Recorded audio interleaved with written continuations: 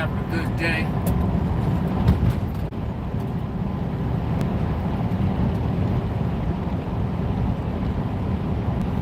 Beautiful out here.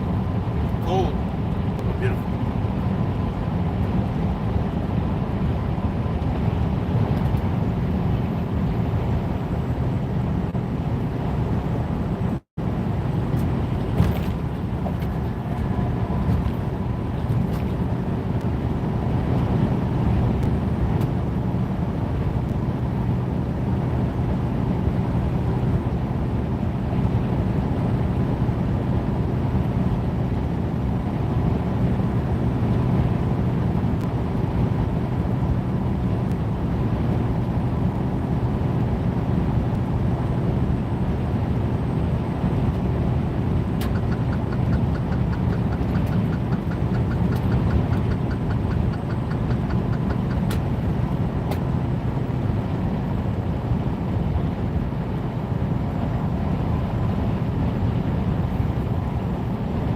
Jeopardy on the Nintendo. Now I play like Red Dead Revolver. I need to get myself a PS5. My brother got Call of Duty, so I think I'm gonna get a PS5 so I can play with him.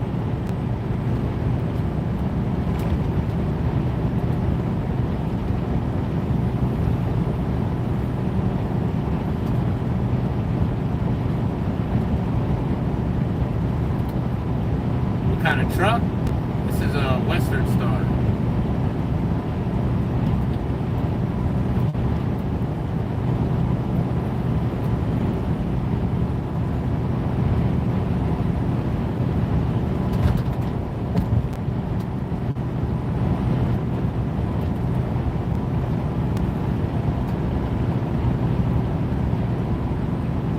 Hey, that's what's up. I appreciate that. I'm in Illinois, headed to Wisconsin.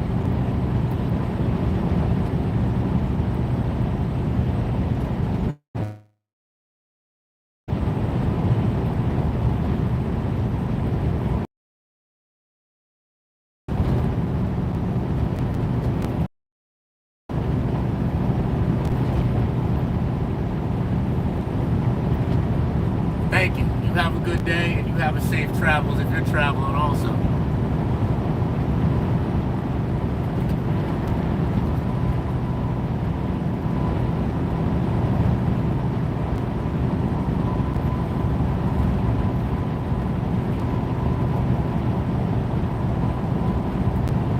Stay safe out there. Give your truckers a little space when you're driving. We don't want no problems. We're just trying to work.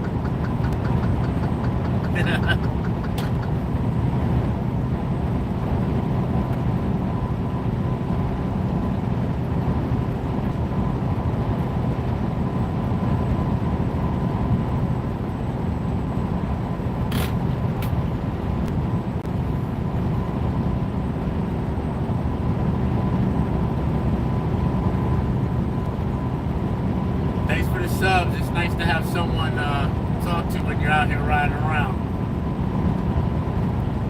instead of talking to myself.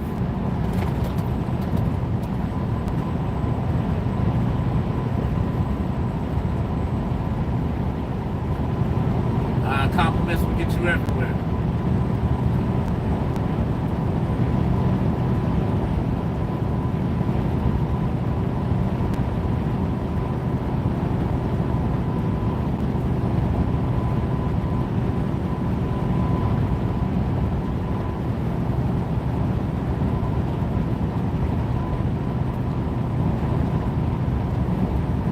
Getting up there.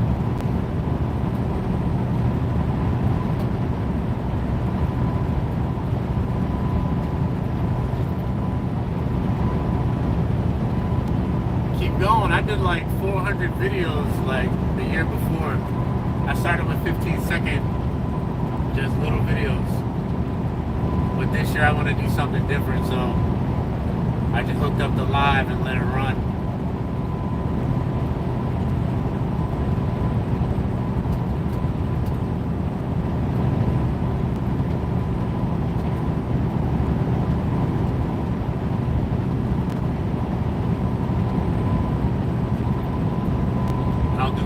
shorts if there's like an accident or something's backing up traffic. I'll put a short out there with what's going on and where it's at, what day it is, what time it is. Random stuff to keep folks motivated, keep myself mostly is me talking to myself. Oh, here we go, Wisconsin.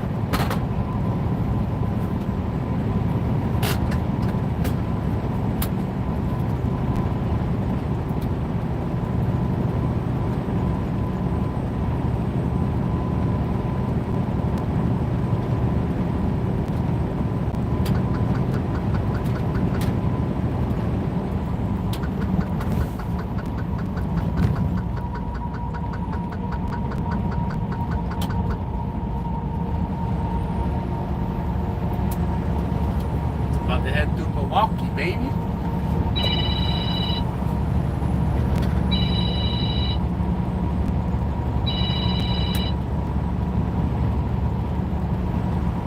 Hello?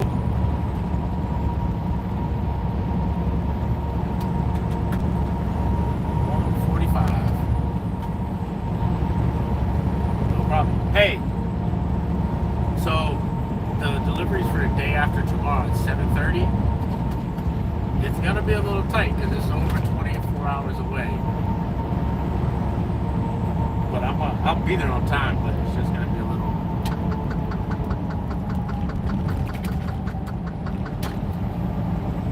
Yeah, I'll definitely be there on time. It's just gonna be a little tight. No problem. Better.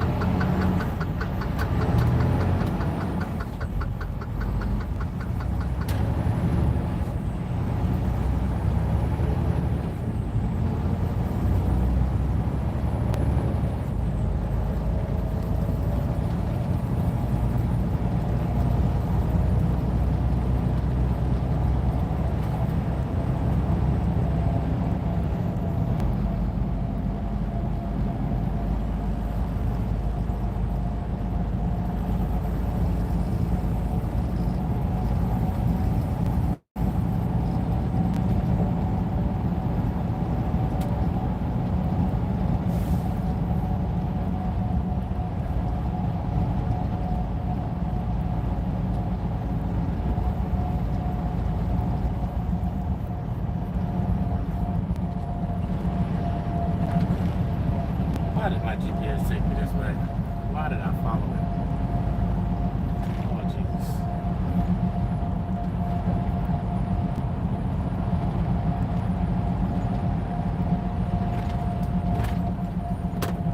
That's alright, just hop back on.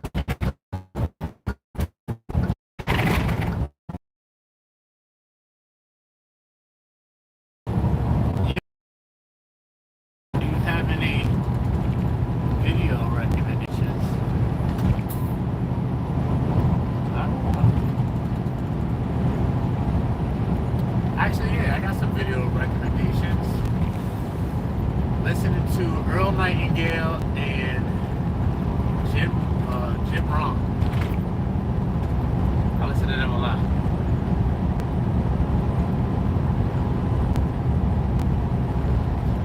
Any one of their videos, good stuff. Just gotta get your mindset going and then get your feet walking in the direction you want to go. A little bit every day. And that's it. All you can worry about is today anyway.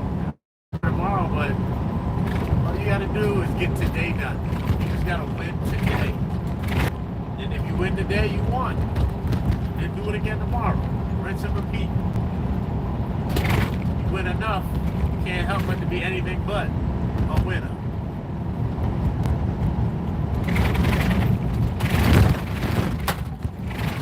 Golly, it's a bumpy one, huh?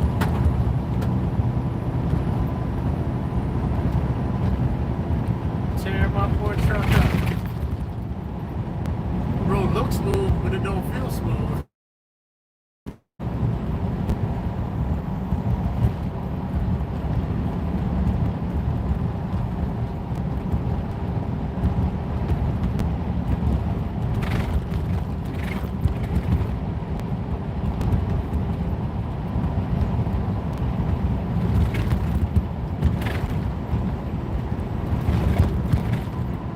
Definitely listening to a free ebook on YouTube. It's called The Richest Man in Babylon.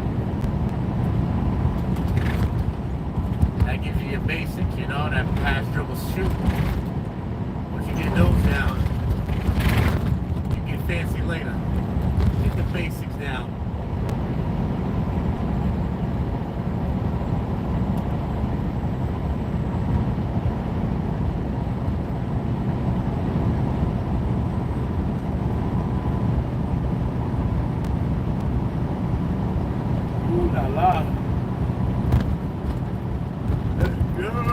Go.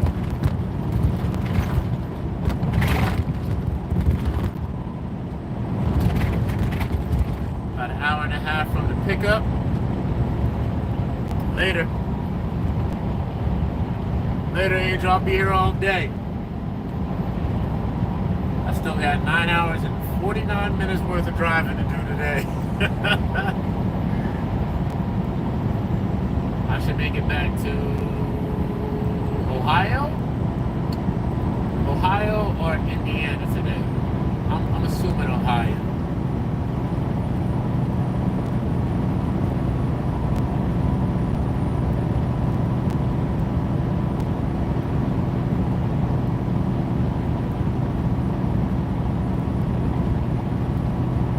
I would let this thing run all day, even inside the truck, but I don't think anybody would have seen me inside the truck. They just want to see the drive.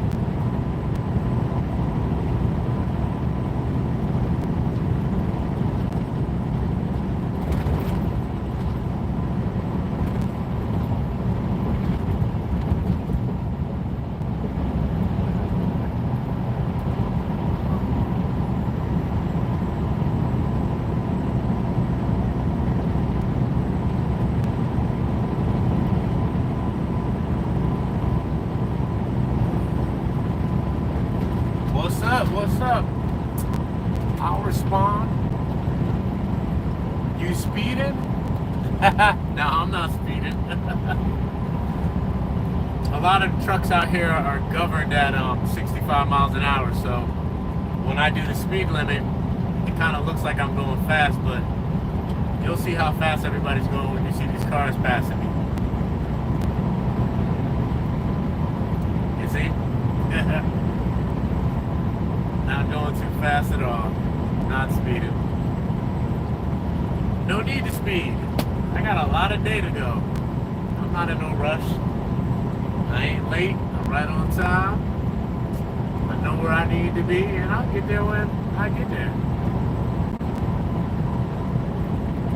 Haste makes waste. And most of the time when I get somewhere, they don't take you unless you're within an hour of your delivery time anyway. Only a few places will let you come a day early or a day late, which will never happen because they will reschedule you for a few days. And that's missing money. Can't have that. That defeats the purpose of being out here. Even though right now I'm trading a lot of time for a little bit of dollars, but it'll all shift eventually.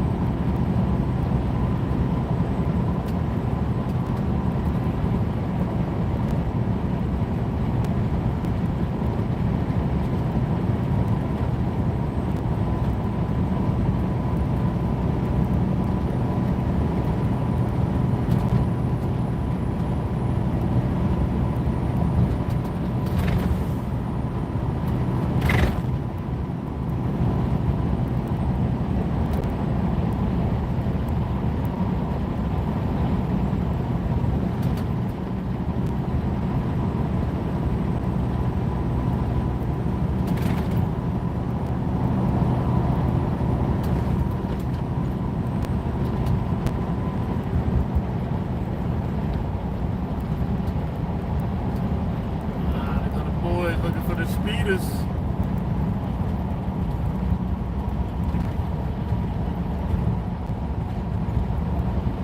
Sure, I'm not one of them.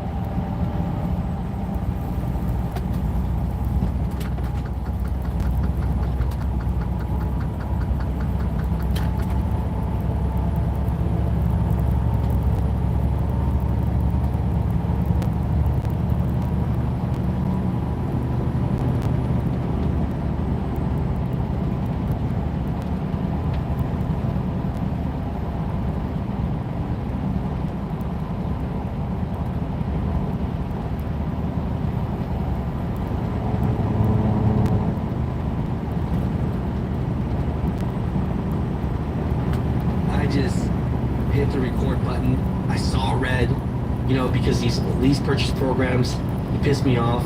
Majority of them are predatory. But before I get into my rant of what I think about, the task force of the FMCSA of superheroes putting together saying that they should recommend to ban truck lease purchase contracts, I'll say this.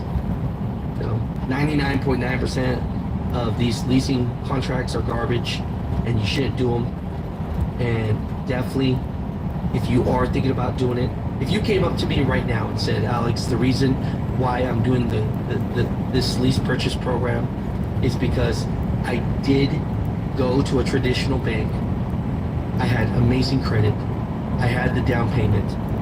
They approved me with flying colors. Instead of making a $2,100 payment a month on a truck or whatnot, I wanted to pay $1,500 a week. And if you could debate me on that and tell me why you wanted to still do that, then I'll say it's okay. We definitely need to have this conversation here. A lot of truck drivers have been emailing me saying, Alex, I want to hear your opinion about this. I'm like, you don't want to hear my opinion about this, because once I give you my opinion, people are going to unsubscribe from the show. And that's okay. So I definitely love this topic. I'm going to give you a quick snippet of this. The FMCSA put together this task force to investigate all the lease purchase contracts and these programs, and they came back, and you can read this report. I'll put links of it down below. But basically they say the FMCSA panel recommends ban on truck lease purchase contracts. This task force that the FMCSA put together was to investigate this. So if they're saying that this is their conclusion and what they believe should be true, I wonder if the FMCSA will go through with it or not, because this task force believes that these type of contracts favor the trucking companies and not the drivers, and the wording is confusing and usually very one-sided. And you'll hear from a lot of people from their experiences that they did not have a successful lease purchase contract. And I'm going to say this first, right? This is my first thing, right? Read the dang contract, right? At the end of the day, as predatory as these trucking companies are, it's up to you to read the contracts to make sure that you know what you're signing, right? And I know I'm going to get a lot of hate for that, but there's some truth to that, right? And the other big part about this is, do I believe that they should ban all these purchase programs? Well, I'll say this. We have a lot of regulations, and I believe that less regulations are actually better. But I will say this. What makes it scammy is they say that these lease owner operators, what do? They pay them with the 1099. So if you are a true independent contractor, that should mean that there shouldn't be forced dispatch. You should be able to take the truck, use any load board. You want to find a direct shipper yourself and use them, you should be able to use them. Not be forced by a dispatcher to have to drive when you're tired, have to go here, have to go there, and then when you ask for some time off, they give you some crap, and now they're not happy with you. Now they're not going to give you favorable loads, and at the end of the day, you're just a glorified company driver. So if you're in a lease purchase program where you're a true 1099, you could take the truck wherever you want to go, you could book your own loads, you're not forced dispatch, I could say that might be a right thing for you. But a lot of these lease purchase programs are predatory, right? And they force you to do all these things. And I'm going to say this. This is just from the heart here. Be true to yourself. Right now, if you were to look in the mirror and tell me you became a lease owner operator, not because you had bad credit, not because that was your only option to get your own truck and be a owner operator, which you wouldn't be because your name is not on the truck. Be real. Just be real with yourself. Why the heck did you sign up as a lease owner operator.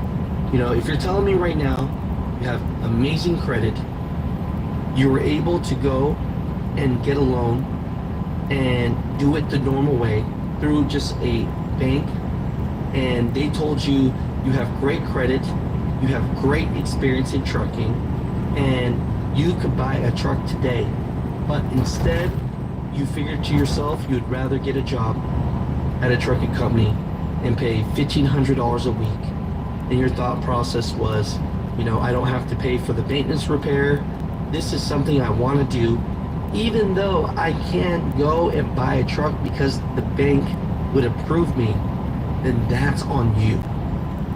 I've talked to so many people, and that's just not the case. That's just not keeping it real. A lot of people are company drivers for 5 months, want to be this glorified owner-operator, and they join these leasing programs, which these trucking companies push you to do and say, hey man, you should go out and be an owner-operator. This is your easiest way to ease into this, right? But you don't got the experience, you got bad credit, and if you went to the bank that day, they would not touch you with the 10-foot pole and give you a loan and buy a truck traditionally so that you could just lease onto a carrier. Just be real. That's all I'm saying. Just be real.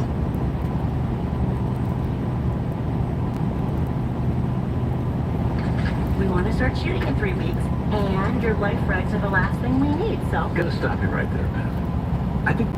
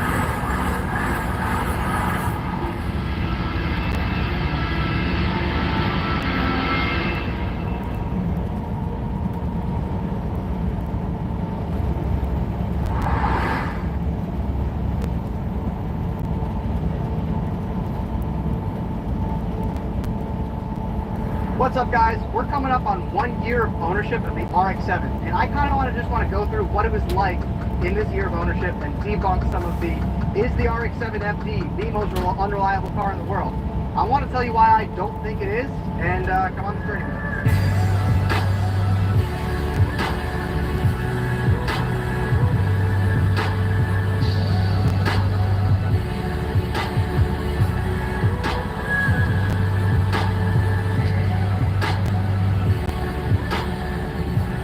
I say this all the time, the RX-7 FD is a driver's car. It's an enthusiast car. It's somebody that can work on a car's car. Meaning, if you are at the point where you have to bring it to the shop every time something happens, it has a little hiccup, this or that, it's probably not the car for you. But if you can open the hood, realize, oh, hey, that silicone line is off. You know, that's supposed to be here. Let's pop that back on. Then, and we'd right back on the road. If not, you would have sent it to a shop. It would have sat in the shop for a week until a week is on a good day. Sat in the shop for 2 weeks, 3 weeks. Then they got to work on it, realized it was a vacuum line. They put it back on. You're back with it for a day. You drive it again. Something else happens, and you go through the cycle. And you're spending money, and you're not having your car. It's the best cars I've ever driven in my entire life. And on top of that, it's nowhere near as unreliable as everybody says. Now that I've said that, this thing's probably going to fuck off. But I had to say it, because this thing is truly an incredible vehicle, and somebody's got to...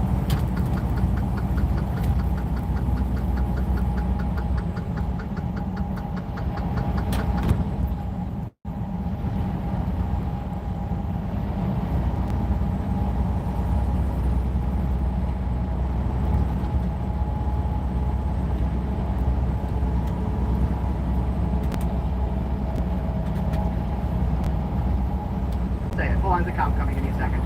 See if this guy's gonna be mad.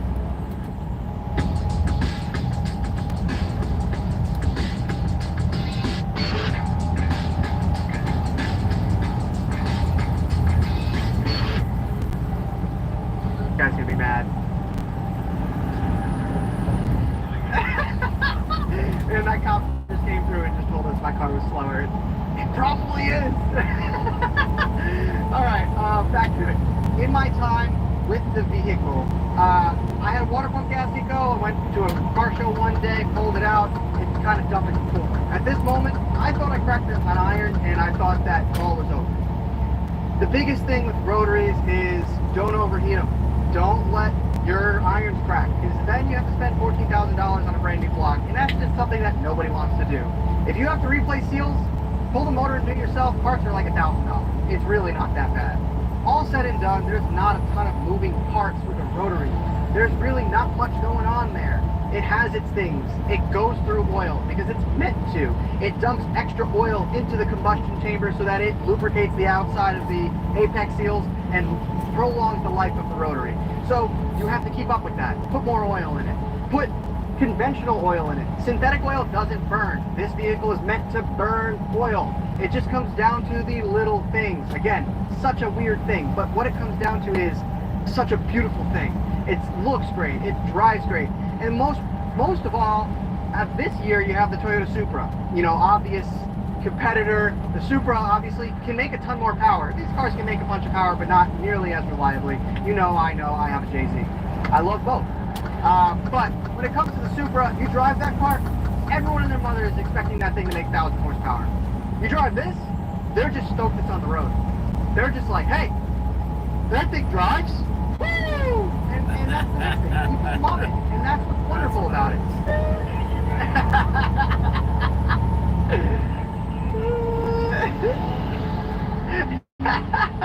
But let's jump in and just go through some of the quirks and some of the little things you'll expect with an FD.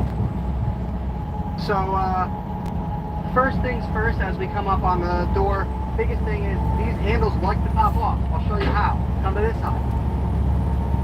I love my fiance, incredible amounts, but that happens. And when that happens, you have to replace things. It's a 90s JDM vehicle. The money went elsewhere. So if you can expect to just put some money in the vehicle, put some money in some spots that maybe there wasn't to start with. That's what owning this vehicle is about. So let's jump on the inside. This door thankfully still works. So I come in, you know, I got faded carpets. It was a Florida car. That's okay. Next year we're going to go through some of the big things. Obviously it's silver in here. It's blue on the outside. It's wrapped. We're going to paint it. We're going to do a bunch of stuff. But right now I'm just enjoying it. And I'm having probably some of the most fun in RX-7s ever. Now, closing the doors, you got to slam it. That's just part of it. It won't close otherwise. And I think in that process of slamming it, I might have just cracked some plastic somewhere. That's also part of owning an RX-7. It's kind of awesome. But realistically, I do pretty much roll this window down every time so that when I do slam it, I am not grabbing this plastic nice piece in here. Going through it, next thing, I'm a short guy. I'm 5'8". My fiance would tell me 5'7", but I'm 5'8", and I'm comfortable in this vehicle. But anybody really over the size of 6 foot is just really kind of not the car for them. Your head starts to hit the ceiling. You need, at that point, a sunroof car. So yeah, mindful of that. Going through it next, my Oda.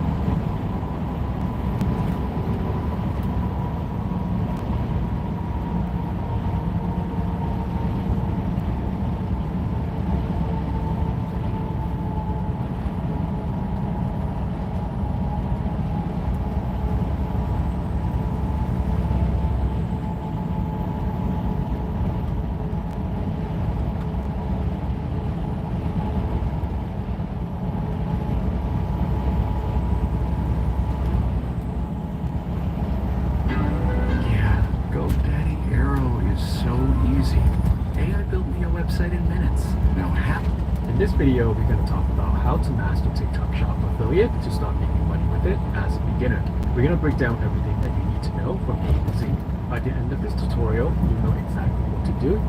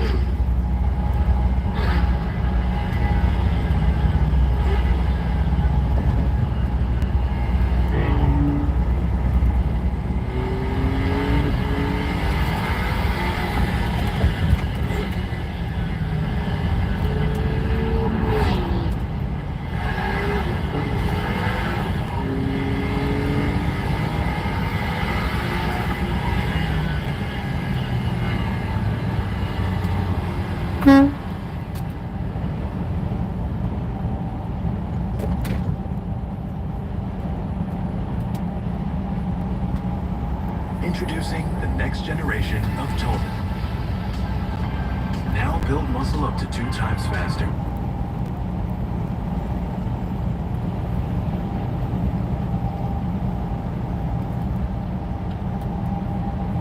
How do I start a savings habit? How to start shaving a rabbit. If you want a simple way to build a habit, a BMO savings account can help. You get a cash reward every month you save. This year's top prize goes to BMO. I'm just in it for the saving. But it's nice to be recognized. Mark your calendars, January 29th, the first time in history that 18 UEFA Champions League matches are happening at the same time, live and exclusive. I just bought a bargain Range Rover SVR, but it's crashed. Like so many of these Range Rovers end up.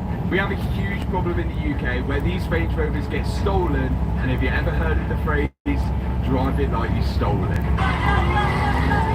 I don't think the damage looks too bad on this, and that's lucky, because usually after they're stolen, they're either never to be seen again, or a complete wreckage. This SVR ended up at Cobalt, and I won it at a bargain price. The damage didn't even look bad, and I was hoping I could rebuild it in 1 week, but it was going to be a lot harder than I thought. Oh no. Here it is!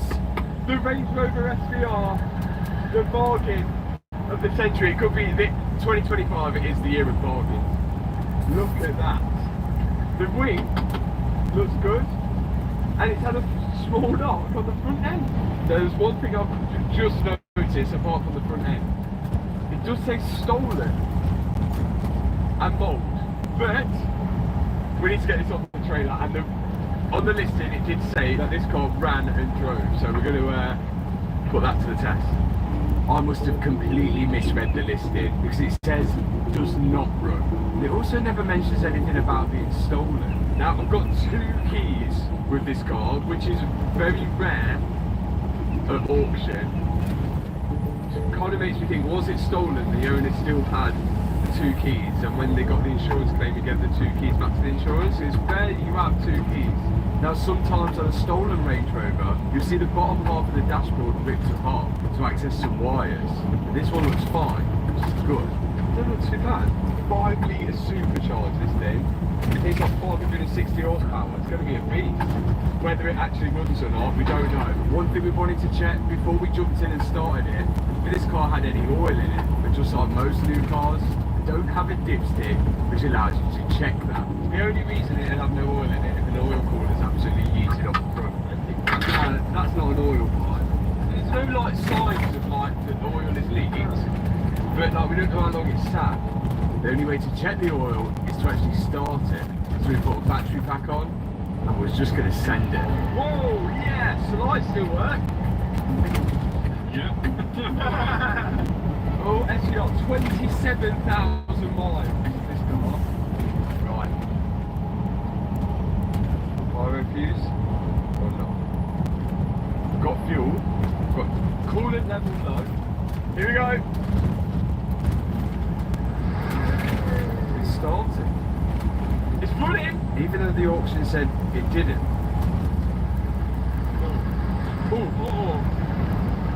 But it wasn't running good. It's struggling. In fact, it was bad. Yeah, it's struggling. Oh! So they get it off the trailer. It died. Has it got no fuel? No, it's got fuel. Can I reverse it back?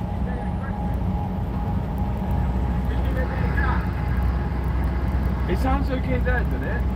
I'm going back. The car did run and drive, but it struggled.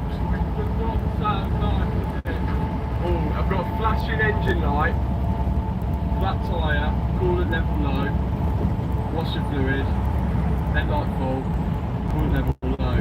That does not sound good.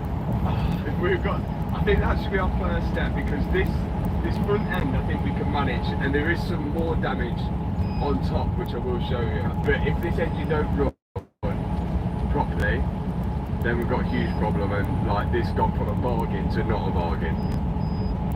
It could be anything. So let's get the Range Rover inside, where I could run some diagnostics on it and work out exactly why this engine is misfiring and sounds like it's rattling heavily. What do you think of the Range Rover, Hannah? Oh, I like having a Range Rover again. Nice colour. It is a really nice spec, but it's no good if it doesn't run right. It's got the classic, all Range Rovers have it, the boot misalignment. No matter what you do to your boot, you can move it back up. Within a few bumps, that will not be aligned. What I'm looking for is the battery, because if the battery is really, really low, that could be a cause of the misfire. That's the battery of it. It's meant to be a spare wheel. There's the battery.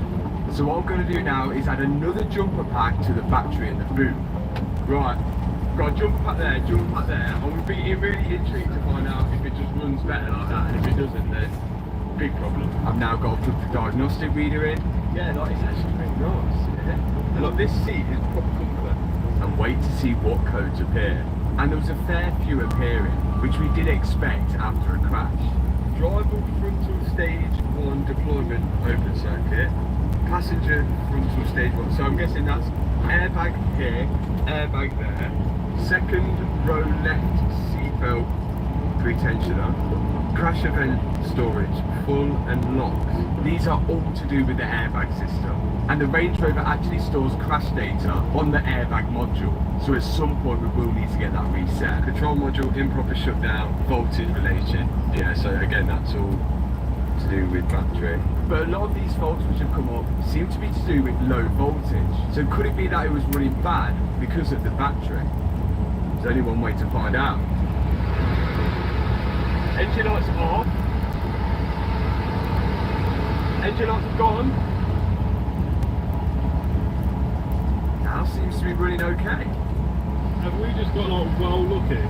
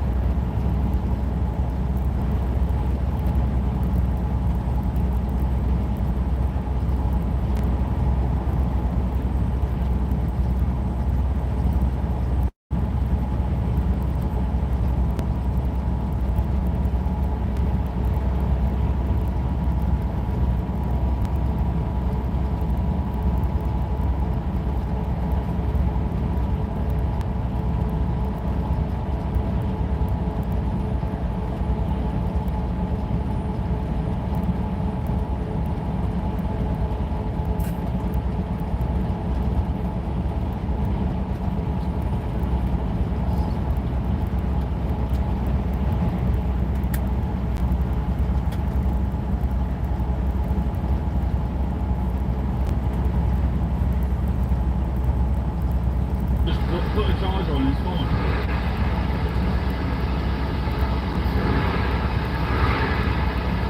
How did it go from sounding terrible? Like it feels a bit rocky, but it's a V8, isn't it? Yeah, massive one. I've got no engine management light on anymore.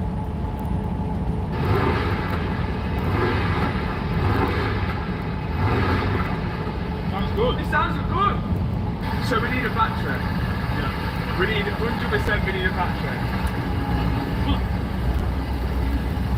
Got a bit of coolant on the floor. That seems good. It runs good. It seems okay. How long for? I don't know.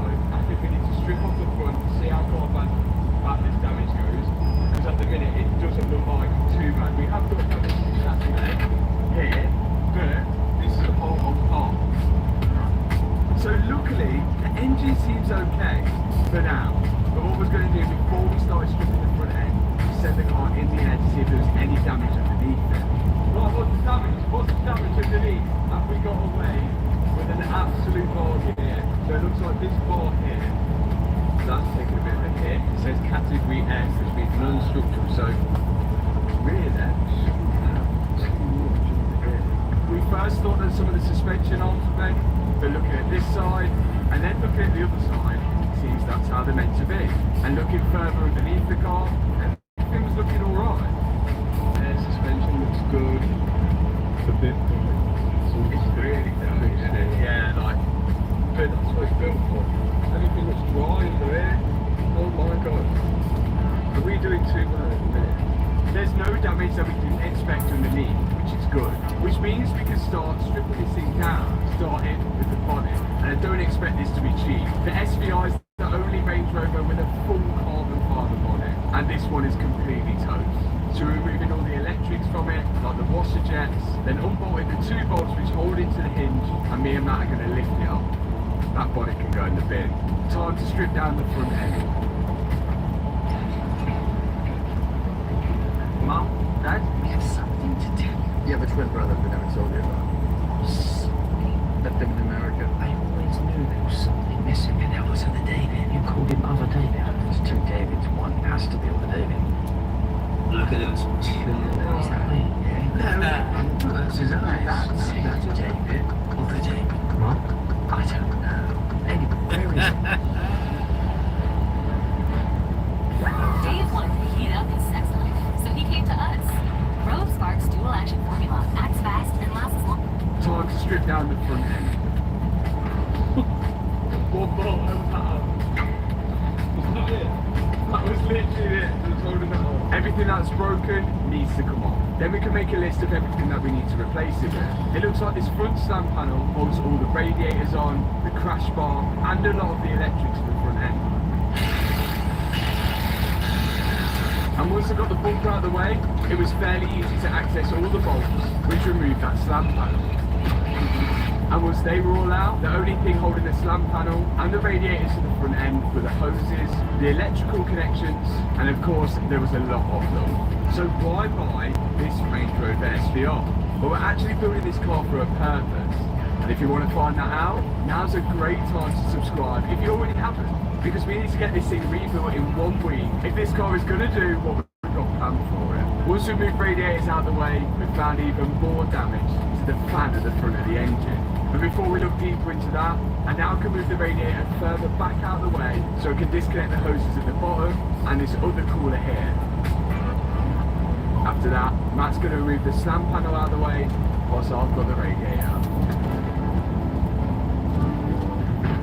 Now we can check the front. Right, front end is off and we've got actually a little bit of damage here. This is the engine cooling fan. So I believe this is just on all the time with the engine. So the crank's spinning and that's spinning, and I think that's just cooling down the engine.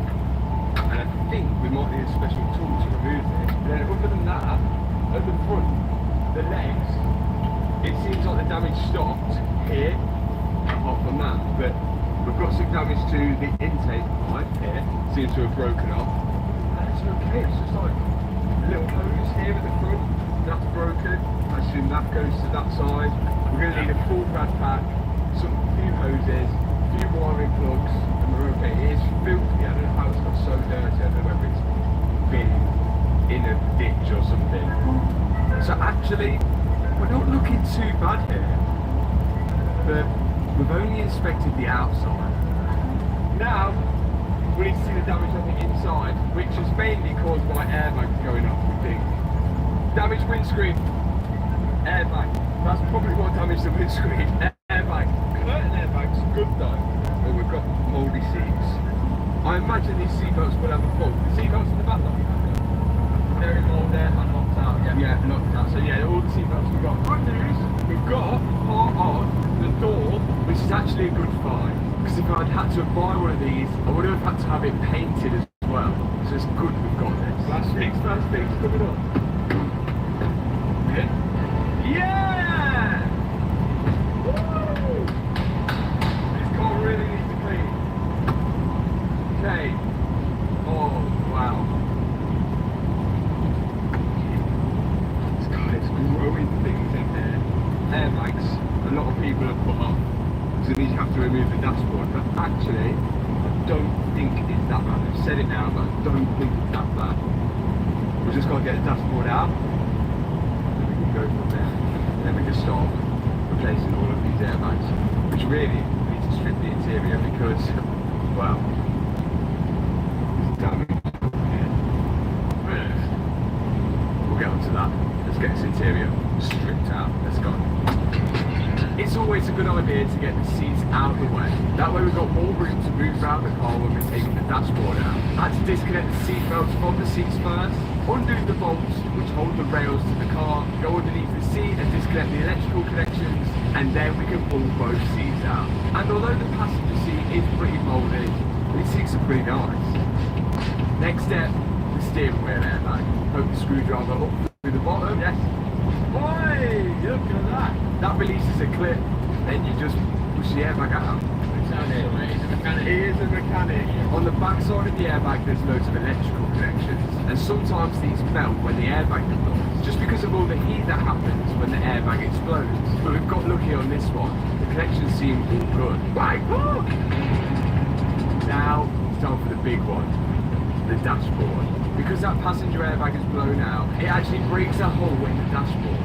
Some companies would actually repair this, but as this dashboard isn't that expensive, we're just going to replace it.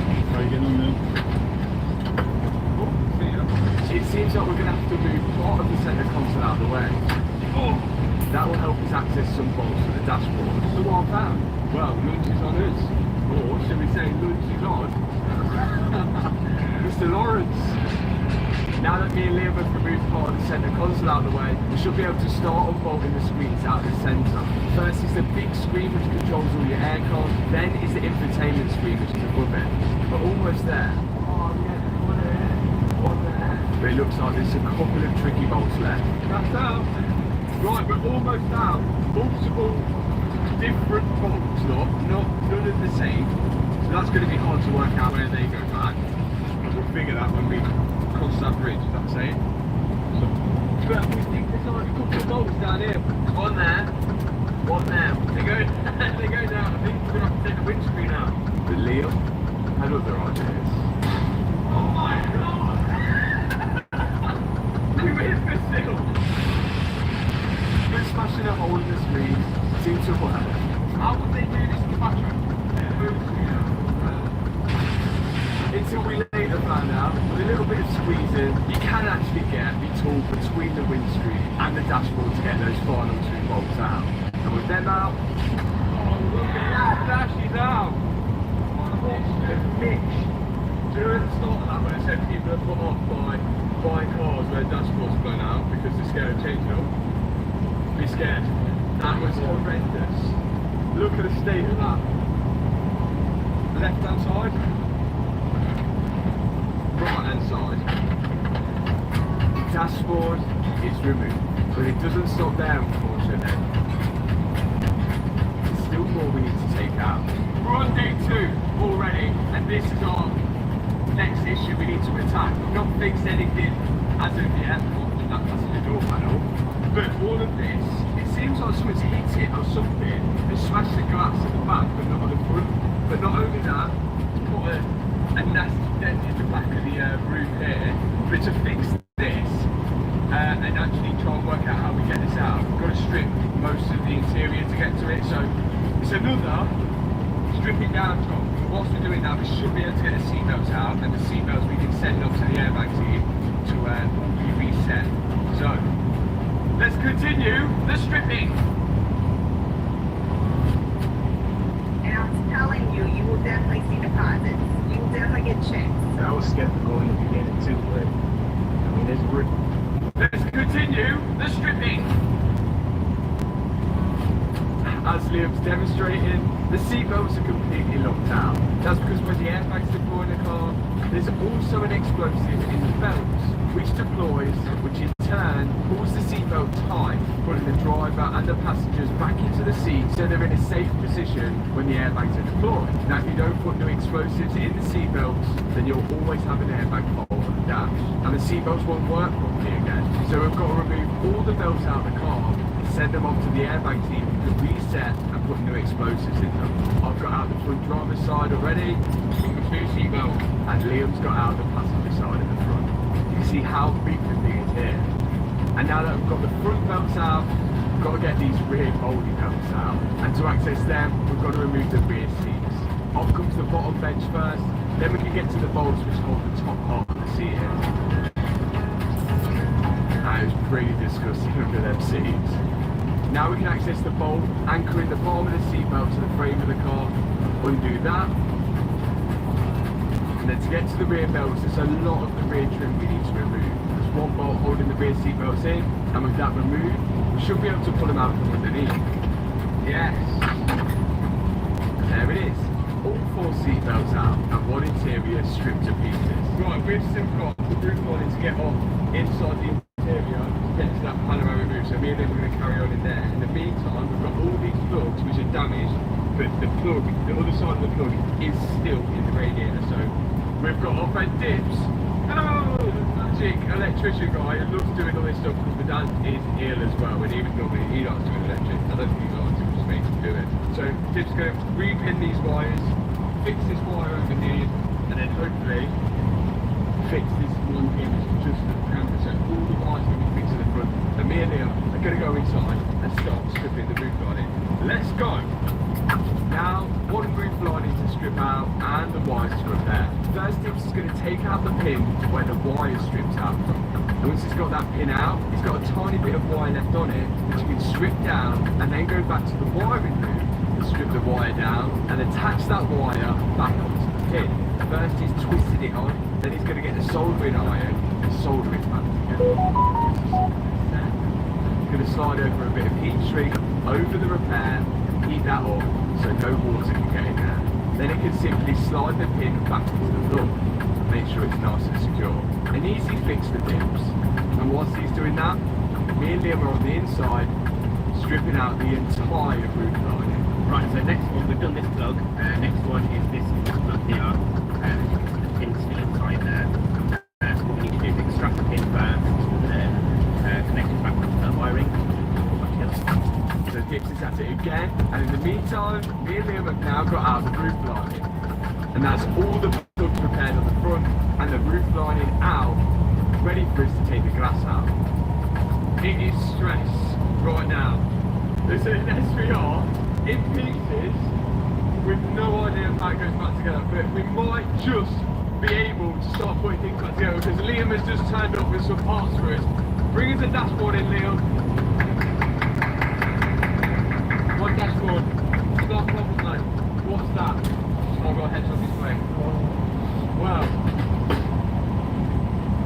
I think we can swap it.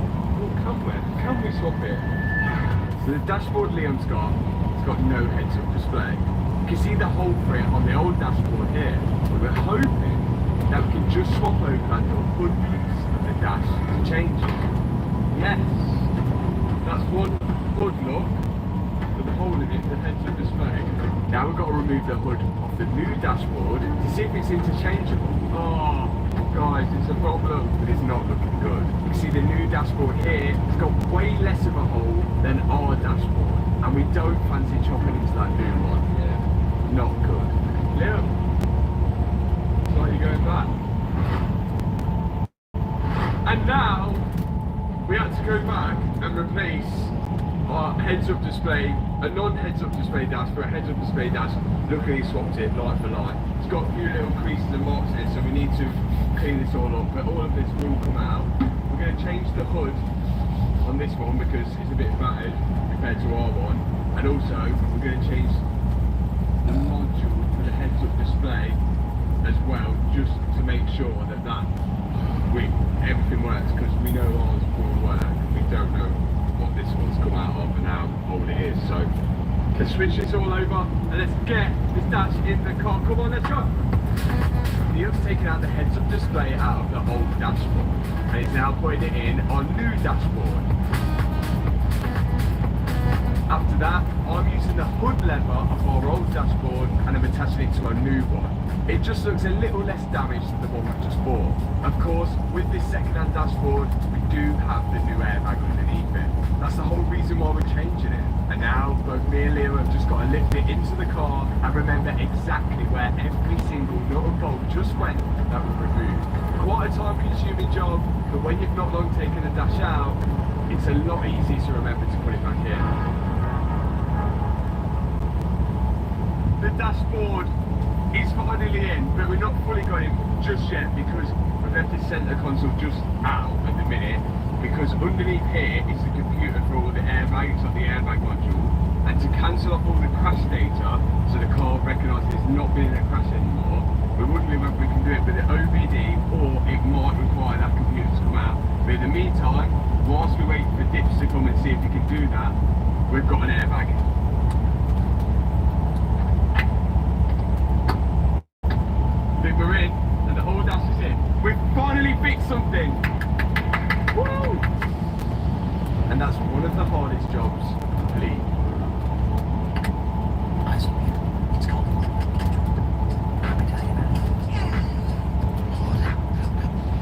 And that's one of the hardest jobs complete.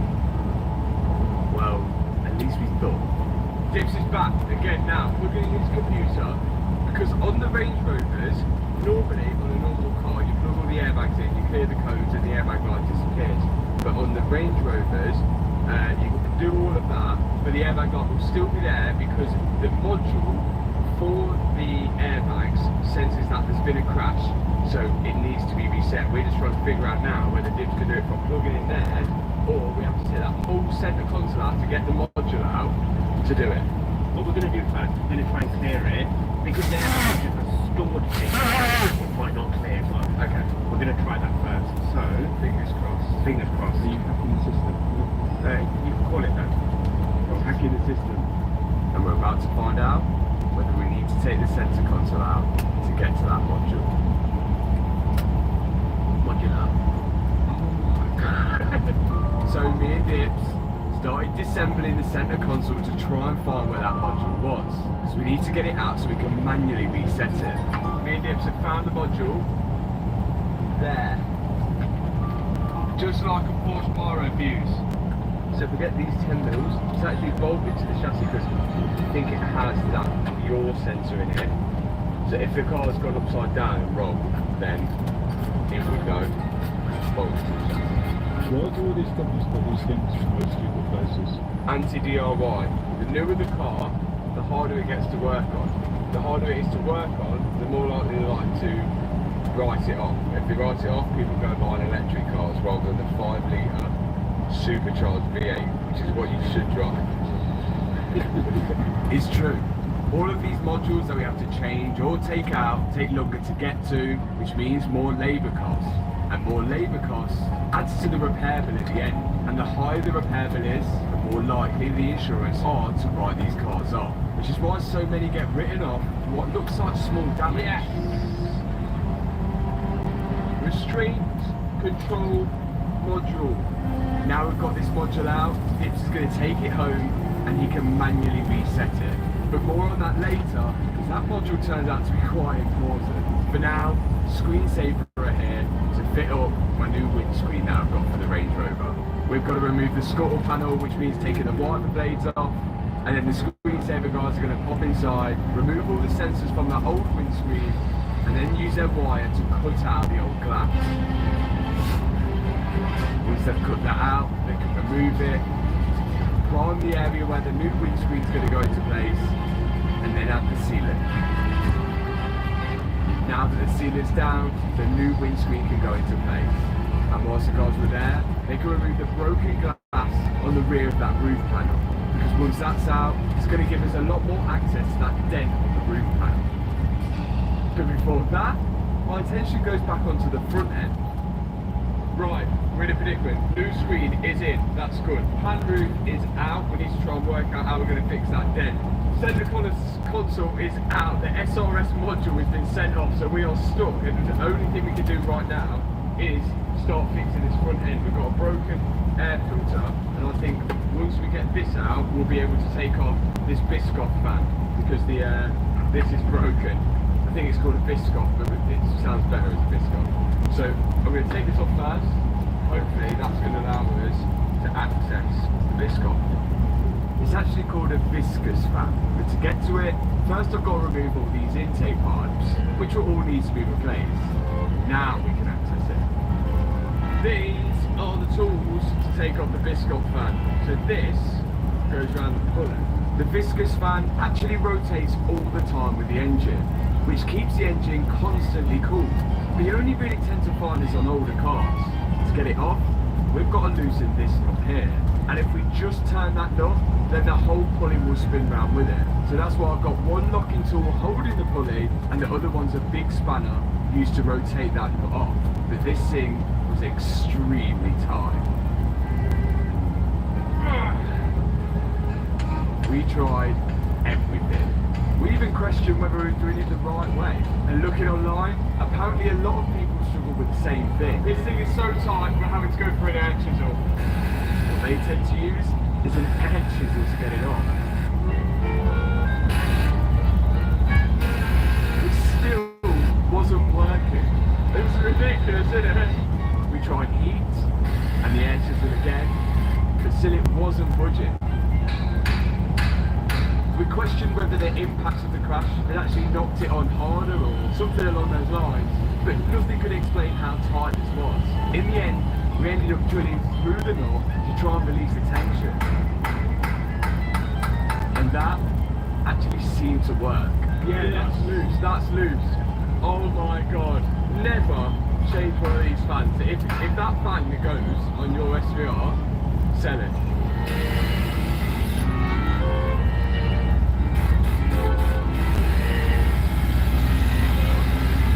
Whilst we was working away at getting that on, the guys from the body shop arrived. Because this dent in the roof at the back wasn't going to fix itself. More hammering was needed. The guys' plan here was to knock the dent out as best they could to try and get back the shape of the roof. And after that, they'd have to do a lot of body work to perfect it. They could work the dent to get it as best as they could. But because aluminium's really thin and doesn't bend well, it did end up cracking and causing a few holes. There's nothing that we can't get re-welded back on.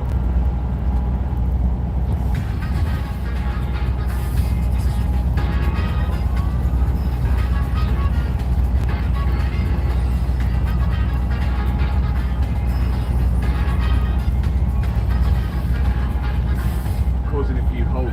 There's nothing that we can't get re-welded back on. There's literally no reason for it to be that hard. Well, it finally got off. That is insanely tight. We was actually expecting to see some damage on the pulley, but it was completely fine. It's only held on with a few threads. New fan, let's get this on. Hopefully we never have to change this because this was very tight. This is righty tighty, not lefty loosey or lefty tighty.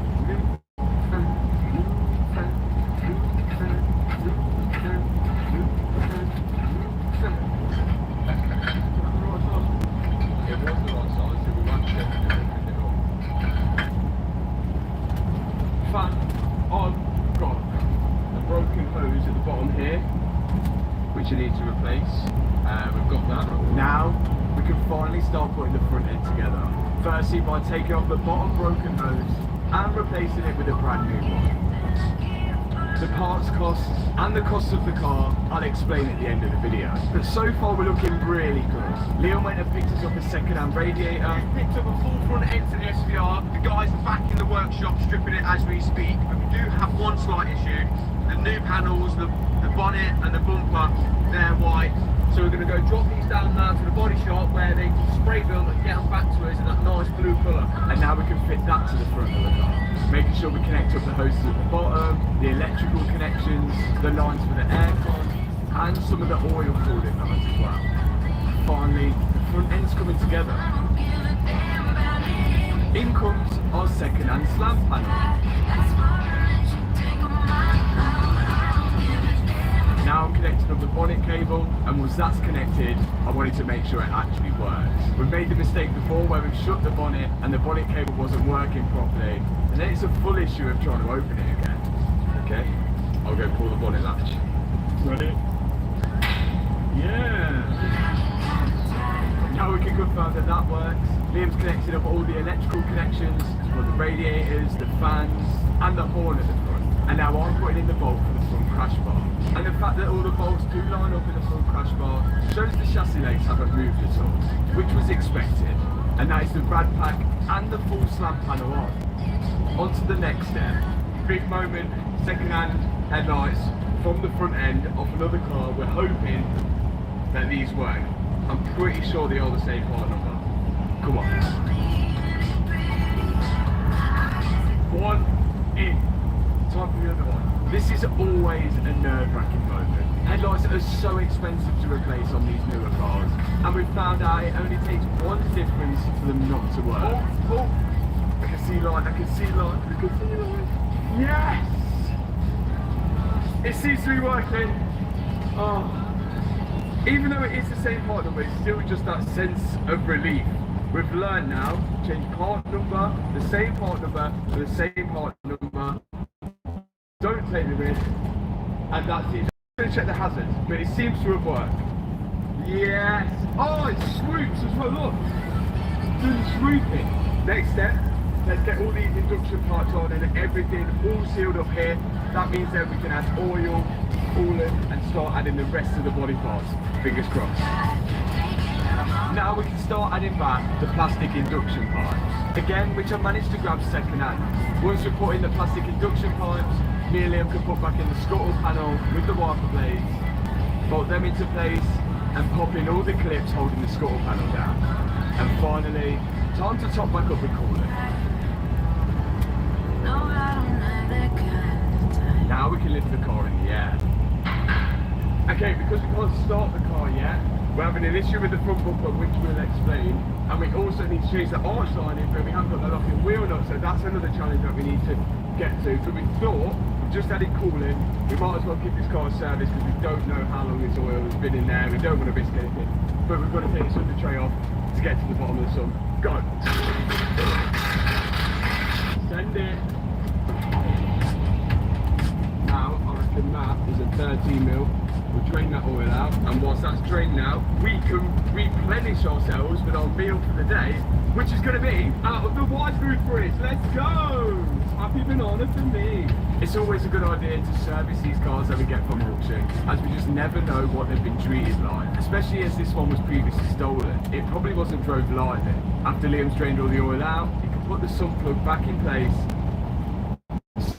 stop getting the tray back on. Now, white food is a perfect meal replacement drink. It's not a protein shake, it's not a diet drink, it simply just replaces one meal throughout the day.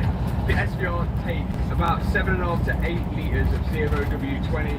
Liam's going to start filling. There is no dipstick for the car to tell you how much has actually gone in. You have to start the car for it to tell you, which is insanely stupid. So Liam's going to start filling that now. Now, inside the white food, there's 26 vitamins and minerals. They're high in fibre, high in protein, they're lactose-free, they're gluten-free, and there's no added sugar. It gives you everything your body needs to replace that meal during the day. Now, whilst Liam was topping up the oil, I went ahead and changed the oil filter, which was nice and easy to access, right on top. Someone actually commented in the last video saying, Matt, your fridge isn't on. Well, with white food, it's good because you don't actually need to refrigerate them. It's just something I like to do because they're nice to keep them nice and cold. Unfortunately, I have to share a plug with a bench grinder and something like that. But luckily, they don't go off. Massive shelf life and they're perfect for your pack lunch because you don't have to have them refrigerated. On top of that, there's loads of different flavors to choose from. In, oil filters in, coolants in. Next up, there's this reservoir here, which I think on this cap you can see here, it's got like a little Range Rover logo with it rolling left or right. This is actually for the anti-roll bar system on the Range Rover, and when you normally drain these all out, it's meant to bleed the anti-roll bars because it's filled with hydraulic fluid, but because we're only taking the fluid out from the top and the little cooler at the front, we shouldn't need to bleed it because there shouldn't be any air at the bottom of the system. All the air should come to the top. You're filling this up with hydraulic fluid, power cylinder. And once that's topped up, we move on to our next problem. We need to change the arch lines because they're broken. But we can't get the wheels off because there's a locking wheel nut and we don't have the key to get it off. First step is to try and find a socket which just fits over the locking wheel nut. 23mm seemed to do it. This is the best time of year.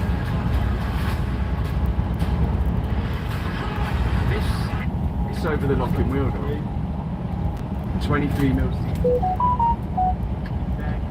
Going to hammer the absolute hell out of it to try and get that 23mm to sit over the top of the locking nut, and it looks like it was gripping it just enough to turn it off. Come on. They did it! Yeah! start locking it up, we send the car back in the air, remove the wheel, take off the old arch lining, fit the second-hand arch lining, which I admit, yes, it does need a clean, which we'll get onto, put back on the wheel, tighten it up, and lower it all back down. So if you want to start feeling healthier this year and replace your fast food with some white food, you can do with a link in the description box below to get a taster pack to find your favourite flavour. Honestly, you won't regret it. There's also a discount code which is on the screen now as well. On to the next step. Now, whilst we've been doing all of this, the body shop have had our complete front end, which was white, that we got from the breaker's yard, and they've been painting it blue to match it up to the rest of the car. So this isn't your usual bonnet. In this centre, it has exposed carbon fibre. So the guys at Allied Automotive had to mask off the carbon fibre perfectly whilst they paint the edges body colour, then peel off the masking tape, and after that, clear coat the whole bonnet so you can feel no lip between the carbon and the blue colour.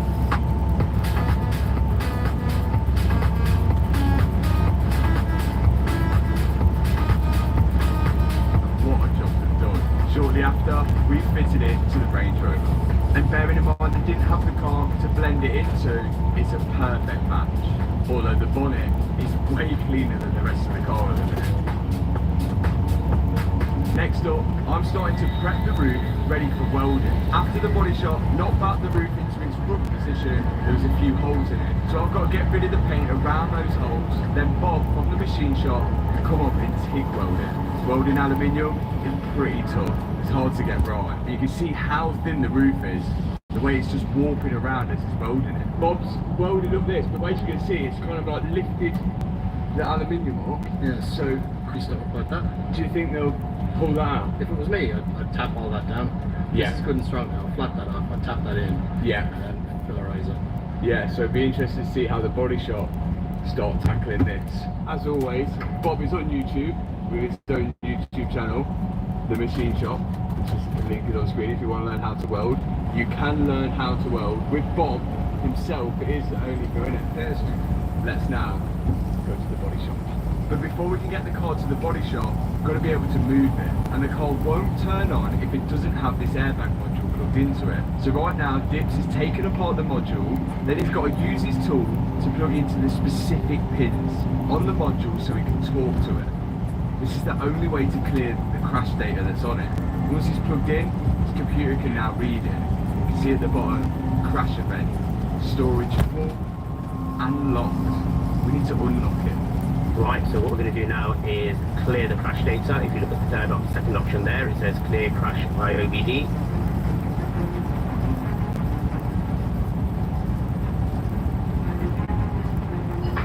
And if we look there, clear crash data okay. I believe we are all done. Now all he's got to do is put it all back together and bring it back to us at the unit to install. Right. That's cleared.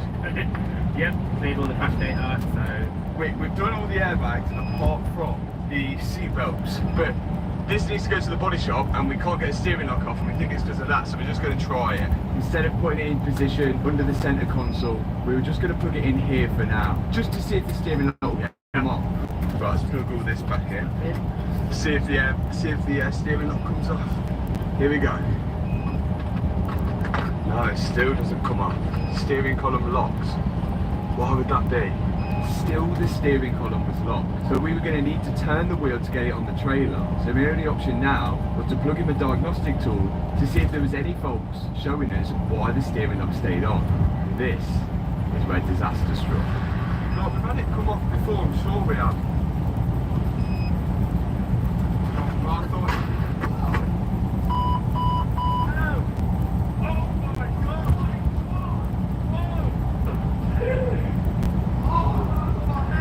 You okay? The curtain airbag's deployed. Are you okay? Yeah. What the hell? How did this happen there? I have never had this happen before. Both side airbags completely blew for no reason. So freaking loud. I've never had that happen before. What the hell? Why has it done that? I've never had that happen before. That is like the scariest thing. I don't even know what happened. Could you imagine if the passenger airbag went off and the driver's went on? and it would have smashed. Why would it do that? Because the crash date is clear. Why would that's like a side airbag though? That's like a side impact. We couldn't work out why that had just happened. We thought maybe there was a trapped wire or something shorted out. But it's like a signal that theory stuck because to set the airbags off, it's a signal wire, and it's only set 2 of them, not all of them off. It just wasn't making any sense. Well, what do we do now then? Put the car in the bin. Another theory was that the new crash sensors that I installed on the front, were they potentially damaged or had any cracks in them, or was any of the wires broken there? That could have set them off. Yeah, but it would have gone off straight away though. Because you were in it. Yeah. That something has told them to go off. I think that module was told them to go off for some reason. It seems so weird. And then went back to the diagnostic tool, but this time outside the car, just in case. And then it clicked. Oh! Do you know what? Do you know what it is? I know what it is. That module, airbag module, is a yaw sensor as well. We've put it in on the side. And it turned it on. It thinks it's rolled. It's meant to be bolted to the chassis in the middle of the car, and we've plugged it in and then now it thinks it's flipped out. Remember earlier in the video where I said this? It's actually bolted to the chassis because I think it has that yaw sensor in it. So if the car's gone upside down and rolled, then it would know. The yaw sensor is usually bolted in the middle and at the lowest point of the car. And what this does is communicate with the rest of the car to tell it what position it's in. It even works with the ABS. There's a frame which moves round left to right, up and down, side to side, detecting what position the car's at. If the car goes upside down, the yaw sensor will know about it, and it will send a signal to the side airbags to protect you when you roll. Now remember, we plugged in the airbag module loosely on the side, and when the airbags deployed, I was sitting in the car with the ignition on whilst the fault codes are reading. And if you look just here, I moved my arm down behind the sensor console and pick up the airbag module and actually flip it upside down to see if it was plugged in. At that moment, Imagine walking through these doors like our past 47 other winners. Yeah, it's time for you to be number 48 with this McLaren 620R for $330,000, one of 25 for delivery, plus $50,000 in cash. All you have to do to get in is to win this insane car, plus the cash. Just head to our site, speeddecided.com, get some gear, get a mystery box, get some speed entry. That's all you have to do. Good luck, and maybe I'll see you walk through that door, hop in the driver's seat. Good luck.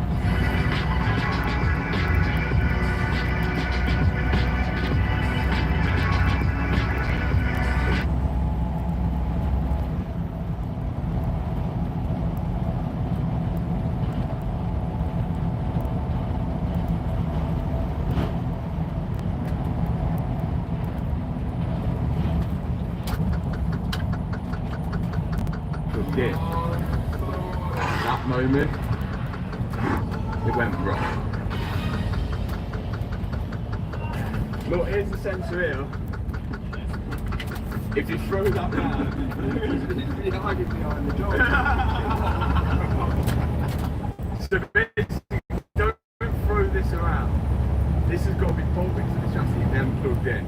So what we're going to try and do now is put it back where it was, which is what was attempted. Anyway. We've got to clear the codes first with the dips. No, we're going to try and see if we can get a steering lock off. Okay, and then get it to the body shop, and then dip to clear it, and then we can reverse it also. Now the airbag module will have more crash data stored on it, so we'll have to give it to dip to clear it off again. But in the meantime, we're going to bolt it back on the chassis, 2 in. Which one? Which one? So we can move the car. But it still didn't put a steering lock on. So we decided to push the roof lining back in the car and plug that in to see if that brought the steering lock off for some reason. Steering lock?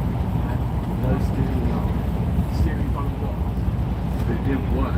Actually, what it turned out to be was that the boot link wasn't on or connected. Once we connected that, steering lock came off and we could get it to the body shop. The SVR is back on the body shop. The roof has been repaired. Oh yeah. Yeah, no sense in there.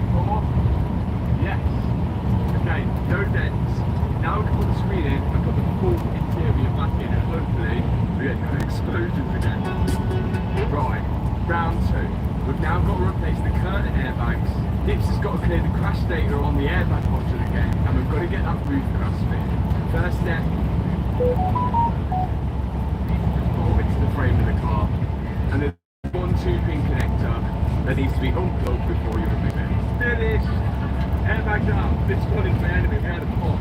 And in come the new airbags, which I managed to get for £60 off eBay for the pair. So luckily it wasn't too expensive of a mistake. Bolt these into place and plug back in that electrical connector. Airbags in. Back to the run. Now, I think we can put the seatbelts in at least, and the seatbelts have arrived back from the airbag team in a different colour. I wanted them to match the exterior of the car. New seatbelts have arrived and we've got both. We've just got to install these the exact same way that we took them out. Starting in the rears from underneath, tightening up the one bolt that holds them in, and then doing the same on the front. Plugging in the 2-pin airbag connector, sliding it in place, tightening down all the bolts, then hiding the seatbelt up the pillar. And that's as far as we can get before we can seat it. The guys at Screensaver told us that we're alright to put the roof lining back in, because it isn't going to obstruct them in any way when they're fitting the roof curbs, which we're still waiting to arrive. So me and Liam are cracking on to getting that in, and then putting the rest of the interior back together.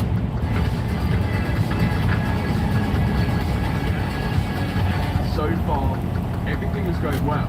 Once this interior's in, literally only got the front bumper to put on, and the car should be rebuilt. You guys will see, we had another very big hiccup later.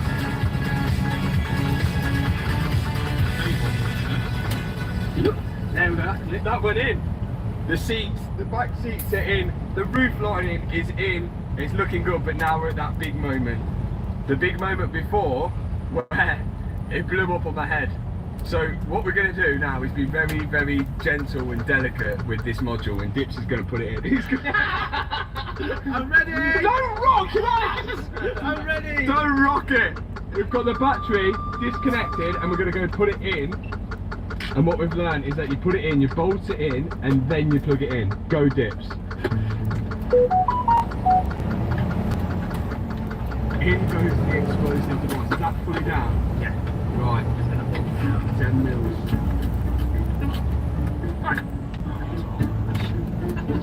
Drop it in and bolt it. Right. Now that the module's in place, we've got to slide back in the centre console and bolt it all down, making sure we connect up all the electrical connections and slide back all the trims back to how it was. We're almost there.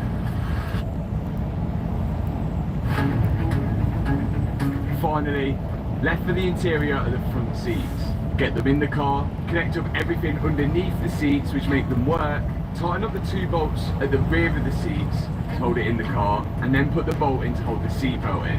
We won't be able to bolt the front of the rail in until we have power to the car. In the meantime, I can put in the driver's seat. We need to connect the battery to get to the front bolts in the seat. Now everything is plugged in, and this is round 2 of hopefully the airbag's not going off. We're going to go connect that battery, hopefully move the seats back. We should have no faults apart from the front bumper being off, and it should start. We haven't had it started since we've done all that stuff on the front end, since we serviced it, since we put coolant in it, since we put oil in it. Let's go to the back. Connected. It wouldn't be funny though if it went for a second. It wouldn't be funny. It would be hilarious. Yeah, who's for? Good news. Seats are going back. We have committed, we put a lot in without testing whether we've plugged it in or not. Are you ready, team? We're ready, team. Ready? Ready? Come on, press the button. Right. Ready? Put Ready? us on the brake. Ready? Yeah.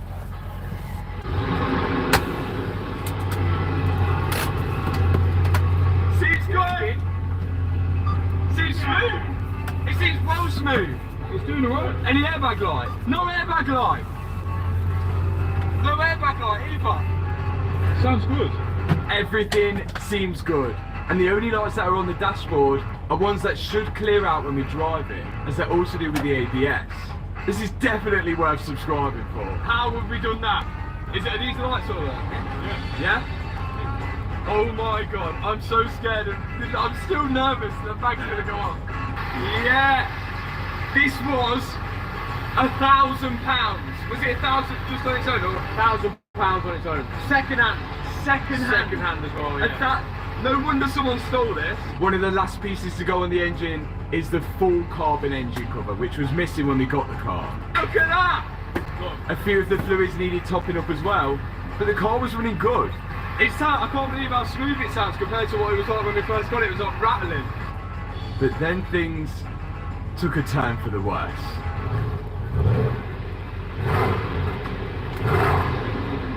Sounds well evil.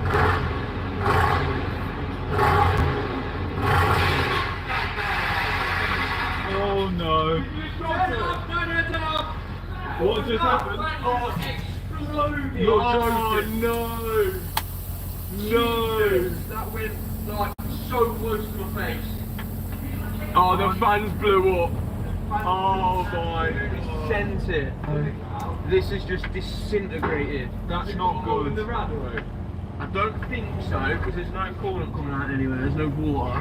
My God. What? No, it's very bad. What's happened? Belts? Very bad. Is it belts? The whole pulley snapped off. But you know the pulley the fans on? That's not on anything. That's not good. No way. Can you see? Oh my... It snapped off the whole bracket. Oh, you're joking. Oh, How has that my happened God. just by revving it like that? Yeah, that is bad. Yeah, I think you can... This car has just been problem after problem. This weren't looking good. So I had to start removing some of the intake pipes that I'd just previously installed to see if we could get a better look. Hoping it could be fixed. 15. Oh no. Where did that even go? Oh my God. The viscous fan and the pulley has come off as one piece. So it seems the bracket, which holds the fan, has actually snapped off. It's got a huge crack in it, you can see here. The whole thing is just disintegrated. So right now I'm trying to unbolt the bracket, which bolts to the engine, trying to figure out how why this has happened. Oh, It's well warm. Look at that, it's just sheared in half. Oh, very bad. Wait, so all that in there? yeah. Oh, it snapped off the cylinder head. You're joking. No. Look, there's a hole in it. Oh my days. Oh my God. So that has toasted the engine.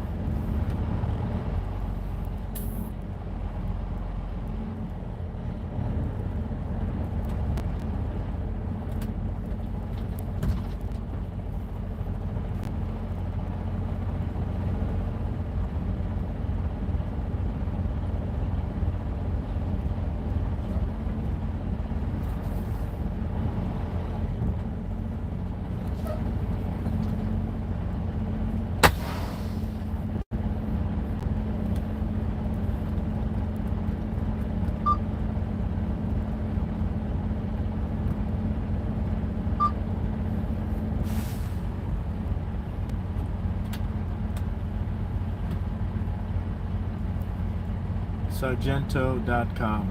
Check in.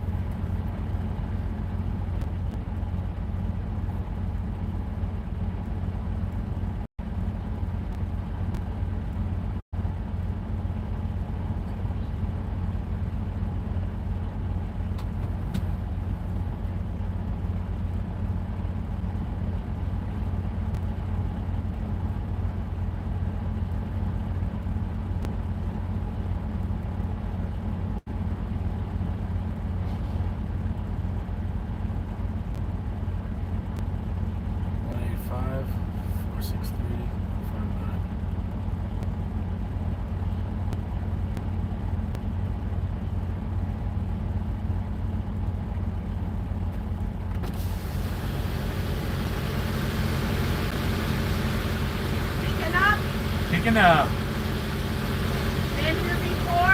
No, ma'am. No? Are you doing that? What are you doing? I'm doing that. All drivers checking online. That? Yeah. I guess it's the same thing. No, this said your reefer at 30. No, at the All bottom. right. At the bottom it says checkinsargento.com. Alright, well that's that. You got it? Yeah, I'm doing it all at the same time. Alright, find a place to park. Do that on your phone and they'll contact you. Yes, ma'am. Thank you.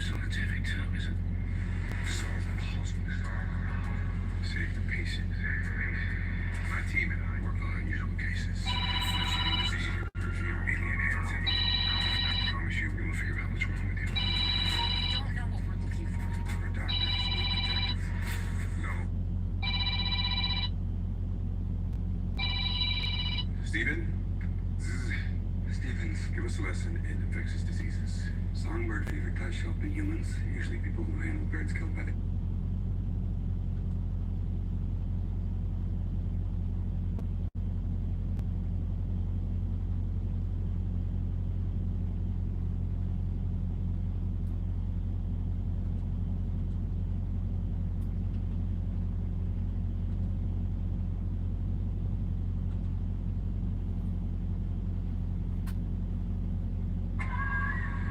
Once upon a time, a bunch of teenage girls got stranded in the wilderness, and they went completely nuts. This place will follow us for the rest of our lives.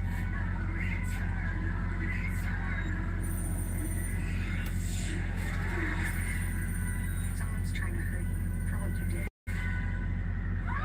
This is not healthy. Yellow Jackets, new season, streaming February 14 on the Paramount Plus with Showtime plan.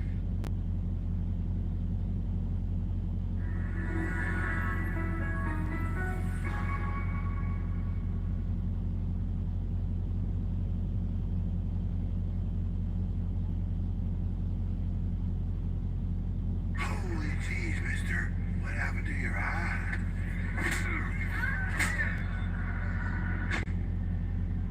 This painting.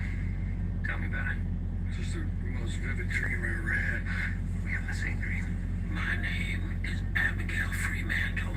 God wants you to be my voice. You come see me at Hemingford Home, Colorado. This is Fran. You didn't say she was pregnant.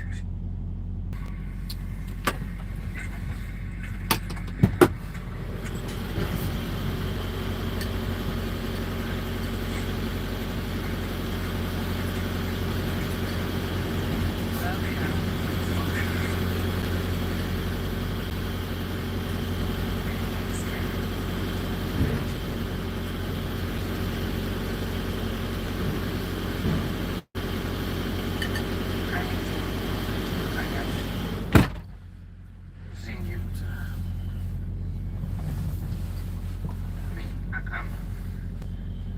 I was at your school last week. I was on the body crew. I know who you are.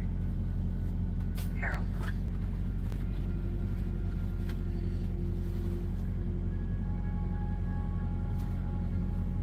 You gonna shoot me? Oh. No. No, of course not. Good. Because we have a lot to talk about. We do? Can I get you a drink? Why are you coming here to drink, Harold?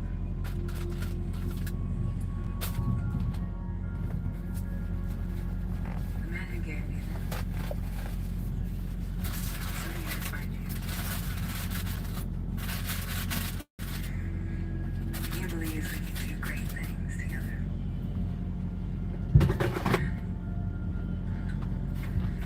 Time for this. You know him. He certainly knows you.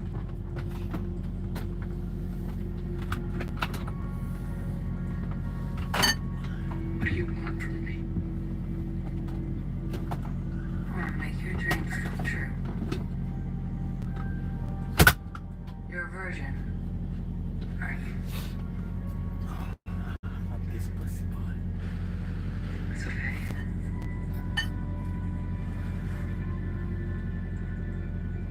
So am I. I'm gonna stay that way. I am. But other than that, one little thing.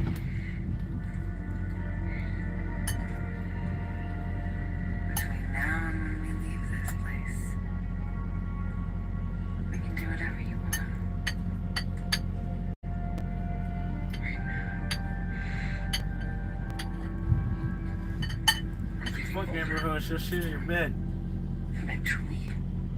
First, we need to complete our task. What's our task? You want to kill Steve Redmond. What? Don't you? No.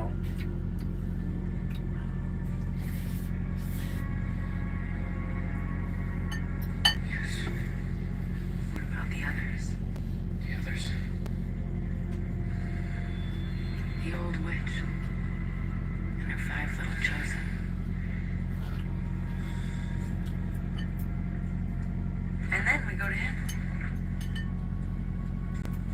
I am his queen, Harold.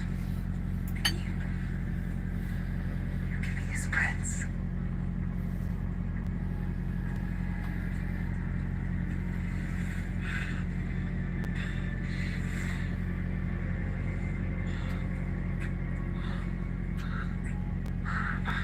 Your dreams.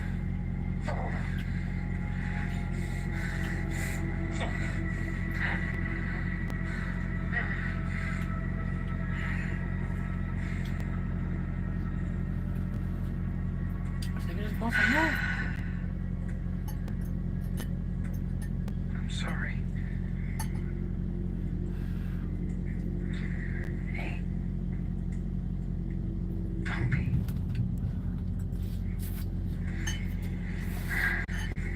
Just figure out how we're gonna kill them. I guess that's why he chose you. Oh shit.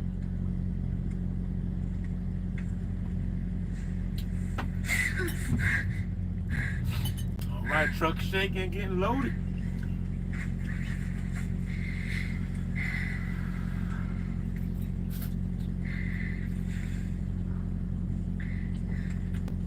Another nightmare? Yeah.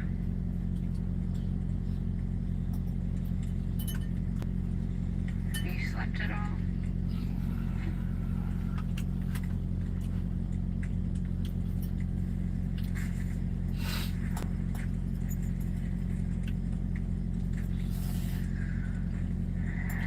Can't.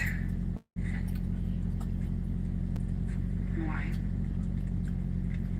Too much to think about. I'm thinking about you, Franny. It's all I ever think about. Calls himself a dark man. Mostly I just see it as wolf. You didn't mention that earlier. Dreams.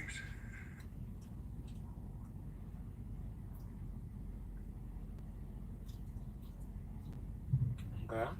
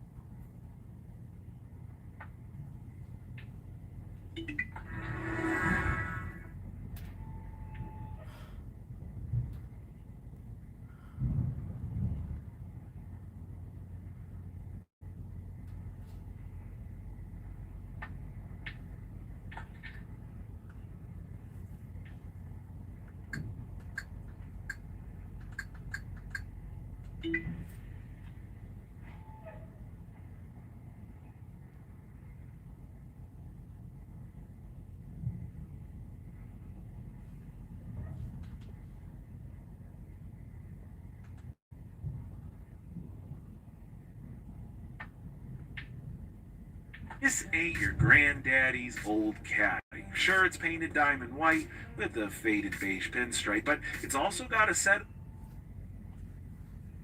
Liberty Mutual customized my car insurance, so I saved hundreds. But the money I saved, thought I'd get a wax figure myself. Oh, right in the temporal lobe. Beat it, punks! Only pay for what you need. Liberty, liberty, liberty, liberty. When a Hulk shows up, you might have to hide under the catering. That's me. At least I don't have to Hulk out about my clothes, because I have Tide Oxy Boost. The most powerful clean in any universe. Now I'm craving a burrito. See Captain America, Brave New World.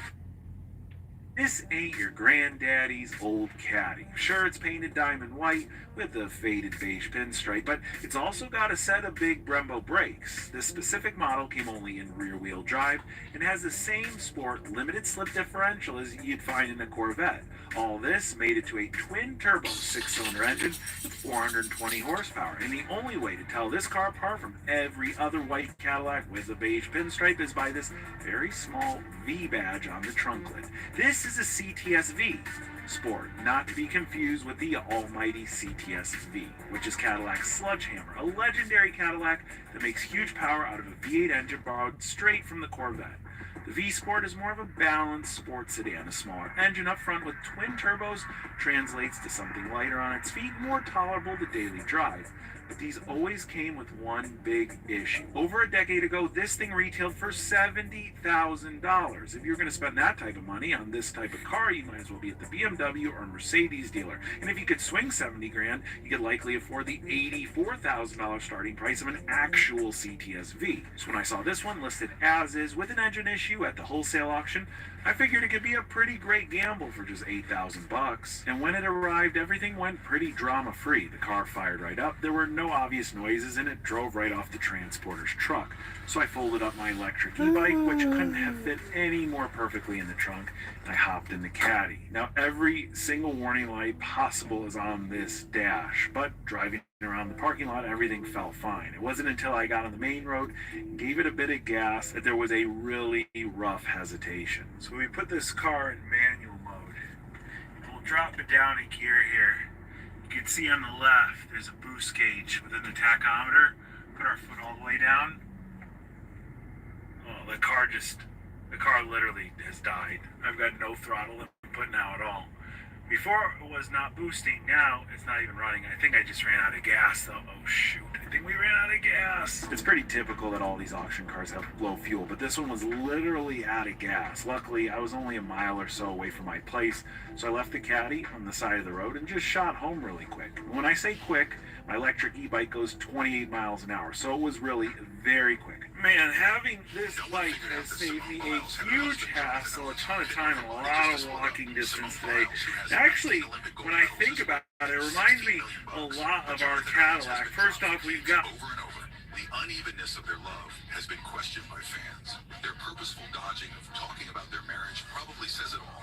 First, in the finals of the Paris Olympics in July 2024, he wore a custom t-shirt with his wife's picture to root for her. That got Simone Biles really pumped. But when the cameras were off, they argued like crazy about which sport is tougher, gymnastics or football. Their clashing values have been a big hurdle between them for a long while. Second, my message to Americans today is that it is time for us to once again act with courage, vigor, and the vitality of history's greatest civilization. So as we liberate our nation, we will lead it to new heights of victory and success. We will not be deterred. Together we will end the chronic disease epidemic and keep our children safe, healthy, and disease-free. The United States will once again consider itself a growing nation. A powerful hub motor back here. I think it's like 1,000 watts, capable of like 55 newton meters of torque.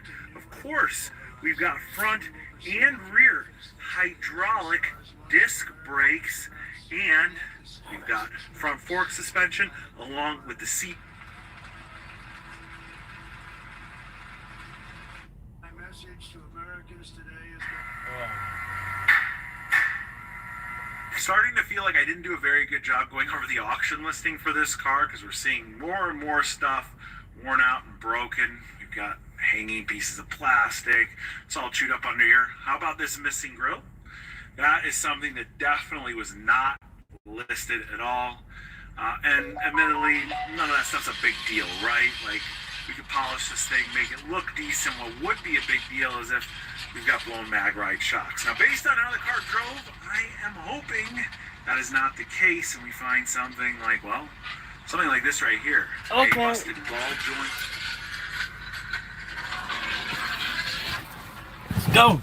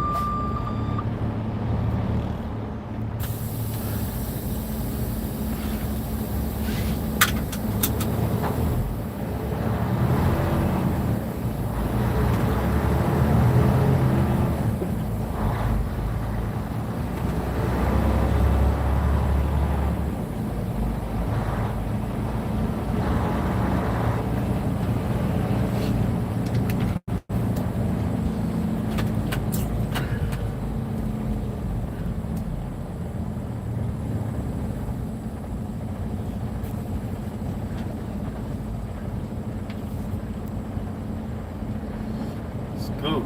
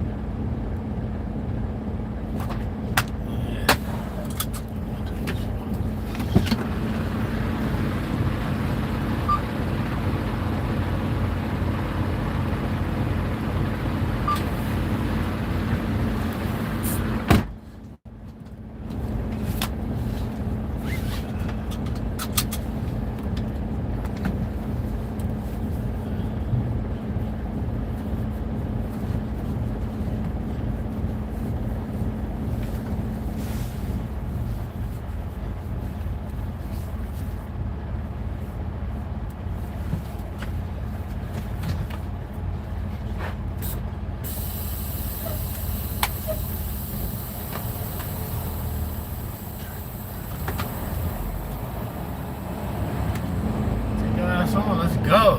What are you doing?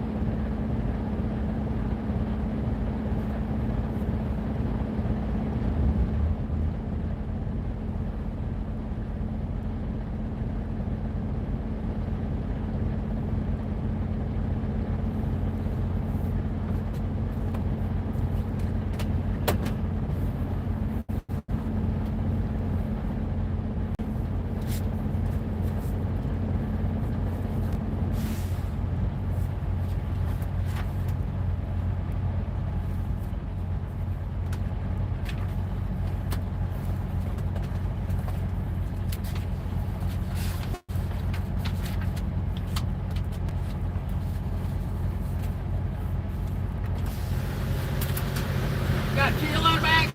Yep. Okay.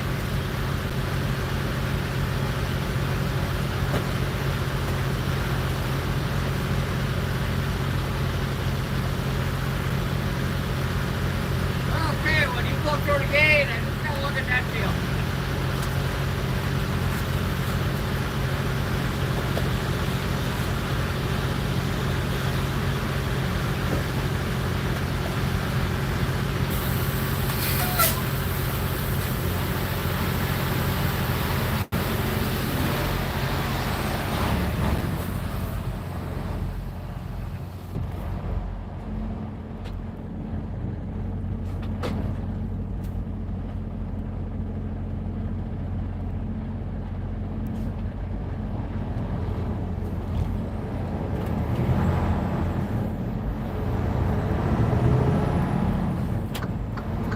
Go.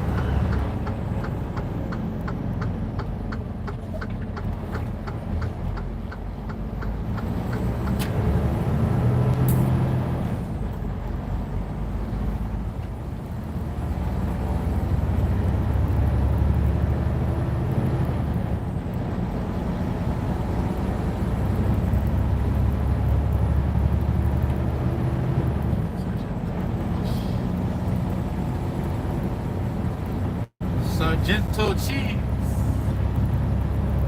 All right, let's go to Massachusetts.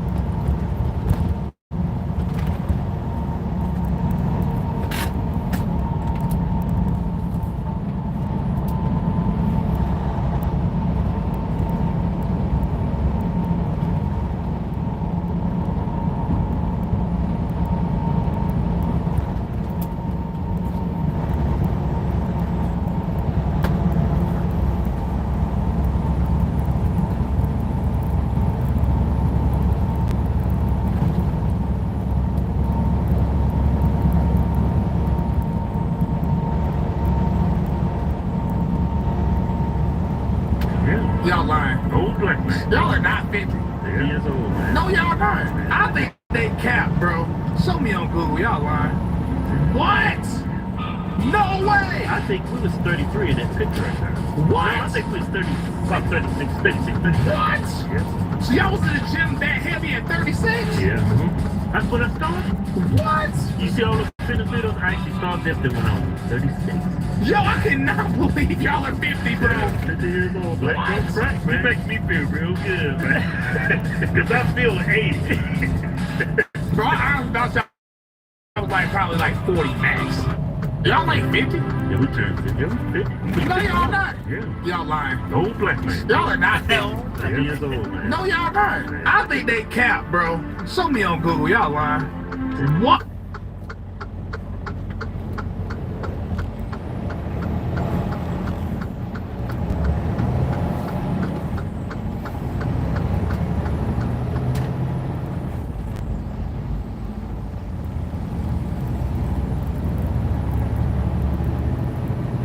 Put a dollar on your pussy. Like if you had to rate your pussy from 1 to 10, what's the dollar on it? Like To $10 being what, $1 million? So what would you charge? Alright, perfect. We both grown here. I gotta pay for it. That's what you're saying. I mean, you stopped me in my tracks, so I'm gonna say yeah. How much?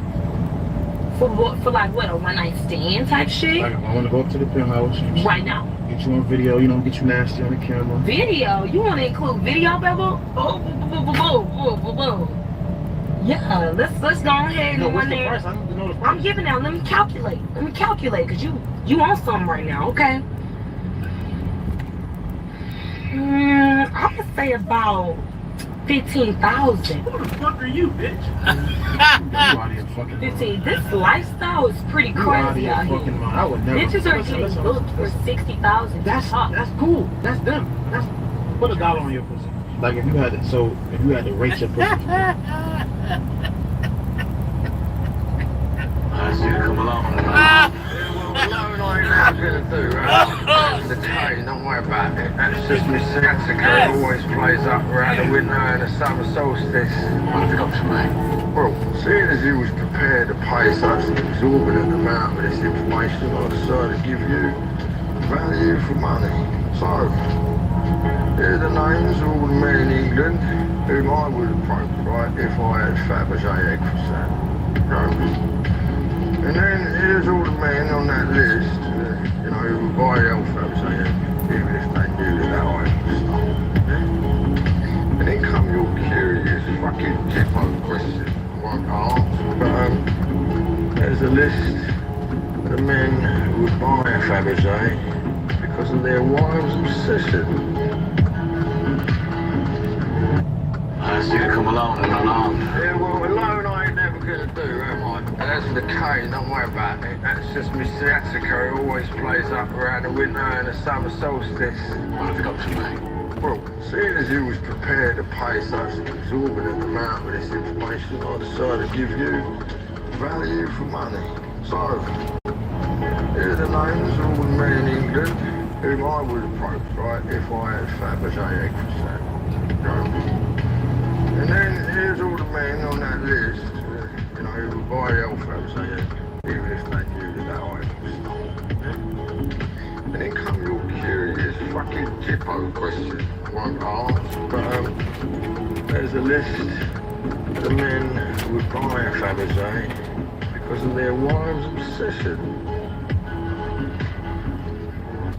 I see you come along and run on. Yeah, well, alone I ain't never gonna do, am I? And as for the cane, don't worry about it. That's just Miss Alone is never gonna do, am I?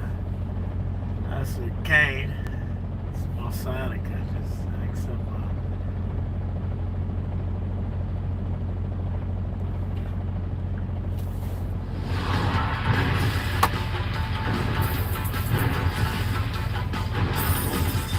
Ladies and gentlemen, welcome to Trace-tainment, and I hope that your day or night, whatever time you're watching this video, is going great. Thanks so much for tuning in with me. It's a pleasure to have you here. Now, perhaps you're new to the channel. Do not forget to click the subscribe button so you don't miss none of the videos that I post. In today's video, I gotta say, this has shocked a lot of people. Actor and director Mel Gibson was on Fox News with Sean Hannity, and he said something, he was referring to President Donald Trump, and he said it's like Daddy has arrived and he's taking his belt off. That means that President Donald Trump is not playing around. The left is not gonna like this whatsoever, and the right's gonna be happy about it. Check this video out. Bad has it been? You've been living through these wildfires. You read about hydrants that don't have water. You read about cutting firefighters' budgets. You read about reservoirs that are empty. I mean, it's got to be frustrating.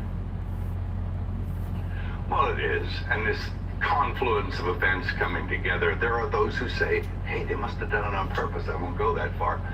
But if they didn't do it on purpose, I think they certainly facilitated it. And I, you know, my heart goes out to all the other residents. You meet people all the time who've lost their homes, and you know, you talk and commiserate and buck each other up, and everyone's putting on a brave face there. Here, my truck's here at the moment. You know, it's like Daddy arrived and he's taking his belt off. You know, so wow, it's like Daddy arrived and he's taking his belt off. President Donald Trump talked about it numerous times. As soon as he gets in office, what's going to happen? He's going to make change happen because the people have had enough of what's been going on for quite some time. So everyone that's acting like this is any new. I mean, President Donald Trump talked about it numerous times on campaign trail, at rallies, and podcasts. As soon as he gets in, what's going to happen? On day one, he's going to get change done. And he was signing executive orders and making things happen. Because the stuff that the people have been dealing with for these last few years, it's been very tough on a lot of people. I think he'll get some results here quickly. And, you know, as far as being an ambassador goes, I think, you know, looking at tax incentives, I know Newsom gave some tax incentives, but maybe not enough because they're still not working. And there are other things that offset that. I mean, I had to shoot a film for one day in LA, and it was cheaper for me to take the whole crew and fly them to Europe and shoot for 3 days, while launch them, fly them, everything, than it was to shoot one day just down the road. So there's something wrong there. And I think there are solutions. I know Arnold tried to level the playing field years ago. He couldn't do it because there were, you know, there were obstacles. He tried. And this is what the people voted for. How do I start a savings habit? If you want a simple way to build a habit, a BMO savings account can help. You get a cash reward every month you save. This year's top prize goes to BMO. I'm just in it for the saving, but it's nice to be recognized. If you're living with severe alopecia areata, it's time to grow up.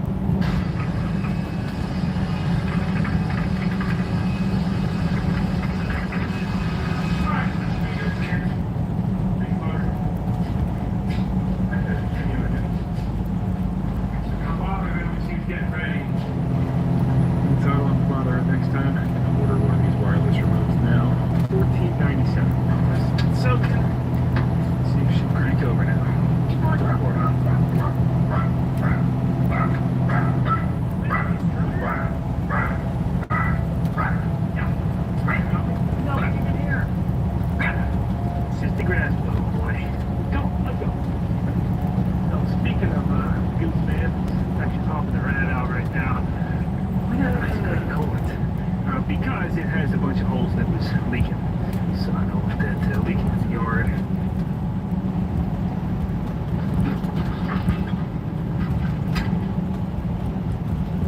Imagine that. Still locked though. Oh, no. No, I'll be lucky if I get this engine running. Yeah. Oh, Lord, dude. We got rid of all that coolant, buddy.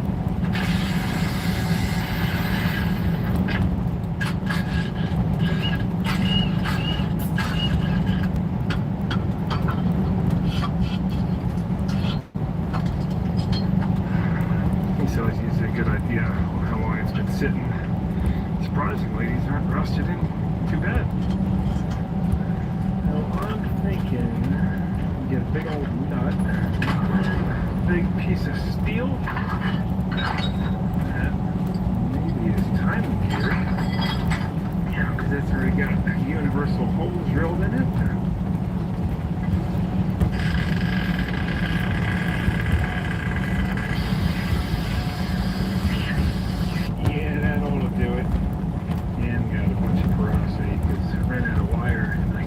maybe the wire was dirty or something. I'm using grade 8 hardware, but I'm guessing this will probably shear the bolts off if anything breaks and the engine doesn't budge, or it'll shear the key. Or break the crank. Okay. Armstrong, Chicago, number H51, 3/4 ratchet. I go for inch and a half.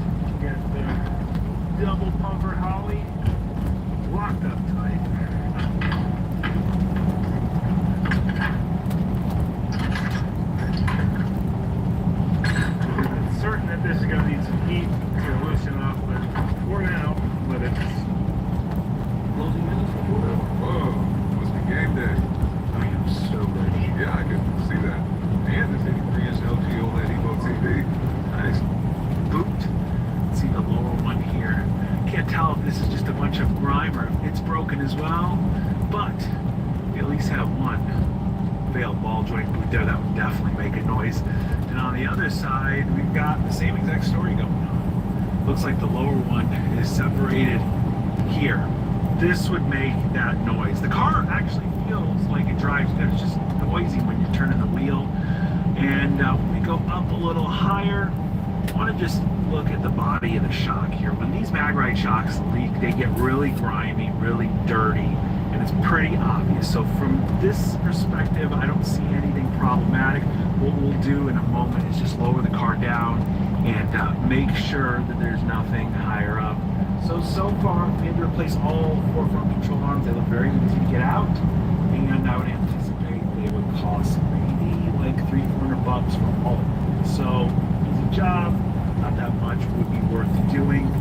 Now, come a little bit further down, and I'm seeing a grimy oil pan. It's definitely not the worst I've ever seen. It's just got a little bit of dinge, which means something's leaking. And it's weird because it's contained pretty low. You go a little higher and there's no more oil. There's a smidge of it up there. On the other side, you see basically the same thing, super clean up top. I'm trying to see where it comes apart. I mean, I see all these lower bolts. I see the case. Looks like it maybe separates. Maybe here. Maybe an oil pan gasket. Maybe a sensor that has a bad seal. Either way, it's probably not a huge deal. And so that's actually good, because if you look at where it connects to the transmission, we don't have any leaking there. That would be the big job, the rear main seal, and we're all clean. Not to mention, look at the transmission pan. When these cars get to be 10 years old, if they have the original transmission pan on them, they usually are pretty grimy and weepy around. I bet this has been done once. That's great that someone serviced the transmission, because a lot of the times with these newer cars, they have lifetime transmission fluid. The dealership never recommends it. And when you see someone who proactively went and changed the fluid filter and just cleaned everything up, that's great. That means mechanically they probably maintain this car. So this all looks amazing, and we keep going down. It's just clean, no rust, no funny business. I did buy this from a southern state, so that all checks out. Just taking a quick look at the rear suspension, bushings everywhere. It all kind of looks fine. There's no play in the rear tires here anywhere, so this is all good. Now, it's funny, the rear tires are one of the reasons I bought this car I saw that it had these really high-end, nice rear tires, and the tread wear on them super even, super nice, ton of meat left. And usually when you see someone who puts this nice of tires on their car, they tend to take care of it, right? So we got something half and half here. Cosmetically, it's a little rough. Mechanically, it's halfway decent, but only halfway because, well, you know, we got that check engine light on. Even though we haven't scanned it, we already all know what's wrong with this thing, right? Oh, real quick, before we pull this thing completely off the lift, let's just look at all of our shocks. These are solid in the back. In the front, we come around and just look up here a little bit. Yeah, you can see these are nice, these are clean, these are solid.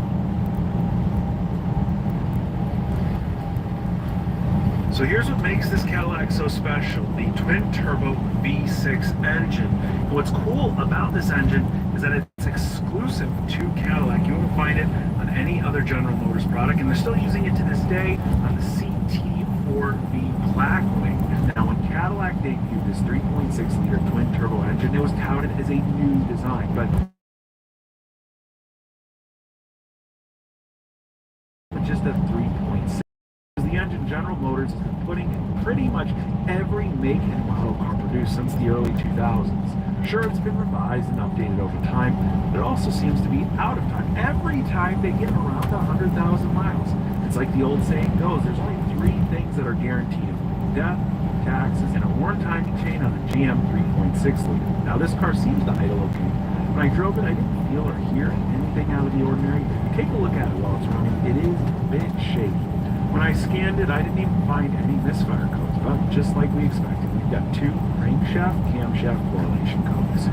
Now, since this V-Sport is pretty rare, there's not a lot of internet discussion about timing chain issues on these cars. But there is one person who mentioned they have the same exact issue on their car at just 70,000 miles, in which the dealer quoted the complete engine replacement for $19,000. While this sounds insane, it's not really surprising. Dealers hate jobs like this. Really labor intensive, with a decent amount of risk, so instead of having to tech and tear down an entire motor, just offer a complete new assembly for more than the car is worth, which is sure to get the owner to trade in the car. But if this job is anything like the regular 3.6-liter cars, then it can definitely be done, and done pretty cheap. Now, while there's a ton of support articles online when it comes to servicing and replacing your timing system in the GM 3.6-liter engines, I haven't seen a single article about how to do it with the twin-turbo version. However, just taking some of the stuff out around this engine bay, you can see how much room there is from the front of the engine here to the back of the fan shroud. We have like 8-10 inches. We've got a ton from the strut tower over. It's going to be the same on that side. Really, all we got to do to start things off here to try and find exactly what went wrong in the timing system is get this manifold off and then get the valve covers off.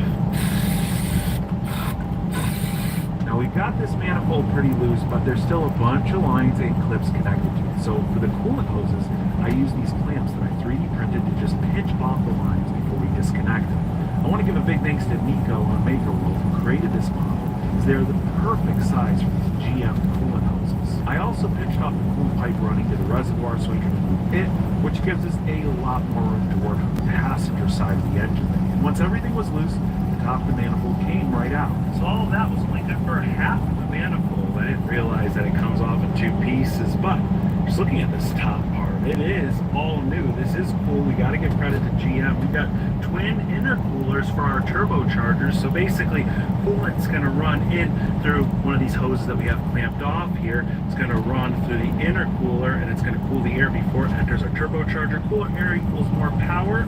And hey, it's one of the reasons why this car is expensive. It's probably another reason why this car is so expensive to service. Imagine something goes wrong with the throttle body. You got to take all that stuff apart to get to it sandwiched in the middle of the intake here. Now, if we're looking at the rest of this manifold, there's just some big bolts that look like they're holding it in place. All the lines came off the top part of it, and then this connector I've got completely down here. It's cool. It goes through the top, and that's what connects the electronics to our throttle body. So let's go ahead and grab those bolts out and see if we can get the rest of this off.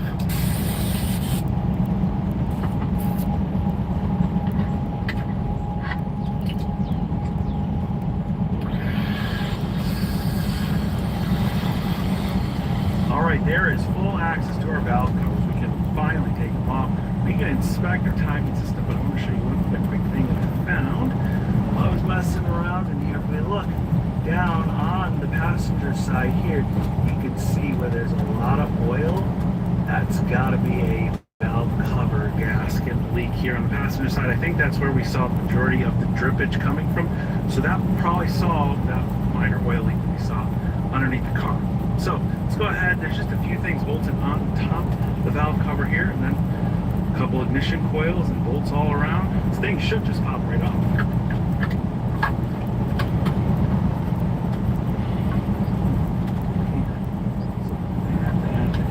Well, this would...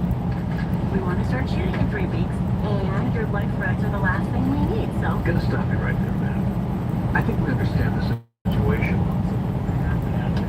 Well, this would explain quite a bit, and honestly, it's not what I was preparing to show you after taking the valve cover off. I was preparing to show you this right here. We'll get back to that in a second, but this is the dirtiest, darkest valve cover I've ever seen. And it's kind of strange because when I got the car, I did check the oil. It was at a fine level, and it didn't look like it was the worst oil I've ever seen. In the crankcase probably isn't super old, but inside the head, all over the valve cover, would indicate that this car didn't have very regular oil changes. But let me hear from you guys. Is this 100,000 miles of buildup, or is this 100,000 miles of neglect? Either way, all that slack in our timing chain is not supposed to be there. That's what is setting our codes. Likely, this car has already skipped a tooth, and if we keep driving, we risk the timing going further out, in which case the valves with the pistons, and then you'll need basic replacement point. But we're in a good place here. We've got a lot of this already torn down, and to get the rest of it pulled apart shouldn't be too bad.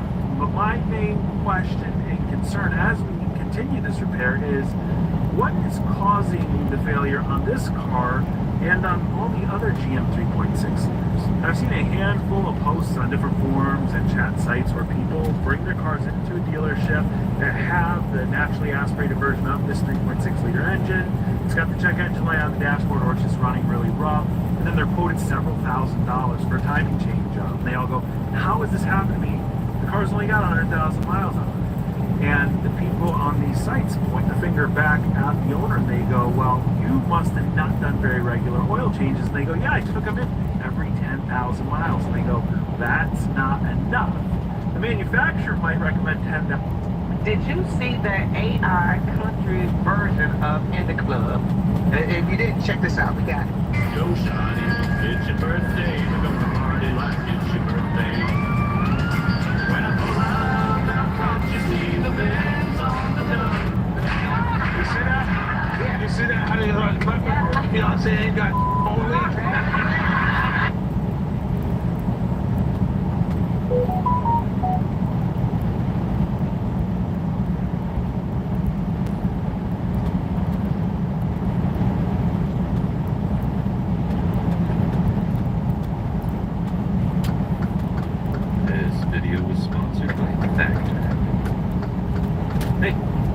Video, we're going to build something in the Airstream.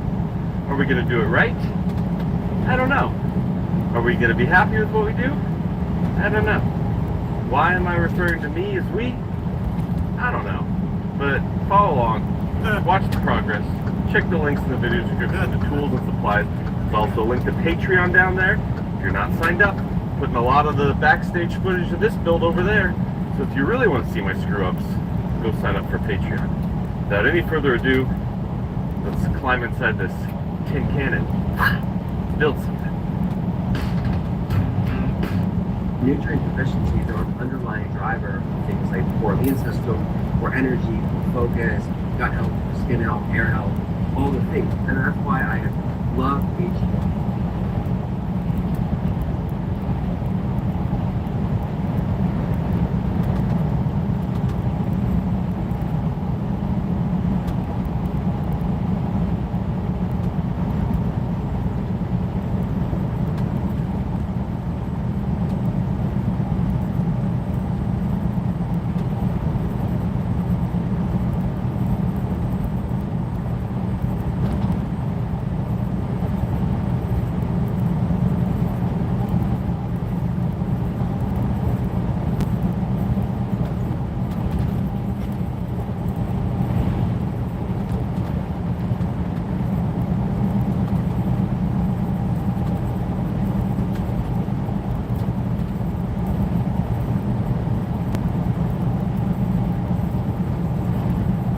climb inside this tin cannon. Build some kind.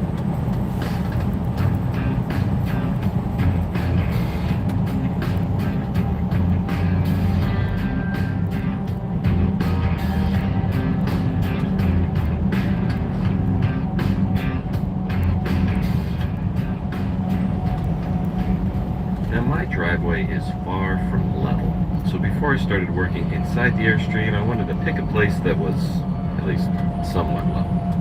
So I moved the trailer over to our concrete pad and I adjusted it until, well, it was as level as I could get, keeping in mind that the subfloor itself is a little wonky, so there is that.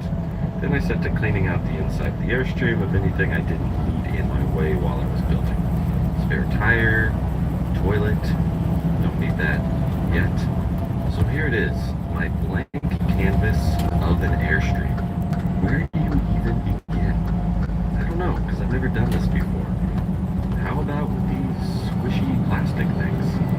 Now there's one part of the inside of the trailer that really can't be changed, and that's these wheel wells. They have to be there. So I figured the easiest thing to do would be to box them in, get them nice and square, and give me a solid surface that I can build other things on. So, feeling very intimidated and having no clue what I was doing, I just started cutting pieces of plywood. Now, the inside of an Airstream is curved. There's not a straight wall in the entire thing, which means that absolutely every piece of wood that comes in contact with one of those walls is going to have to be custom cut to fit that specific section of the wall. Thankfully, this first section just had a little bit of a lean, not really that much of a curve. So I was able to use my Rockler crosscut sled at an angle and cut an angle that matched the wall pretty well. I also have all my water lines running around the inside of the interior, so I needed to notch out for those. After cutting my piece at the front of the wheel well, I figured I might as well try it at the back, and who knows, maybe it'll fit. And this is how much it did not fit. What the heck, man? This is gonna be a task. So I took my first piece back inside my shop, and I notched out a little section for those water lines to pass through. Then I slid my piece back into place, and as you can see, it fits nice and tight up against that wall. So far, so good. Then I cut a new piece for the other side of the wheel well. This one I cut at an angle, which got me close to the shape, but it was still pretty far off, which meant I needed to scribe. I just went old school, took a Sharpie, ran it along the edge of the wall, and transferred that line along my piece of plywood. Then it was back at the shop, and I cut that line with a bandsaw. Then back into the Airstream, and not too bad. I can live with that fit. With my two side pieces cut, I cut a long strip to go along the back. Now the trick with boxing in these wheel wells is I can't support anything off of the well itself, because it's just flimsy plastic. So after I cut my strip along the back, I added a few notches on the top. I figured I could make some sort of rib system coming off of that back support and curving around over the wheel well and down the floor. Work? I don't know. To attach that back support piece, I just used self-tapping metal screws. The one nice thing about the inside of the Airstream is that all the skins are metal, so I can screw right into them. Yes, I did try and hit ribs where I could, but where I couldn't, I just went right into the sheet metal, and the self-tapping metal screws seemed to hold everything nice and solid. This was the method that was recommended to me by the people that, know what they're doing. This is heavy. It's warm, loads of pockets. I'm impressed with it. This is the best skin in Antarctica. This was the method that was recommended to me by the people that, know what they're doing. Once I had my back brace piece attached to the wall, I used it to get the height of my two side pieces. Then I cut my two side pieces to that height, and while I was at it, I cut a full-length front piece to complete my box for my wheel. Now, the wheel well itself isn't square. It angles in as it gets taller. So once I had my front piece cut, I used a combination of right angle clamps and square to get the distance out from the wall and cut my side pieces to the correct length. If that made any sense at all whatsoever. Once I had my two side pieces cut to the right length, I could clamp on that front piece, and it was really starting to look like something. Wow, Jason, you're an amazing woodworker. You made a box. With my box taking shape, it was now time to cut those ribs that would notch off of that back support piece. So I just went into the shop and started drawing out shapes on a piece of plywood. And I completely guessed when it came to the angle for that front wheel well, because I figured it doesn't have to be exact. It's going to be inside the box, and nobody's going to see it. And lucky enough, when I went back into the Airstream and slid them into place. Yeah, no, you don't want to see that? What's up guys, I'm Mark. You are watching Fast Fitness. So what was the actual trigger point that made Regan Watts go so hard on the mutant Nick Walker recently that he said that Nick Walker is gonna have to do one more show besides the Pixel Pro and the Neon Pro to earn his Olympia spot for this year? Was it just that moment on the podcast? But did Regan actually have some beef to take with Nick Walker from some time ago? Because I am sure most of you guys must have forgotten that it was actually Nick Walker who openly called out Regan Watts for editing his pictures like 2 years back, and Regan was in prep for the European tour to go up against the likes of Nathan Gage. Yeah, no, you don't want to see that? I think it's better. YouTuber. Not a nice influencer. Not now when you're around competitors. So when a competitor edits some shit, I'm going to translate on stage. That shit's my Say it again, man. It happens all the time. Happens a lot of reasons. And Nick even called him an Instagram bodybuilder and a YouTuber, giving the impression that Regan isn't 100% dedicated to the bodybuilding lifestyle. And Nick Walker said if that was the case, Regan would have been great already. So is this gonna be a new beef in 2025? Well, we will know more about this when Nick Walker actually responds to this whole scenario, or if he even does. But that being said, we all know Nick Walker just never holds back. And honestly, I don't even think that Nick believes that Regan is gonna be his competition this year. And let's just be real, it is extremely hard to look so overwhelming next to a guy like the Mutant, who is one of the biggest and the most freaky guy in the men's open bodybuilding at the moment. And you can just see that Nick is looking so positive during this prep, and that is eventually going to lead to him present his very best, a very competitive package at this upcoming Pixel Pro, and possibly at the Neon Pro as well. So Nick's fans, they keep on clinging to his old statistics, that he was top 3 in the world, which is true, I agree with that, but he was top 3 in the world back in 42, and things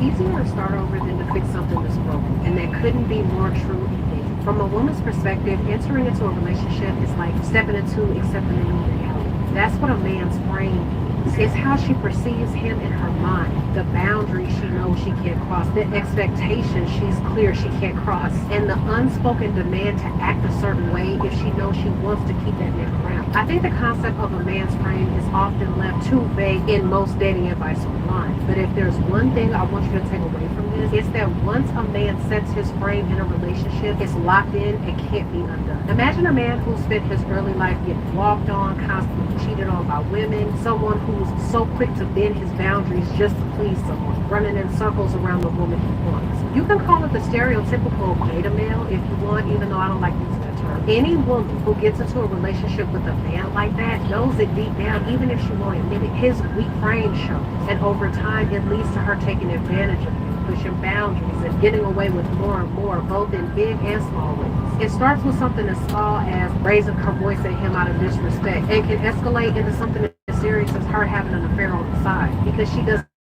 fear or care about the consequences. The real issue is if the man is trapped in that weak frame, She's entered his world, seen all the cracks, and knows exactly how to exploit them. At that point, it's nearly impossible for him to just suddenly become a different man without it looking fake. And when a woman sees you like that, changing how she views you on a deep level becomes almost impossible. If you've heard of the schema theory in psychology, it starts to click. Without getting too deep into the science, the idea is that we build mental models based on our past experience, and we use those models to understand the future. It's like a reference point. The more you experience something, the more familiar you get with how it works, and that then becomes the lens which you see everything moving forward. Imagine that structure like a man's frame in a relationship. When a weak frame is suddenly followed by a more dominant masculine behavior, it just doesn't sit right in a woman's mind because it's conflicting. There's a certain degree of cognitive dissonance that makes her revert back to the mental model of you that she's already had built. So if you start trying too hard to correct it, you've already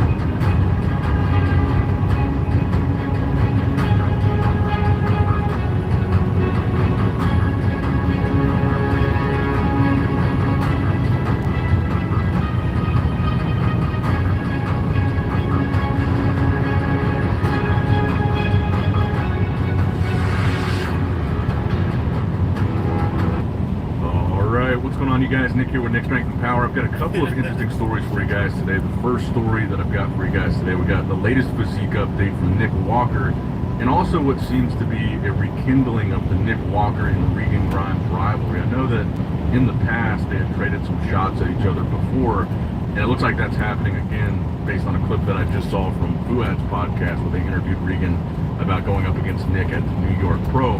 But we'll start out with Nick's physique update because it's kind of an interesting comparison between him and Regan, because they're weighing like almost exactly the same right now, but obviously Nick and Regan have extremely different structures.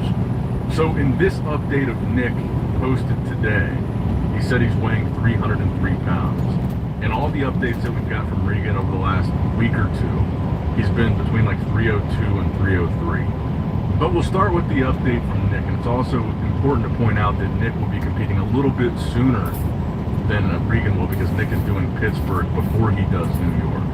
So he's a little bit further along in his prep here. And I mean, honestly, considering Nick's structure and his frame in general being much shorter than Regan, Nick is 5'6" or 5'7", Regan's about 6 foot, so a pretty decent height difference between the two to weigh the same.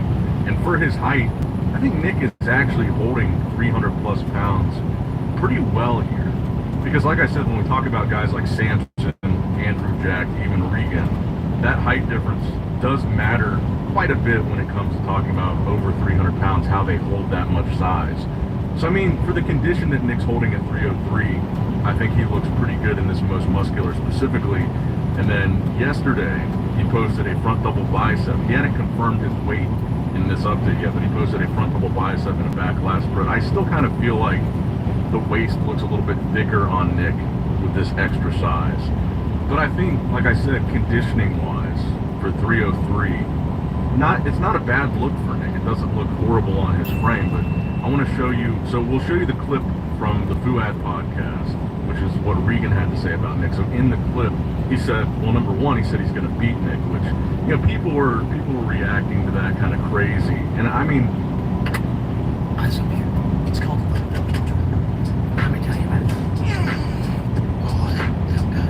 according to billions of our customers, the group he's going to beat Nick, which, you know, people were reacting to that kind of crazy. And I mean, obviously any of these guys going into any show, they're going to be confident in how they look. They're going to say they're going to win. I mean, what do you really expect Regan to say? He's not going to beat Nick, he's not going to win the show, then why is he doing the show? So it's not that surprising to me that he would say this. I think it's surprising to a lot of people because it seems like it's unlikely that Regan would beat Nick based on their past Olympia placings. But I think where it turns a little bit and becomes kind of a shot at Nick is he said you're going to see Nick a week later at the Cali Pro still trying to win and qualify for the Olympics. I think that's kind of where it turned into a dig at Nick. And then when I look at their recent updates, they are kind of going tit for tat a little bit, both posting the exact same weight. So first, let me just roll the clip, and then I'll show a couple of Regan's more recent updates at the same weight as Nick, side by side with Nick. But here's the clip. Are you going to beat him in New York? Yeah. I don't You'll see Nick in the county pro a week later trying to get his qualification. So first you had Regan, this was a few days ago, but just for the sake of comparing it to Nick, is 17 weeks out, 303 pounds. And although we didn't get a back double bicep from Nick, we got a back lat spread. So we can put those side by side. And again, for the context, Regan is competing a little bit later than Nick. And this update was 4 days ago compared to Nick's that was just a couple days ago. And I think if we had a back double comparison between Nick and Regan, that would be a little bit more telling, because I think Nick has an amazing back double bicep. But just so you can get a little bit of an idea of how each of these guys with their different structures is holding that 300 plus pounds. And if you go to the most muscular, so for Regan, the last most muscular that we got, this was on January 15th. So this was almost 2 weeks ago. And again, he's competing later than Nick, because Nick's doing Pittsburgh. Regan's not competing to New York. So he's a little bit further out than Nick, especially in this update compared to Nick's most muscular today. So I think for comparison's sake, there would be almost a month difference at what point they're at in their preps between Regan and Nick's most muscular. So obviously Nick looks a little bit ahead in terms of conditioning. You can see a little bit more striation in Nick's chest, his abs look a little bit deeper, he's a little bit more vascular, etc. And Regan has a little bit of a rounder, fuller look to him in this update. And I think that this is kind of the key part of the conversation with Regan, where so many people talk about the potential that Regan has. It is because of his structure. He's got a very aesthetic structure. He's able to carry size very well, being a taller guy. He's got great lines. But that's been the conversation for a while, and I think that's the argument that people are applying to. This is why he could beat Nick, because his structure is better. But at the same time, I think the argument against Regan is that he's looked small when he's actually on stage within the lineup. And I think that's kind of the disadvantage also of Regan's structure. Being a taller guy, it takes more time. It's harder to fully fill out that frame and not look narrow on stage because he is taller. So personally, when I look at these comparisons, all the differences granted, I think that Nick looks more impressive at 300 plus pounds. And I think on stage, he's going to look a lot bigger than Regan at whatever weight. I mean, obviously, neither of these guys are going to be 300 pounds on stage. And Regan being further out at the same weight as Nick, he's probably, even though he's taller, I feel like he's probably still going to end up weighing less on stage than Nick is. And I mean, we'll see what happens. Who's to say that if Nick somehow manages to win Pittsburgh Pro first, who's to say he might not just shut it down right there and just focus on the Olympia and not do any other shows? Because I think realistically, Pittsburgh is Nick's biggest challenge, facing Martin again. I think that's a much more serious threat to Nick than Regan. But I do like the competitiveness here, because they are both young guys. They're weighing about the same. I don't really think they're at the same level yet.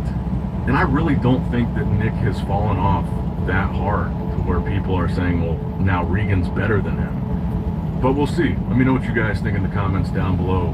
Nick versus Regan. Do you think Regan has a chance at beating Nick Walker? I mean, I don't think it's like completely unrealistic. Certainly not impossible, but just unlikely. Now, next up in the news, this is one that I was really excited to talk about. So Patrick Torr, who's coaching Carlos Thomas Jr., a guy that we've talked about a lot going into this year's Arnold Classic, he finally posted a recent update of Carlos Thomas Jr.'s back. And he had the caption here, "Are there many backs out there carrying more dense muscle, just asking for a friend?" Something to think about, something to talk about. So it's kind of it's very close up of his back. You can't see it's a weird angle. You can't see his lower body, but still, it's a good update of his back. And the reason why I think a lot of people, including myself, are looking forward to seeing this is because that was one of the biggest points of criticism, especially at his pro debut. So I wanted to put up, this is a still shot from Carlos at the Texas Pro, where he made his pro debut, and this is really where the conversation about he needs to bring up his back, add more thickness and density, especially to the mid to lower lats. This is where that conversation really started to take off. So even though this is a very close-up image of his back, You can't see the lower body, you can't see the hamstrings, you can't see the glutes. I think in this update, you can see clear progress in Carlos Thomas Jr.'s back development, especially compared to his pro debut at the Texas Pro.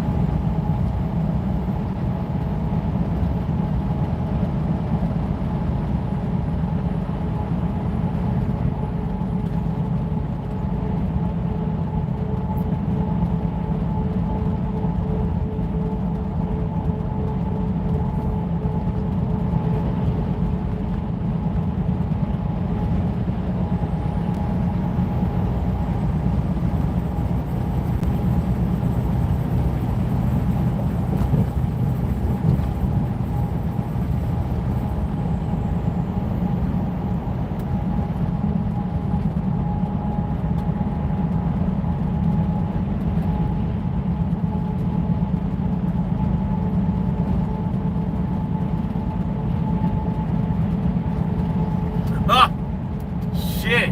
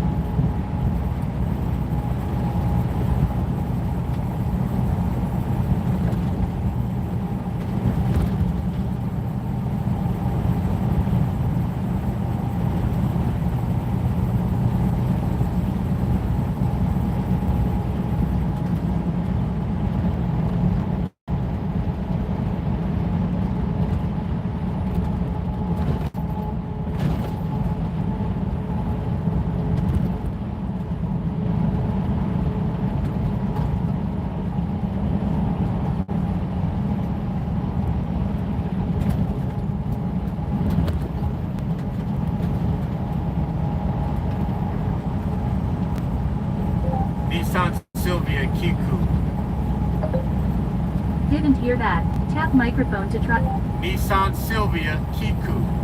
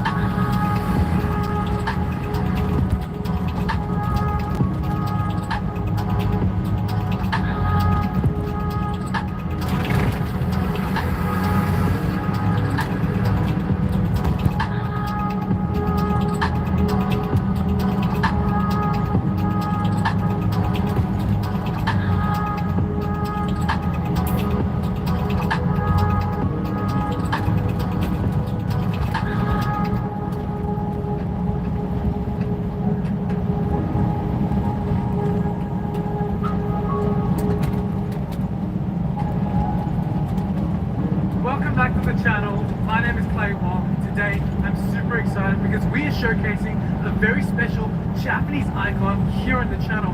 And I haven't featured one of these cars before, but this car, guys, is arguably one of the world's most wanted cars on the planet right now.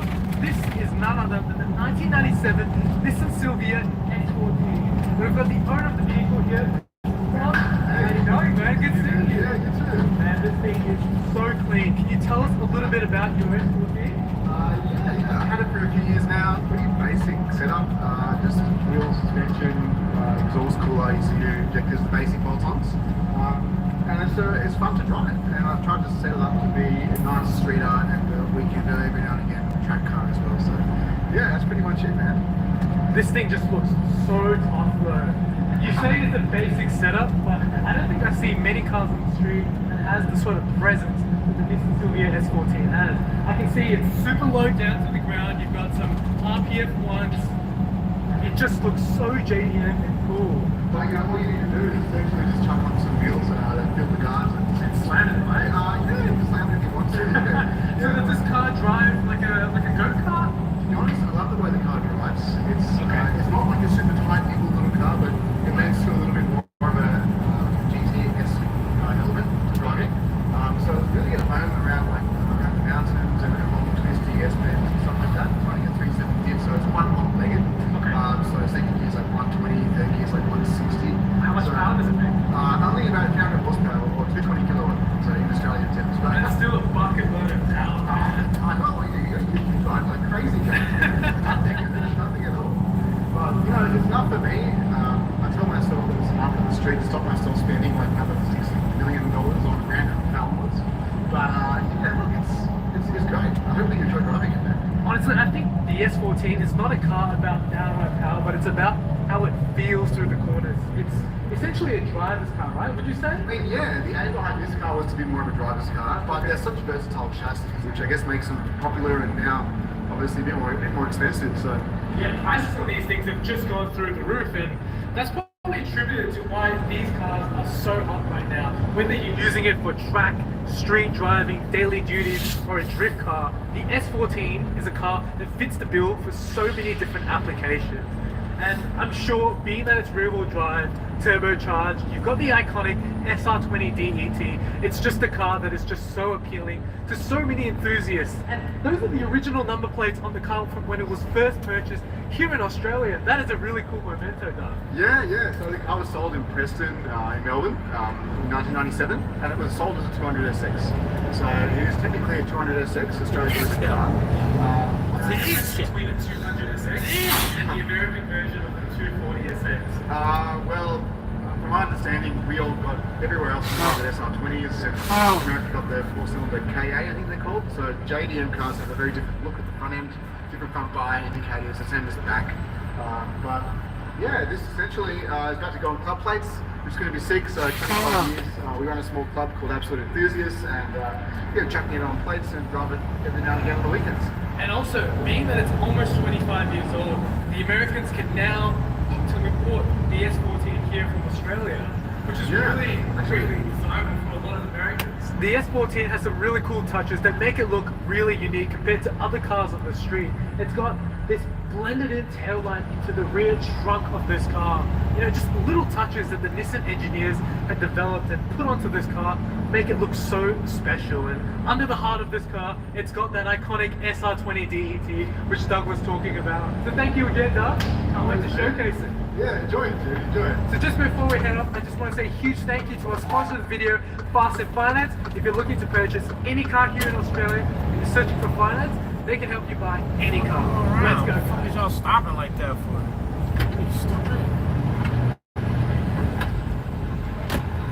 It's very smug of you guys. I can't Go wait around. to try this thing. I've never actually driven an S14 before, so this is going to be really the hell up.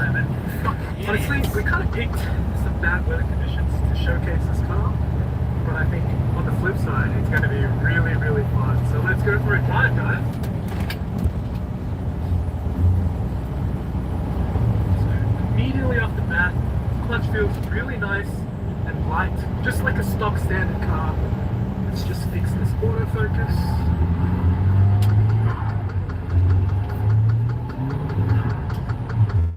A bit of wheel spin there, a bit of sideways action. You're just gonna have to bear with me, guys. This car is a little bit loud in the cabin. It is bare bones and back to basic, raw 90s JDM rear-wheel drive turbo sensations. And with that, it's a very visceral and engaging driving experience. As soon as you hop into this car, you've got a bucket load of tuner noises, you've got that flutter, and on 30% of throttle, you get that already. So every time you're cruising around in this thing, it just reminds you that you're in something a little bit special. And at the heart of the S14, here in Australia, we get the SR20 DET.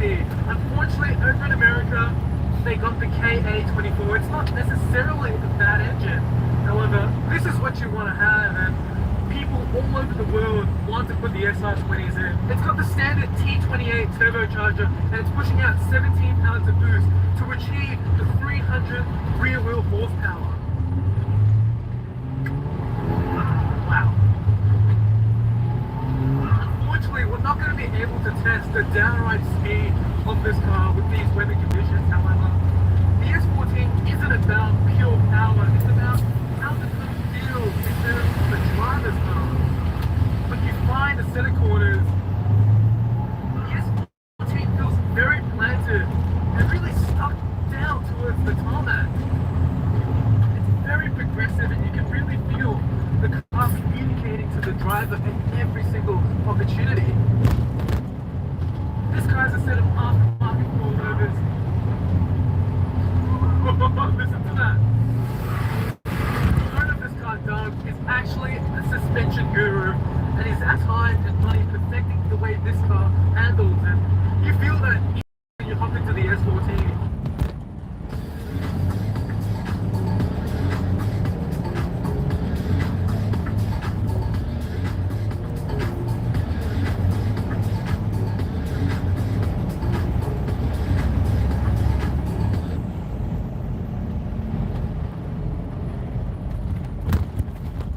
One of these friends can order whatever she wants from the menu. The other has food allergies. You do your best to avoid food allergy. You feel that instantly when you hop into the S14. And this chassis is very customizable to how the owners want to drive these cars and how Doug has set it out. You don't really have to step on the S14 to extrapolate the power from the SR20. Even with 30% throttle, the car is really able to go. There's a bucket load of torque throughout the entire red band. It's a really nice experience. And then when you stop on the brakes, because this car only weighs just over 1,200 kilos, it stops on a dime.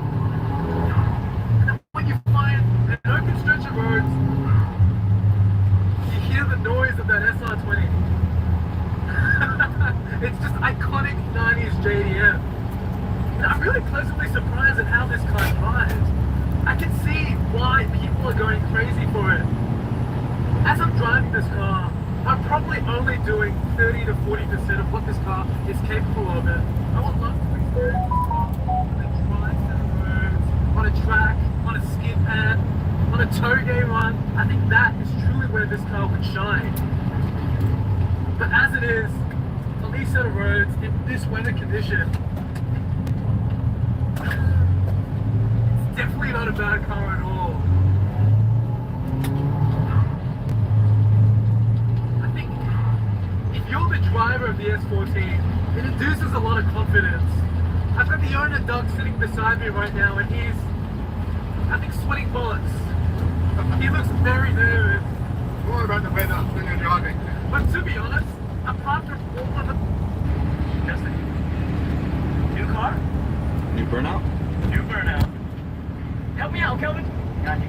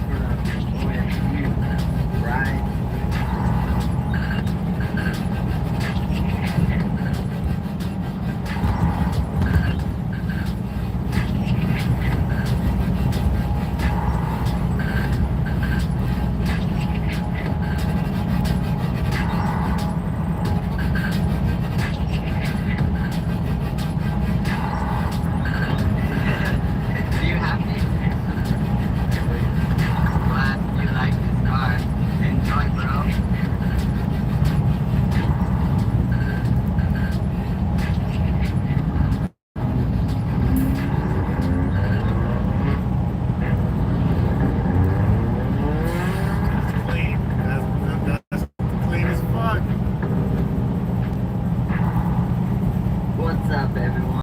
It's dark outside.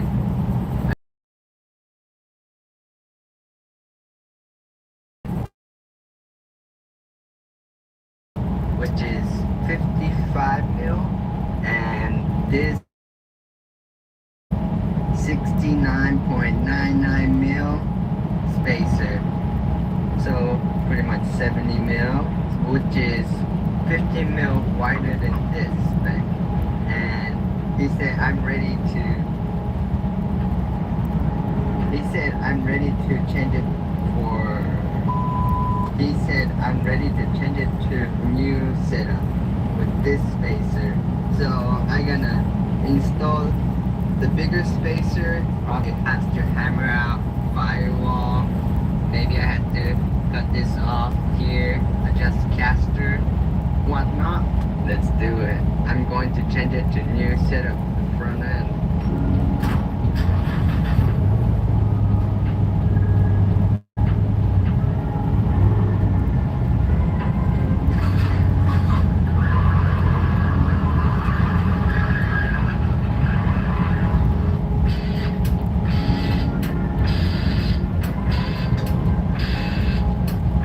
So here's the new spacer, which you can tell how much wider they are. 15 mil bigger. Big old spacer.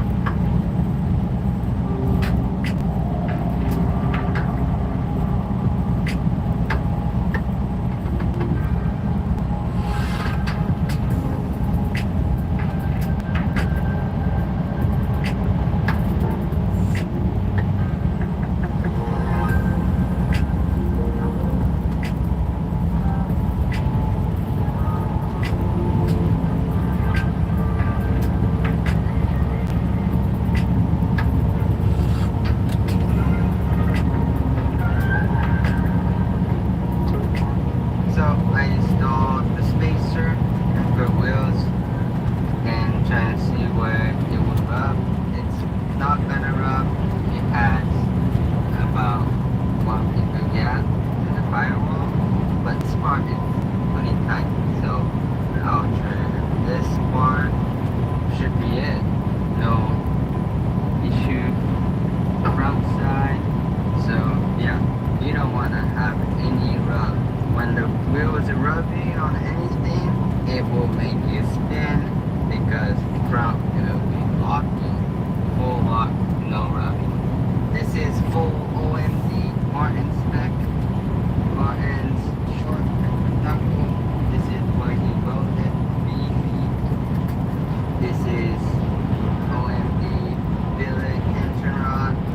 It's angled so it doesn't rub. And my sway bar is shorter. It has a rubbing mark previously, but it doesn't rub at all right now. It's a full lock. That's why it's bad.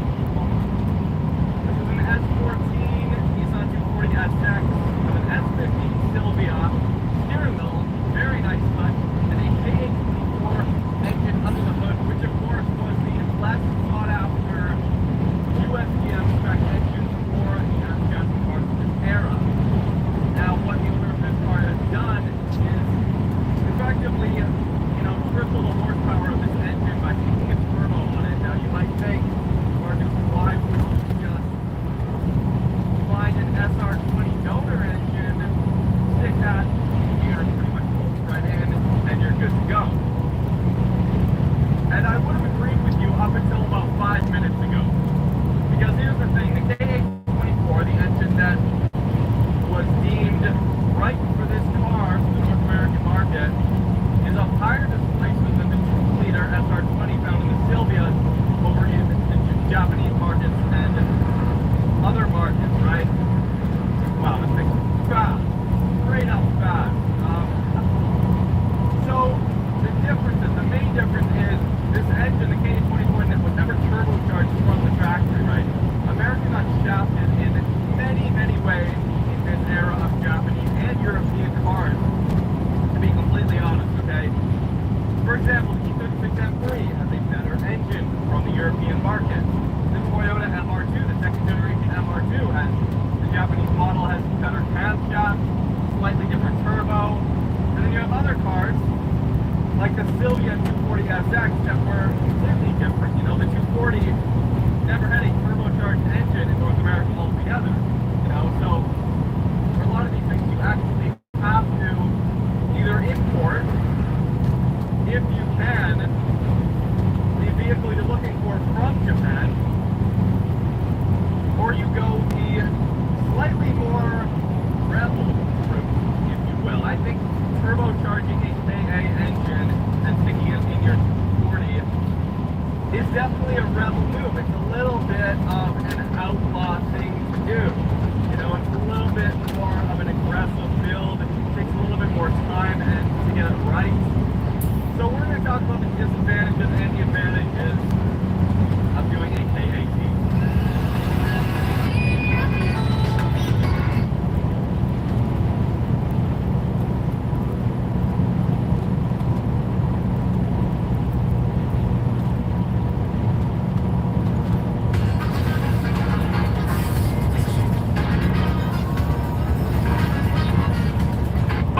Gentlemen, we ended up getting brand new patch notes overnight. This has been crazy, man. And also, Trump ended up posting this image. This is a real picture, fellas.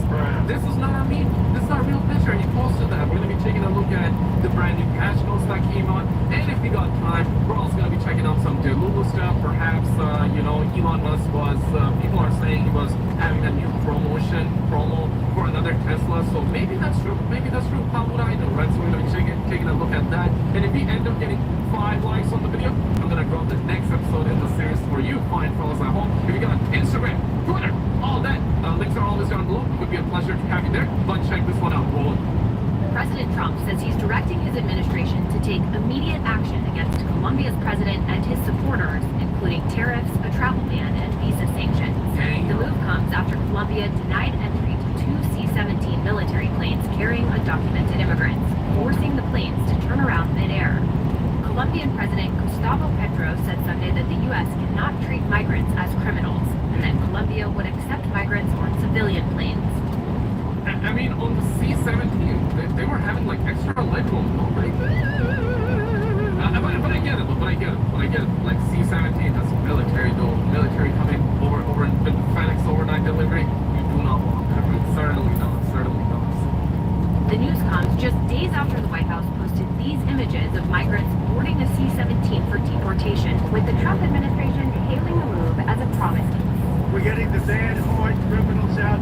2 flights carrying migrants landed in Guatemala City on Friday, but a planned flight to Mexico was blocked by the Mexican government last week. And Brazil's their own country don't even want to accept them. That's crazy. I mean, I get it, right? Like, people were charged by like criminal activities, so it's like the Trump is like deport, and they're deporting them with FedEx overnight delivery with extra C-17 legroom, and their own country don't want it. I mean, yeah, I mean, understandable in a way, but at the same time, holy smoke, is it ain't no joke, guys. Sheesh, man. Foreign Ministry on Sunday called the process a degrading treatment of the Brazilians deported from the U.S. The State Department did not immediately respond to a request for comment. ICE told the Journal that it plans to use the military planes to increase deportations.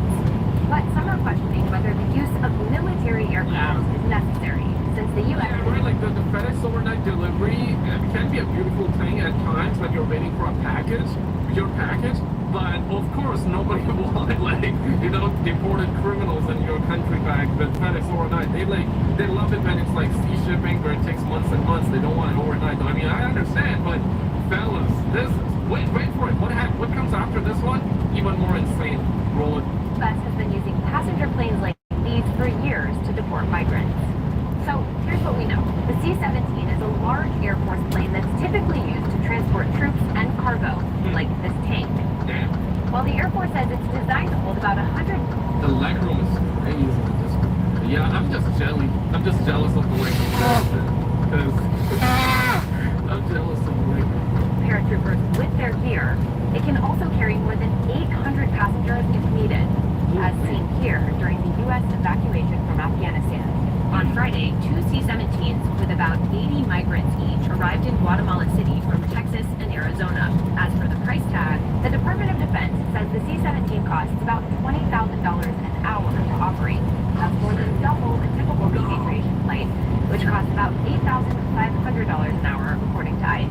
So apparently the president of Colombia denied the FedEx overnight delivery because it was way too fast, right? But then this what happened quickly after. Shuttle has been going rolling. But Donald obviously goes to Twitter to talk about it. Yeah, and I was just informed that 2 repatriation flights with a large number of legal criminals were not allowed in Colombia, and so I've directed my administration to immediately take the following urgent and decisive retaliatory measures. Emergency 25% tariffs on all goods coming into the United States. In 1 week, the 25% tariffs will be raised. The Big Fit mattress is a special curated mattress for bigger bodies. It has a 20-year warranty. The foam is thermogel, so it's completely cooling.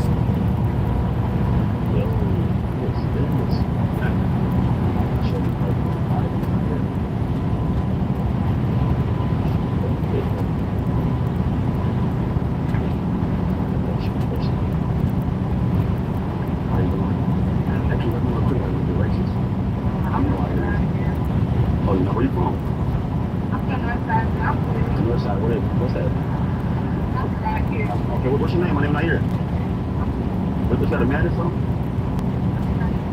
Respect it, man. I'm not there, alright?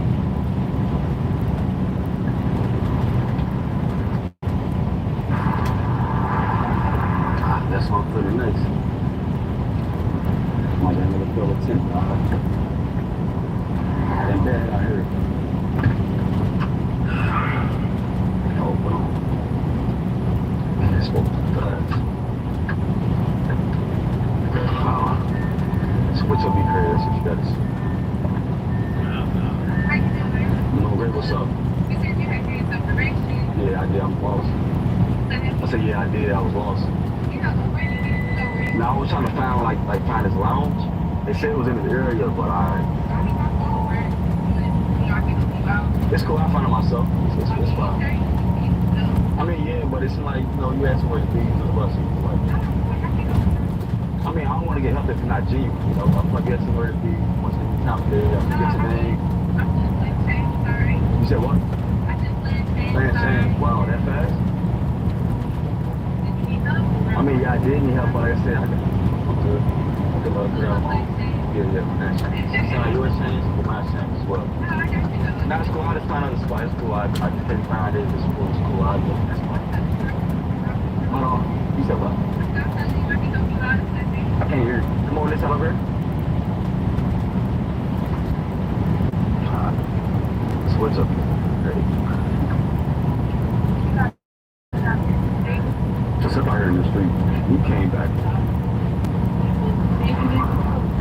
You know? Yeah, I don't want you to keep too long. I appreciate it. Have a nice day, you know? I'm good.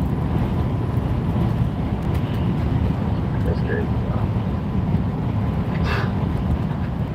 She actually tried to come back. Why she just keep looking?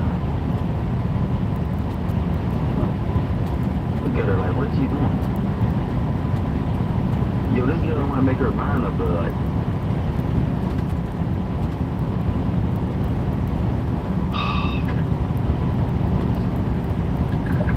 You good? I mean, I think still out here. I mean, I'm just sitting here, like, I'm just chilling. I can't chill. No, you can definitely do it. Seem like you wanted to get somewhere to a lounge. I mean, I told you. I'm actually bartending. I'm probably the Oh, you're a bartender. So why you want to help me out now? Like, why now? I mean, you just been sitting out here. I kind of feel bad. You kind of don't feel bad for me. You know what I'm saying? You don't want to, you say, okay, and so like, where Dome at? How far is Dome? Okay. I think I might try that spot instead. That's a good little spot. That's only like 20 minutes away. Oh, 20 minutes away? Oh, okay. All right, what's that time zone? Say it again. What's that time zone? Oh, that's on the south side. South side. Okay, I might try that spot. Okay. I might stop. Just try that spot. Okay, I mean, I have a day when I'm not ready to think about it. Oh, okay. Cool. You know, you're not from around here. No, from Ohio. Are you from Ohio? Yes, Cincinnati. Okay. Never been out there. What you doing out here? I just moved here. Yeah. What area you staying in? I stayed there. Yeah, trying to get over there. Sure. But you got a van though? Okay, I don't even think. Like, I've been moving around, you know. Oh, okay. So I just got back out to get to myself. So. Oh, okay. I'm gonna hop out real quick, alright?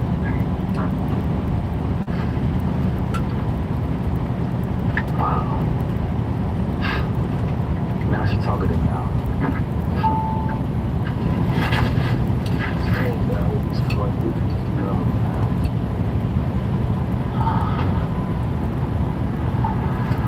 What's your name again? My name's Danny. Danny. Yeah. Oh, okay. So you said what's that side you stay on again? I'm on the north side. Oh, your side. Yeah, like, Oh, okay, so you're on the side. Well, so my friend, I just say not too far. oh, word? Yeah. Wow, so she came all this far, trying to get on the phone, huh? Oh, okay. You got time. It's crazy how your whole energy has changed now. Like, I was, approaching you, a couple minutes ago, you was, telling you, I'm telling you the time of day. I'm sorry, you just sitting here, I was like, no, I feel bad. So bad. Why you feel bad for you, though? Like, you ain't care much about it, though, you know? You know? Kill it. Someone in the air, though. You say y'all real quick? I like your fit, though. Two piece, day. Chill day for you, huh? It's a chill day for you? Yeah, something like. Something like. Okay. That's all the side. That's all right.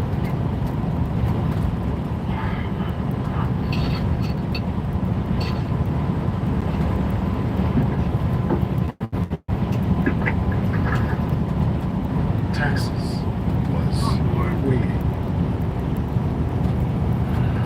Down Texas. It's a TurboTax expert. Yo, who is this? I gotta show you everything I heard. That's big, man. So what? That's good. Man, I'm feeling like all the stuff. I'll go. Are you there? You want to walk? You want to ring your feet? Sounds like you want to walk? What on top? You was talking? I don't know how long you did the job, but you didn't know how to do it. It don't even matter. I got no door. You can't work on like how that going on. You got no doors. I don't know if I can dig it. What you mean you think it's I don't so feel like it's someone that I don't know. things happen though. So like, what you gonna do then? I don't know. I might have to go get up out of there. So you gonna have to leave? I mean, I'm gonna have to do what I gotta do at the end of the day. Well, like, why can't you take care of the bills though? Like, it's only like, the money. Like you make it seem like it's like you just try, you can't. I mean, So you can't take care of the bills though. if you can't help me, I don't know about it. Like I said, if you don't got And that's not good though. Like, if it's your husband, right? That means y'all there for each other, right? You know. yeah, but you So you gonna leave him like you that? gotta stay up here. I mean, you gotta stay. I mean, yeah, but still though, like things happen. It ain't always like sunny days. So the rain do come sometimes, right? Yeah, I understand it, but I appreciate that. I mean, you gotta be smart about that, honestly, personally. So you don't believe? So you don't believe? That's the best thing. That's kind of. That's kind of. Hey, your friend look though. Your friend look. Yeah. No, she cool. She cool. So how am I say this? Is different than yours? I'm pretty sure we on the same wavelength. They're trying to say, nah, I'll let her speak first. So. My friend is Yeah, yeah, friends too. my friend is Yeah, she probably fit better. Well, let me get her ground then. I think she good. Hey, I can speak for her. I think she good. Though. I mean, maybe she might be a better fit for me. I think me like you just ain't like you gave me like voted about it. Voted. Why do you go? Like you yourself. Like you don't leave your man just because he can't take care of one people like that. That's crazy. I mean, it's y'all just be like doing what you're supposed to be doing. But still, like, I'm supposed to be doing taking care of the house, taking care of everything. But still, like that's your man's things happen. Like that's the time that a man needs the most. So that's so I can get the ground though. My friend, she good. Alright, it's cool. I see. Okay, it's cool though. Yeah, I'm not there. Alright. Nah, I mean like. Nah, I'm cool. Yeah, I got some work to do. Yeah, enjoy the rest of your day. Yeah, I'm good. Yeah, I'm sure. Positive. Yeah. Enjoy your walk. Yeah, that's stuff right there. That's crazy. Yeah, she don't care. It don't matter how many years she with the man. If he goes downhill, she's out of here. She's going to do something. She don't even care. That's man, do care, y'all. I just get it right now, man. Just gotta compare that bill coming on Facebook, Snapchat picture on. And yeah, if you guys want to know with me, click the link in the description below. I'm sure you guys make the video, man. I'm out. And I'm telling you, you will definitely see deposits. You will definitely get checks. I was skeptical in the beginning too, but to make the video, man, I'm out. This one's tight.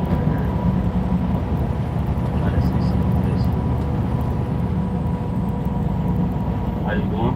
You look amazing. How you doing?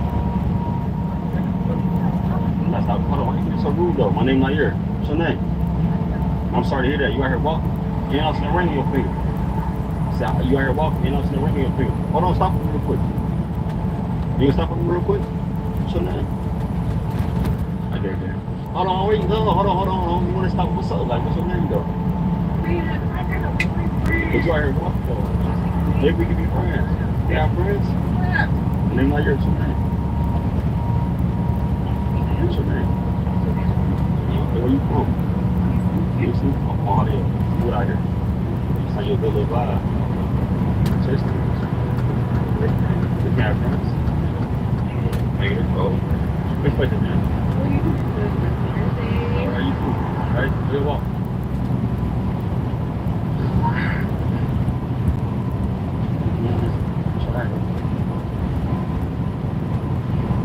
For you. Maybe it is. Good girls out here.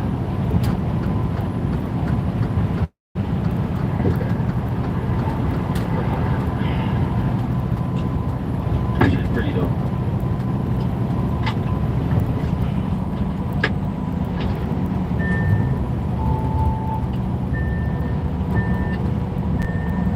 She running?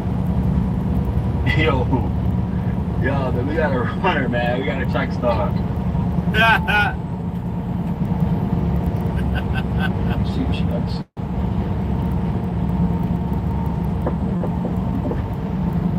Yo, what's up? Yeah, what's up? Hey, Mom. Doing great. What's up, though? Where are you going? About my business. About your business? Yeah, about to mind my business. No. You got a man, right? He's okay. He's not working. He's okay at work. So what that mean? Check you on the low or something? Right. But you got a man, though. You know, you should stay loyal to him, right? Loyalty. He's loyal to me, don't know. So because he be doing things behind his back. Disloyal. Maybe. That ain't good, though. Huh? That ain't good. You gonna invite me or what? Invite you.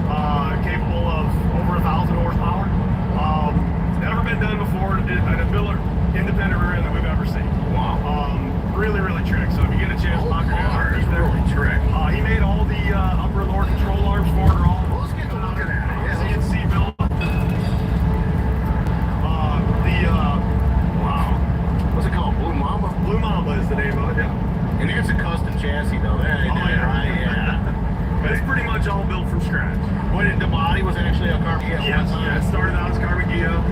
Obviously shaved grip rails, shaved door handles. You know, firewall's been moved back, all full custom floor.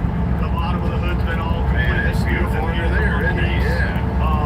We've done That's fiberglass or something? that's all steel, actually. Steel. Yeah. The whole body's steel, really. It's straight to the forges in front. And it's a custom built chassis by you. Yeah. I love those little mirrors too. You made those, I'm guessing. No? No, that was like one of the only bolt-on pieces that we got. that was in the 12th hour, and we didn't have anything else and didn't have time to do anything else. So that's what we did. It's all sheet metal dash, sheet metal console. The rear piece there is actually a fiberglass piece that we built. It does have an integrated roll cage in it. Really? Who did your interior work? Actually, Glenn, which the guy was just here, is Dino's Custom Upholstery. Out of where? Out of Huntingsburg, Indiana. Okay, cool. Wow. Man, I like it. I like how the doors, you got folded into that. Yeah. Man, dude. Carmen gears are like, you know, cool, but y'all think it's a whole new level, man. There's gonna be Carmen gear fans out there just miss out when they see this thing. I like how you did the side exhaust. Yeah. The rear end is actually only 46 inches wide, but the car's not very wide. You know, Right. Ultimately, it you know, you can't put a very wide rear end on it if you if you don't have a very wide car. Right. And then we did custom tail lights, obviously. You made those? Yep. And the headlights are Mini Cooper headlights. You're gonna throw a mirror under. Yeah, I was wondering how we might get to see that. That's cool. I appreciate that. It's about as good as you're gonna get it. Oh, that's cool. I'll get down there. Right to it. Oh, wow, that's beautiful. There's some lights in that? Now I can flashlight over there yet, Daddy? That's good. I think we can see it. See it a little bit anyway. Man. Dude, how long did it take you to build this thing? Well, it's a long story too. He actually started it, what, like 4 years ago? Yeah, about 4 years ago. I set another body shop for about a year, so it's got about 3 years now. Yeah. And then we got together with him probably 6 months ago, and that's when, you know, we decided, you know, we gotta get this thing done. You know, he wanted to get his recognition for all the work that he had already done, and you know, we had a good reputation of getting the cars built and well, you're impatient now. I mean, you know, when you start talking about it and planning, that's fine. But about 2.5 years into it, you're ready to get the damn thing done. Yeah, you love it. It's fun. We had a great time doing it. But we gotta get it done. Now I like the paint scheme. What colors are those? This is actually Pro Spray paint. It's the top is called what was it? Brilliant Charcoal Pearl, and the bottom is called Ecstasy Blue Pearl.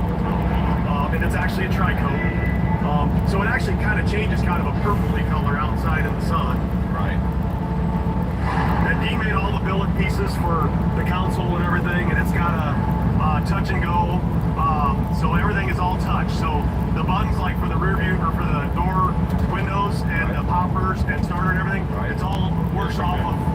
It's actually the electrical pulse on your finger. I gotcha. So there's no pushing. You just set your finger. You just set your finger on it. Yeah. Wow. I like how the dash is beautiful, man. Nice job, guys. You have rocked the Carmen Gia like no one else. I'll show the front end for you. Yeah, do that. Oh, wow. How many horses is it, you know? 650. 650. Have you drive it? We just finished it. Oh, yeah. Can you start it? No, not here, right? Plus, we don't want to get everything all hot. Oh, I gotcha. That's always a loaded question when I ask. I don't know what the answer's going to be. Yo, look at that. What are those out of a Benz or something? Porsche? Headlights? Yeah. Mini Cooper. Down on the chin spoiler here. Turn signal lights blank. Some running lights. Oh, I see them now. Man, I like the little blue you put up there in the intake too. There's one behind you, but there's.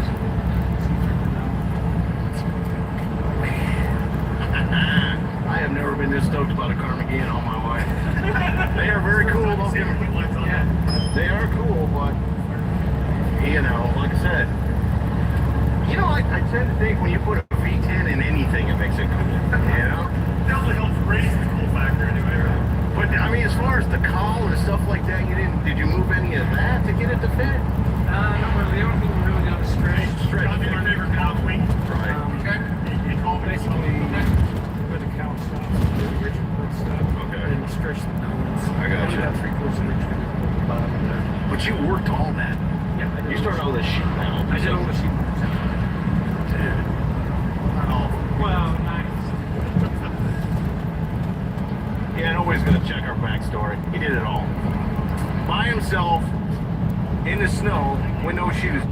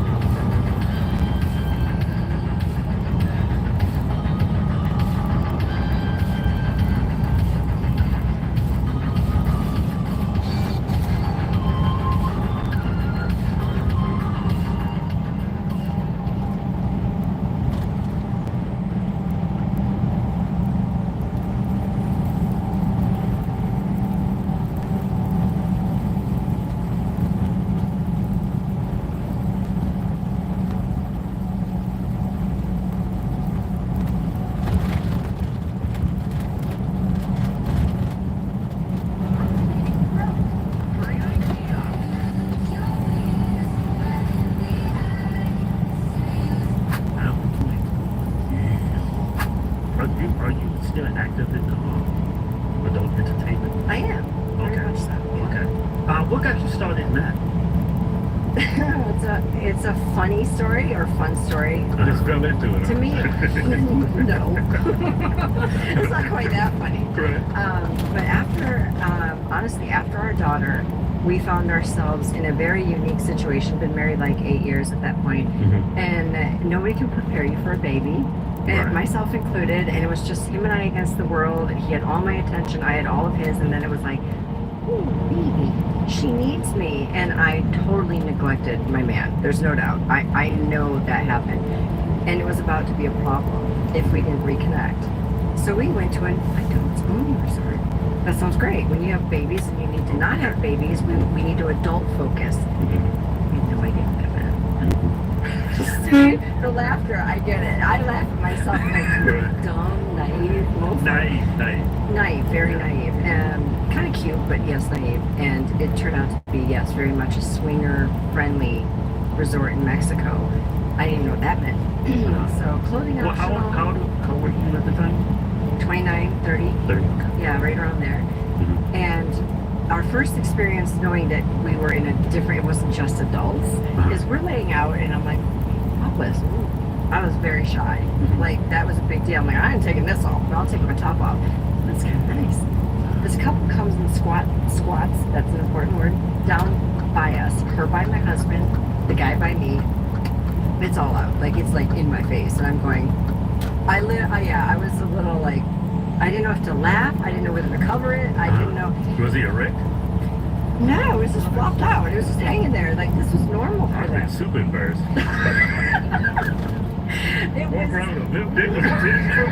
Because it was normal for them. They're not ready to get it out. No, don't use that word. We'll get back to that. He needs some stimulation. He was living his best life. And when they walked away, we kind of went, what just happened? Like, okay, something happened. We're not exactly sure what that was. And we were invited to a hot tub party. We went that night, and as we rolled up, we're like, yeah, everybody's naked. I'm not sure I'm going to do that. We'll sit on the side. But then couples started switching. And I'm like, what is going on? Like, I had never seen this before. I thought she was with him. He was with her. Oh, nope, that switched. It's time to reveal the best kept car secret of the year. A totally new Z-Car. The new Datsun 280Z Next. It's Datsun driven to its best. And Datsun at its best is awesome.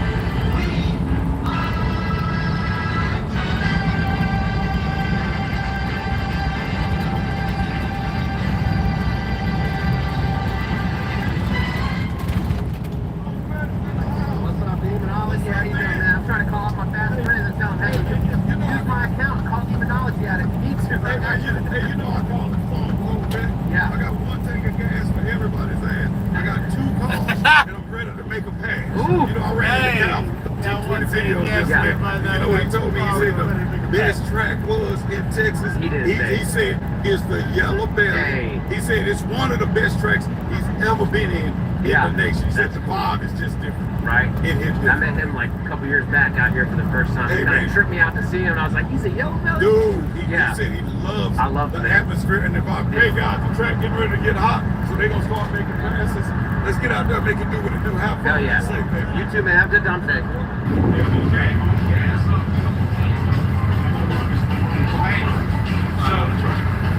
What class is it? A bunch of influencers.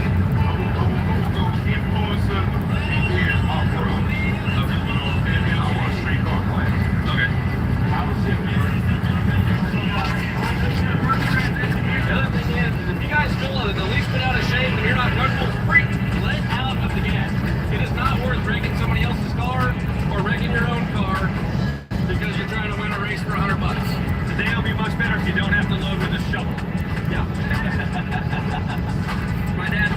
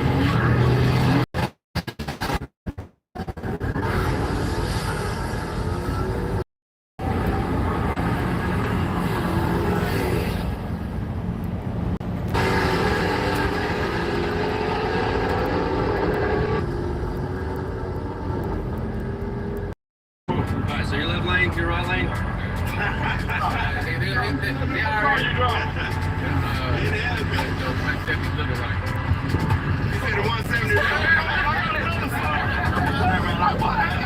was bad back in the day. I got all kind of kids. Come on, son. Hey, I ain't the stepdaddy. I'm the real daddy.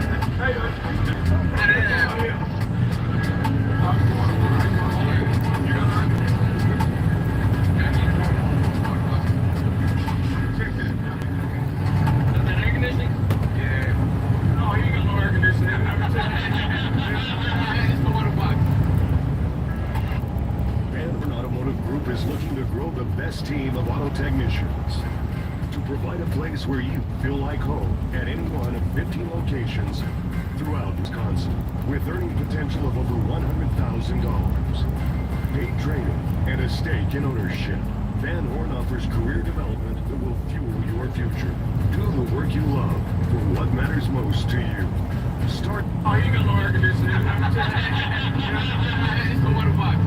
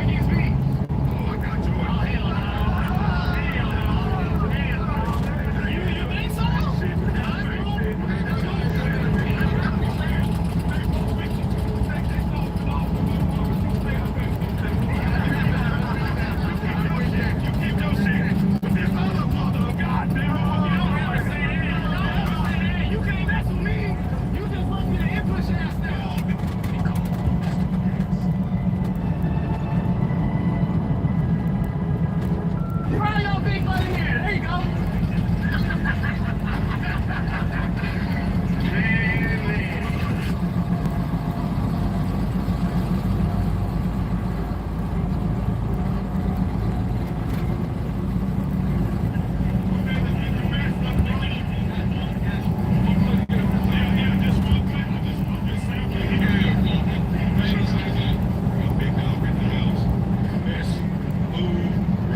In the nation. Yeah, I said it.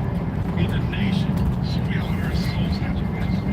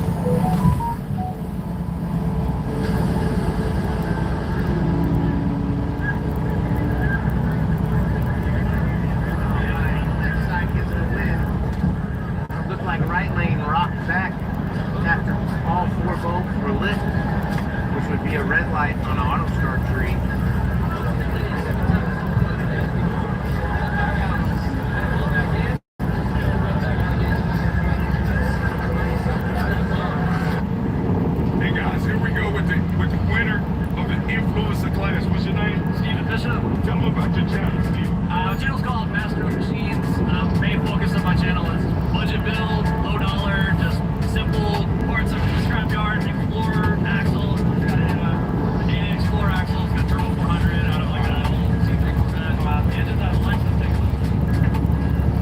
2JZ engine from a Lexus. What? If I know there was a 2JZ engine, I wouldn't have read it. Kind of put it together at the house. Sold it. Cheapest way that I possibly could. It's been pretty good. Man, you did this thing. You was fast. You was fast. So guys, when you race, it's not always the fastest car that wins. You know, you race big races over right there. Hit the bump box. Bumped in, rocking, time me out, and that was the end of it. What do you think I spent? I have $10,000. Including the car. Including the car. You ain't beat me with no $10,000 car. $10,000. That's a $300. You ain't come up here and run no hill quick. We can work on it, because I don't know, we ain't into a nice race. You can find me on Master of Machines YouTube, no spaces, or Instagram at Master.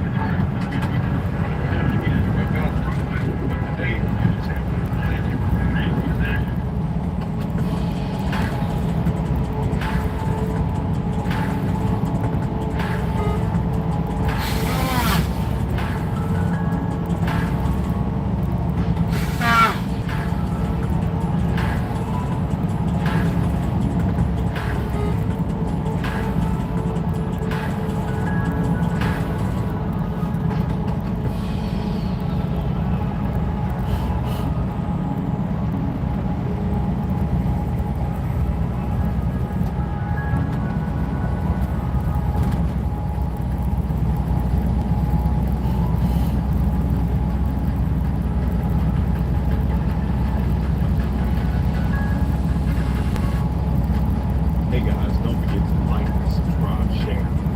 Also, check out the videos up at the top. If you get a chance, check out our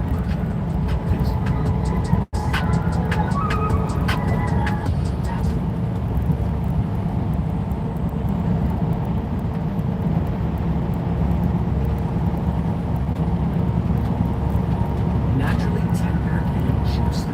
Comes in buffalo, original, cut crispy, golden. You can dip and dip. Dip some more.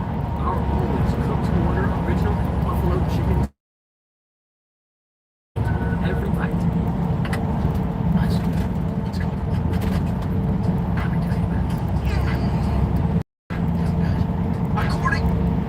What is going on? Like, I had never seen this before. I thought she was with him. He was with, oh, nope, that switched. And we ended up hanging out for a little bit because it felt so silly. We didn't want to, like,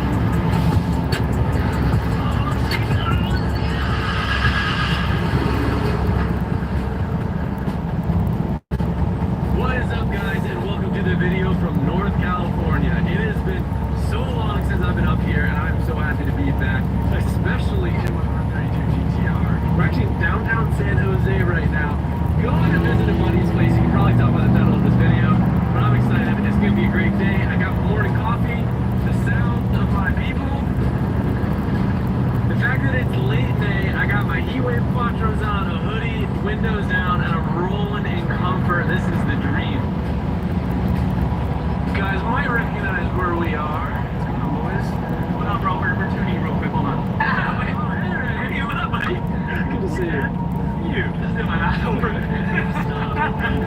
So Luke, how you doing? Your first time in San Jose, right? It's been like 3 or 4 years. I've been saying like, Colette wants to go to San Francisco so bad. And I'm like, we'll go to San Francisco, we'll have the couple fun, and then we'll have the couple fun here. But as you know, we're Asian, so you're gonna need to take off your shoes. This is our house. If you guys haven't seen Randy's content, Randy, I think you are my favorite person in the automotive space because of your energy, dude. Thank you, bro. Like in person and in videos, you are like the happiest, most like intoxicating, positive person I know. You're making me sad. No, I'm not sure. I'll be mean to you because that's not the agenda today. But I had to slip a nice thing in. You're just so positive. Welcome to our shop, dude. Yes, and this car I think is one of my favorites. I already filmed it, so I'm not going to do that again. But just seeing it like just chilling here on the cool wall, yeah, the paint is my favorite thing. Oh, yeah, not the scratch, but show everything else. So a buddy of mine, he goes by Matt Lear. He's an artist from San Francisco. I like it. It's like kind of abstract. Yeah, he watches the videos, and he San Francisco. I was like, dude, I want to paint something in your place. I do this with TJ all the time, where I roast him on something. We've got a lot of cars in here, so you're picking the car that we're roasting. So choose wisely. Out of all the cars, you know what? I'll let you do this one. That's 14. Yeah, this one. I started my YouTube channel with an S14. I bought the car with financial aid money, and I went and I totaled it immediately, and from there it blew up the channel.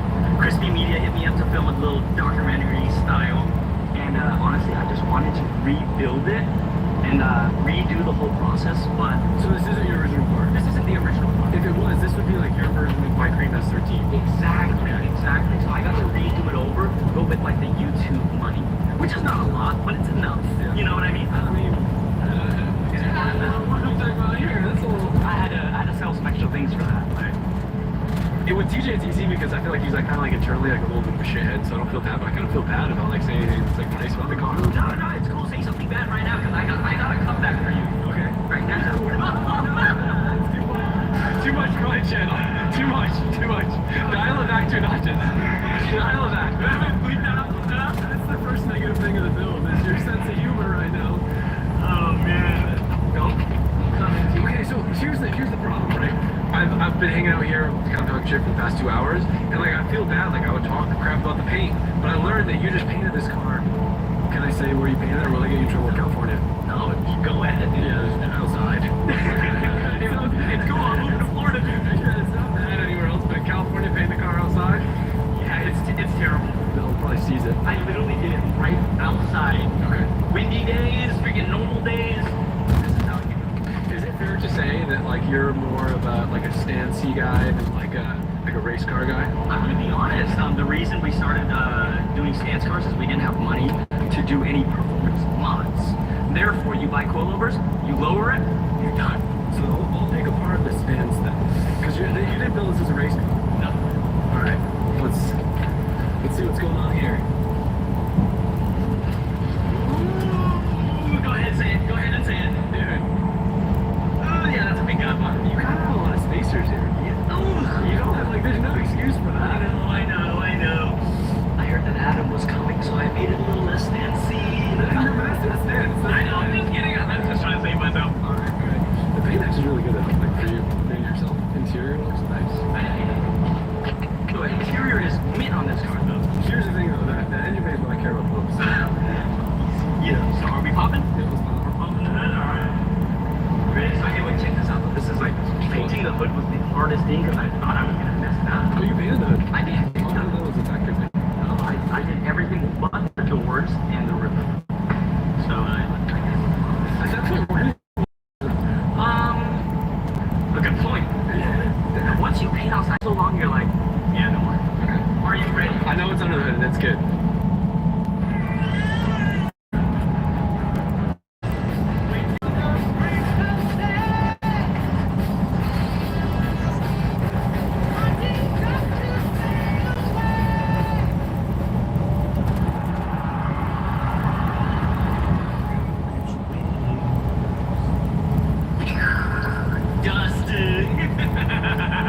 This is actually like unbelievably clean. Really? No. Yeah, but I don't. You gotta look underneath the dust, Randy. You gotta look underneath the dust. Oh shit! You're like a club. Very tiny. This is almost like a show car, man. You tubbed. Yeah, it's kind of crazy. Like I wanted to redo everything. the knowledge that I have and the help that I have now, you know what I mean? This is actually really good. Just stop one day. Stop one day. What is this? That's a shroud? What? Okay, so I think what's tripping me is I'm so used to seeing JZs and S chassis that still have the stock core support. There's no way you'd be able to fit that shroud if you had a stock core support, right? You have to flip over. Yeah, no, it is. Yeah. Got it. Closing this was a little bit tricky, but we made it work. This is beautiful. This is Luke. Thank you. Luke, Shane, and my wallet. Chris? Oh yeah, that one's all you're gonna need about. Okay. Did you create a video today? Yes, I did. There's no excuse for that. Oh no. What else? Why is it? It's so much easier with you. I feel like if we drove it, that would make my job a lot easier. It's gonna be so easy. Really? Because there'll be a lot more stuff wrong. In fact, maybe we're gonna break down. Who knows? When was the last time you drove it? The last time I drove it was probably 2-3 years ago. Okay, so we'll resume this in driving it, but I feel I thought you sold this car. I did actually. The dude DM'd me. He sent me the cash for it. Just never picked it up. Why did you sell it? I don't know. It was sitting there, and I was literally like, I need funds for extra project. I don't drive this anyways. And the reason why is because he never came to pick it up. Because that guy's you. Got you? Yeah. You were trying to buy a truck. And you were like frantically posting on your story. And I told you, I said, I'm going to buy this car. And I thought this was your first car because I was a little dumb at the time. And I was like, you can't sell this car. I was like, I would cry if I got rid of my Cream 13. So I was like, look, I'm going to buy this car. And like, maybe I'll give me an excuse to come and film a video with you. And then I'll sell it back to you in a couple minutes.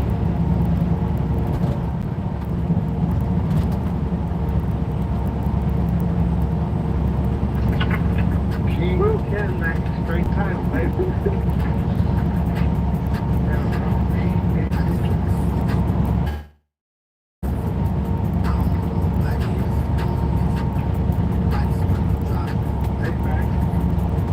No, brother. Same thing, baby, ain't that? That's right. Be good. Have fun. Hey.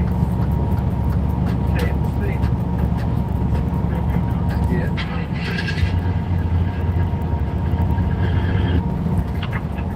Woo, Cadillac, straight title, baby.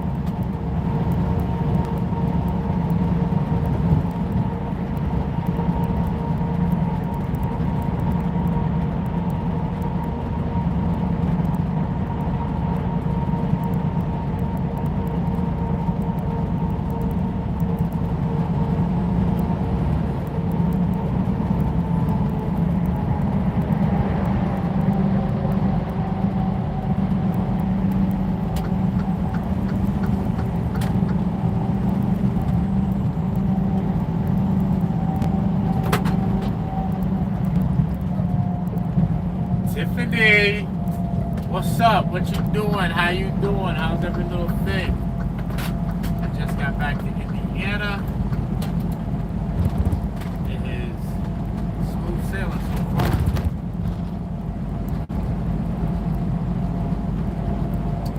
Hopefully I can make it to Ohio tonight. Be done. 4 hours. Chill out. What you got going on? What you up to? How was work today?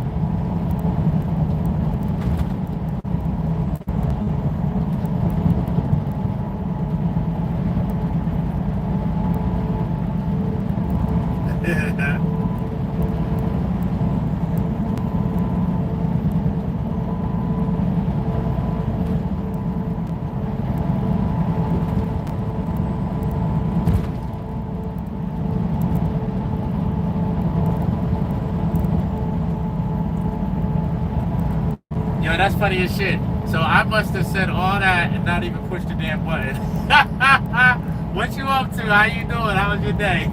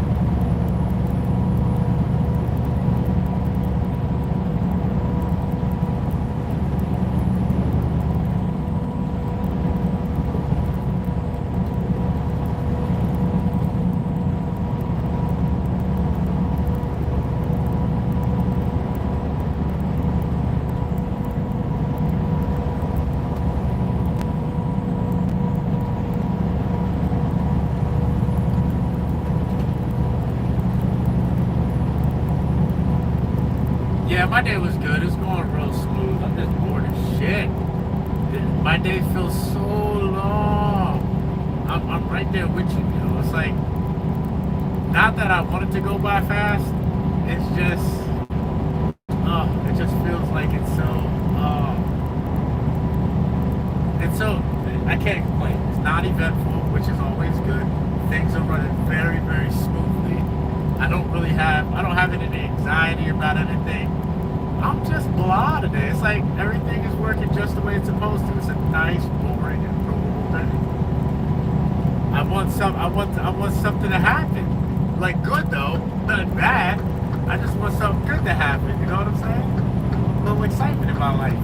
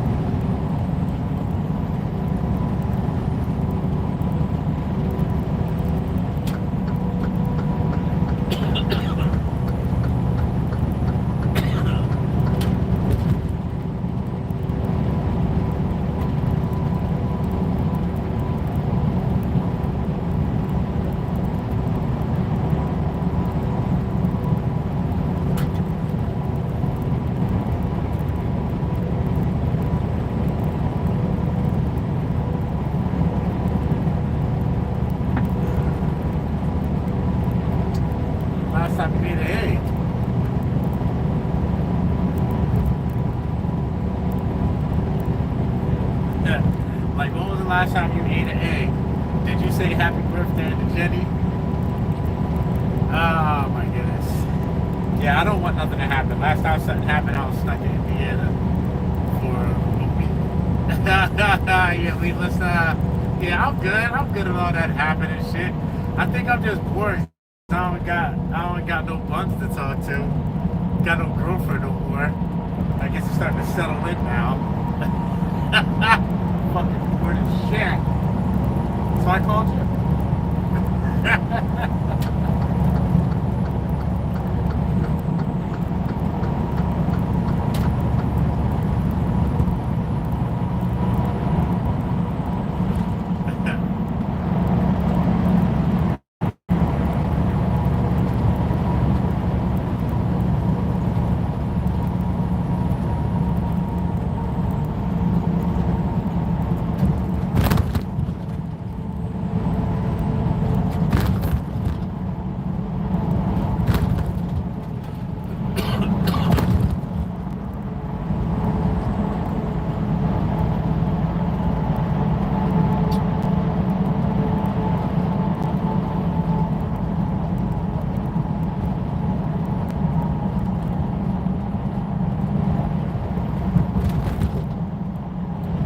I get it.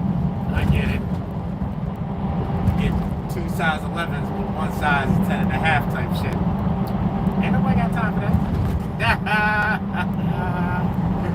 Yo, yeah, but I'm a guy, so all my friends are like, hey, what's up? What you doing? Nothing. I'm just sitting here watching the game. I don't watch no football, so I can't talk about that. I'm like, oh, okay, that's cool.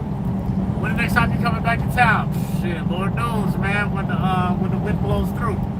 That's about it. Like, all right, yeah. All right, well, I'm going to get back to the game. All right, man, I'll highlight you later. That's my whole conversation. That's how it be. I called my 3 friends already today. That's it. That's a whole 3 minutes of conversation. It's all over. I'm used to listening to some crazy stories that I got to try to follow, and I don't know people.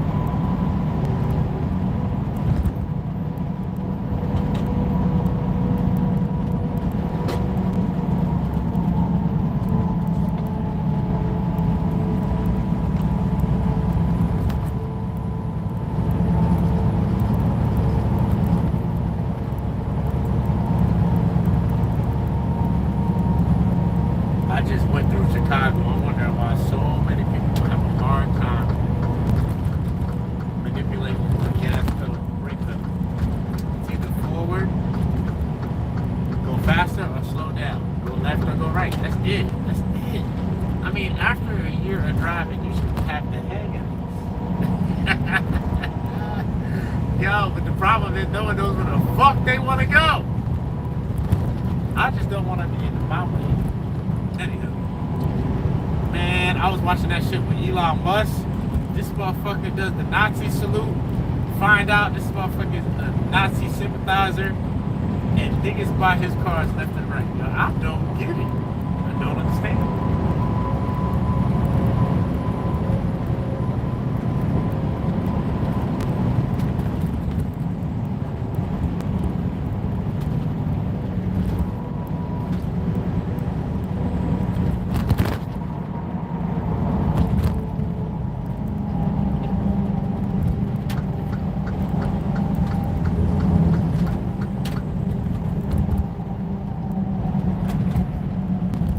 I understand support your black business, but damn, how about not supporting the people that don't support you at all as a person?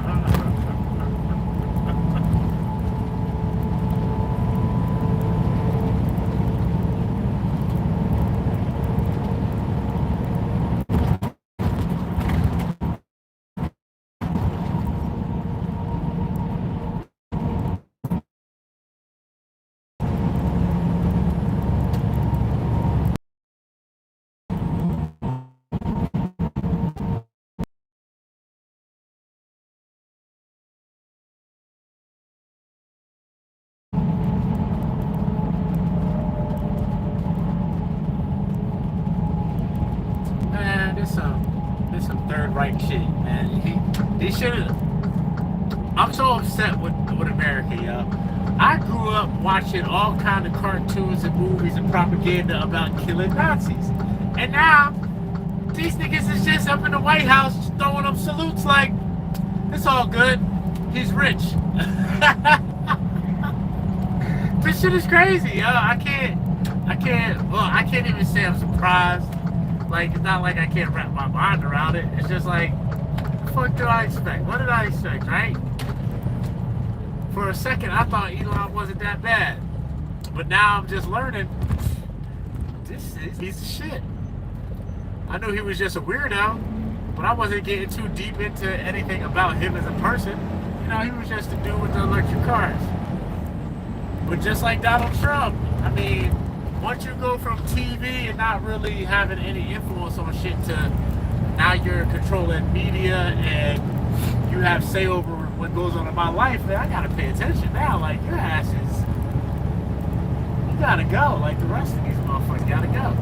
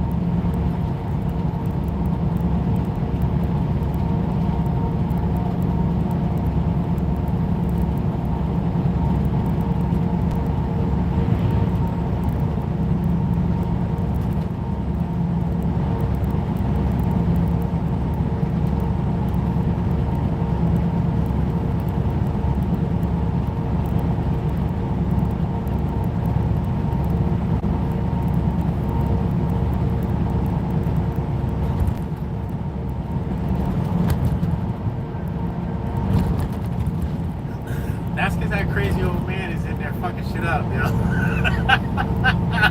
That crazy old man is in there like a bull in a china shop. He is in there throwing a fits, fucking shit up, slamming dishware and flatware. He don't give a damn.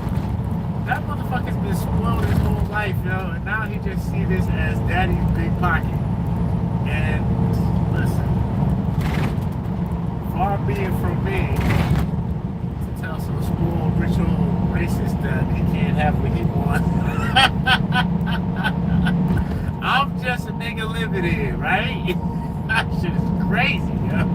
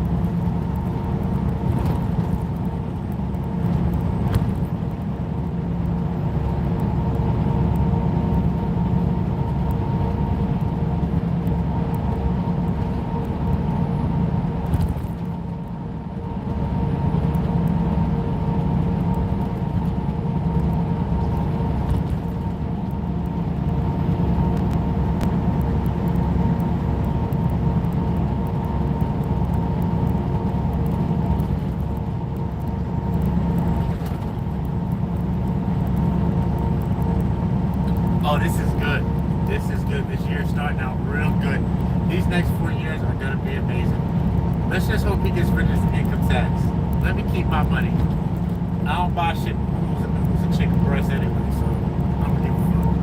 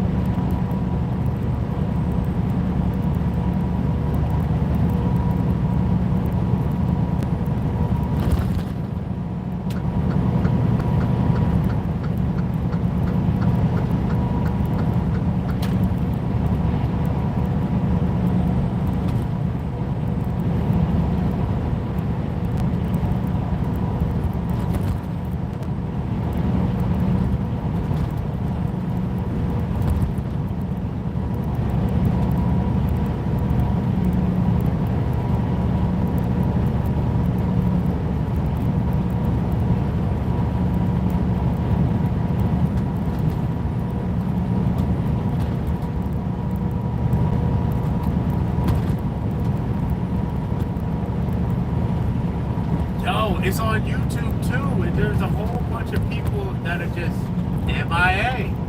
Like, people are not coming outside like they really should. Like, yo, y'all voted for that crazy ass dude. Like, what you think he was gonna do? He gonna tell you what you want to hear, and then gonna do what he wanna do. But he also tell you what he gonna do. And you think it's just a joke because they said, oh, just because he said that doesn't mean that's what he's gonna do. Just because they doing a Nazi salute doesn't mean he's a Nazi. And then he goes on and says, I love Nazis. He didn't mean that. No, this motherfucker just said it and gave the salute. He means it. Don't sit here and tell me what the fuck I just seen him do. I'm looking at the horse in the mouth.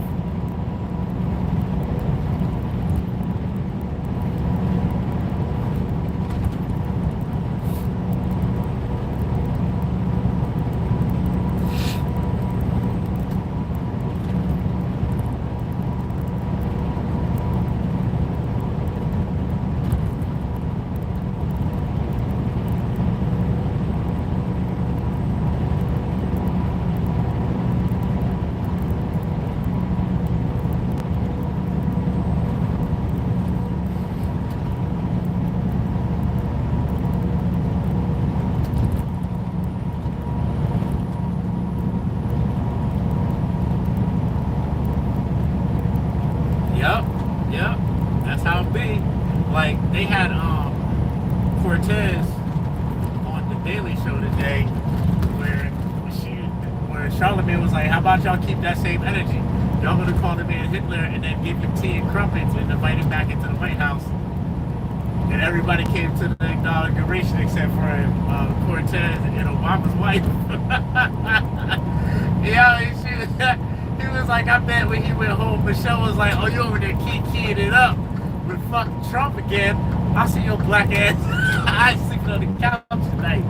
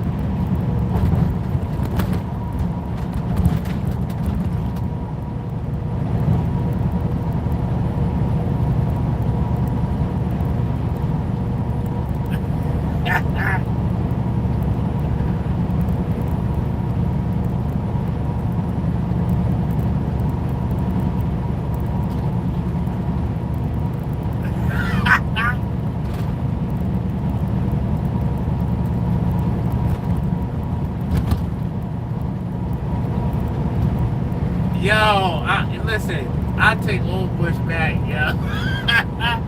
Give me back George in place of Trump, yo. George Jr. Give me Jr. back in place of Trump. These motherfuckers, I thought that shit was the best. Like, this is terrible. What happened to the Republicans, man? They just, oh, man. I thought they stood for something. They stand for shit. They just trying to keep that agenda going, man. That's all it is. It's all bullshit at the end of the day. It's who can lobby and say what they need to say to get paid. They're like, alright, well, he's there, so I guess we gotta play ball. That's really what it is. Just get down and lay down. Shut up and make some money. Swallow your fucking pride and do what I said. That's all it is. Truth is what I say it is. This shit is crazy. This world we live in, oh man.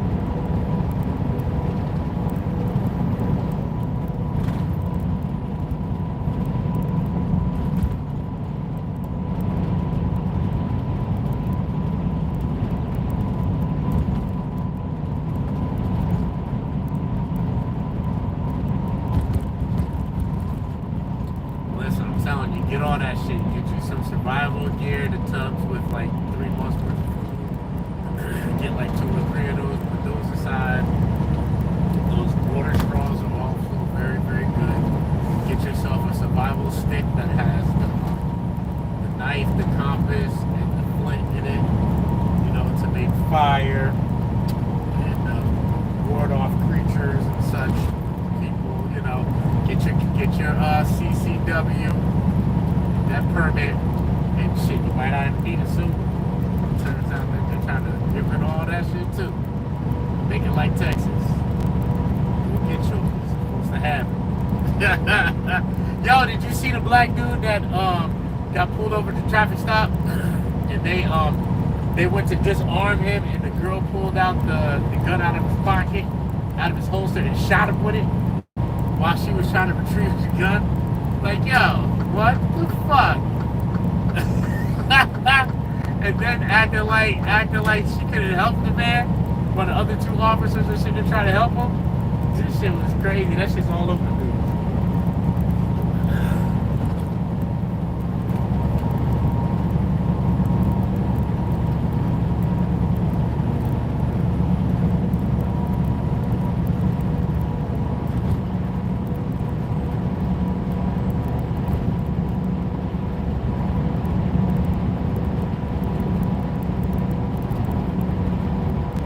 Yeah, because you see how blatantly disrespectful and arrogant they was last time. It's only going to be more the same. It's just going to be exacerbated. It's wild, you know. It's wild. People are just feeling, you know, emboldened. It's funny. I'm laughing, but it ain't funny. I'm Dr. Who was that? I'm laughing, but it ain't funny.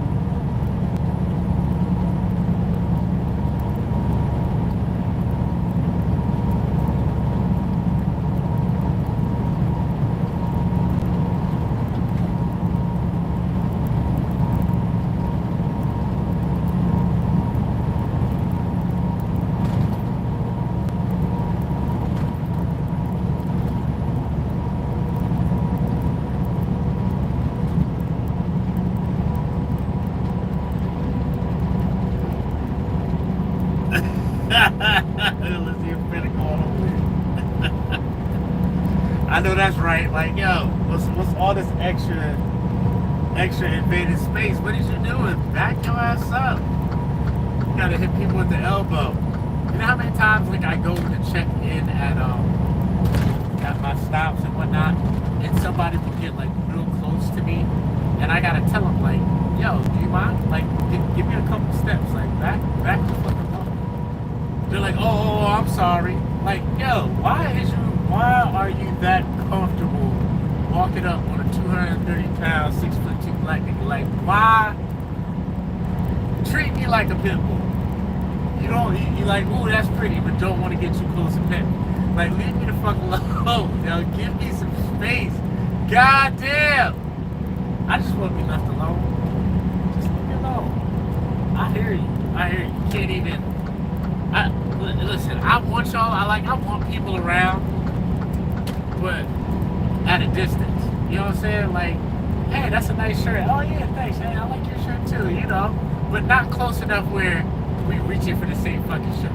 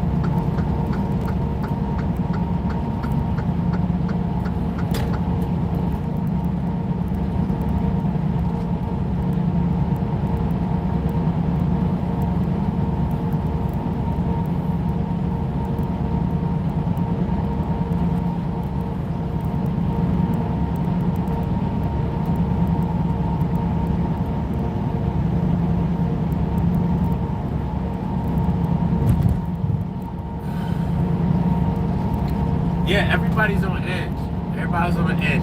The white people that ain't gonna do nothing are on edge for the black people that think somebody's gonna do something to them. And the white people that are gonna do something are on edge because they already know they about to do something once they get the opportunity to do something. It's going to be interesting nonetheless. It's gonna be more of the same, honestly. It's gonna be more of the same.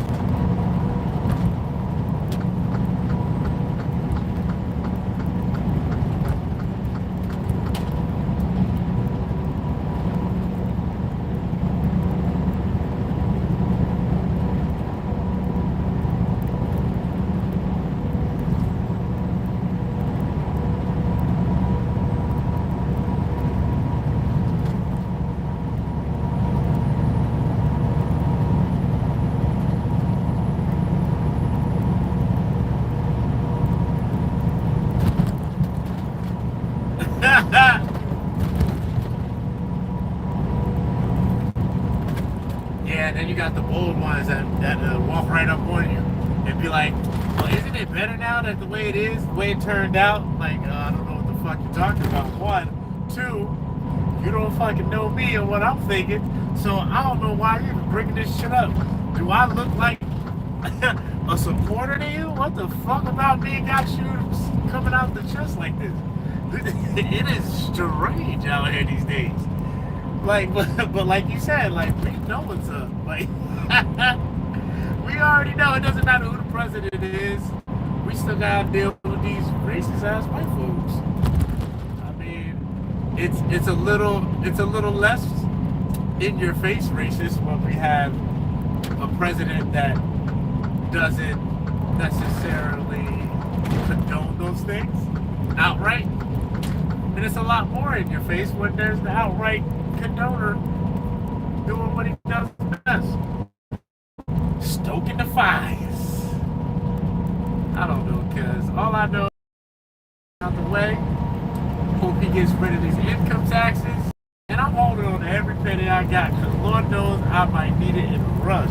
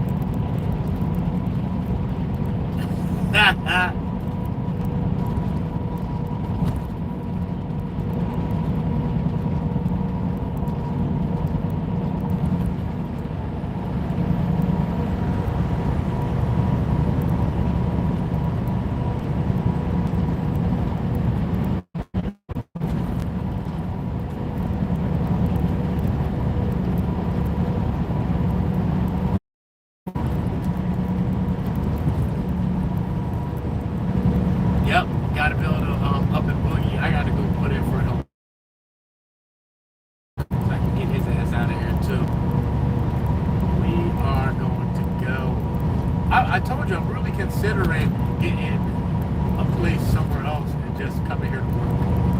I really don't even give a shit. I can build a whole house in Honduras. I can do whatever I want for the cost of a Toyota Camry. That shit done. By the time this truck is paid, I can have 2 houses built. And be hopping back and forth between Ghana and somebody's Spanish island. And learning 2 new languages. Being there 3 months out the year, come back over here just to work.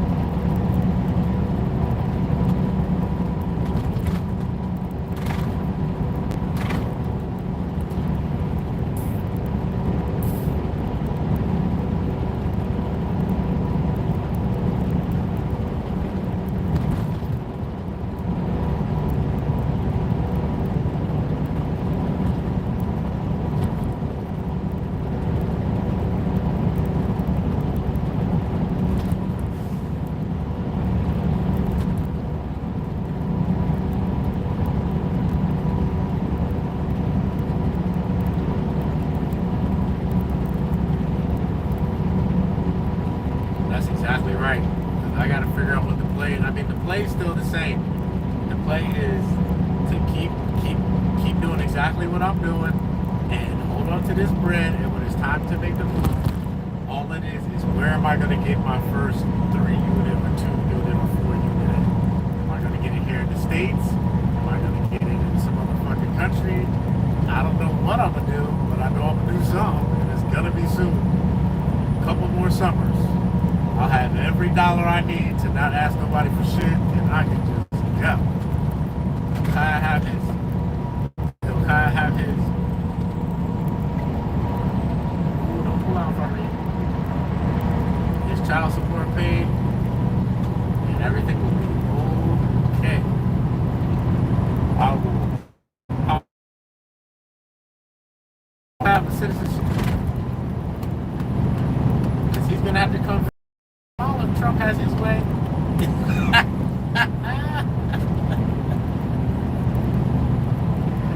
Woo.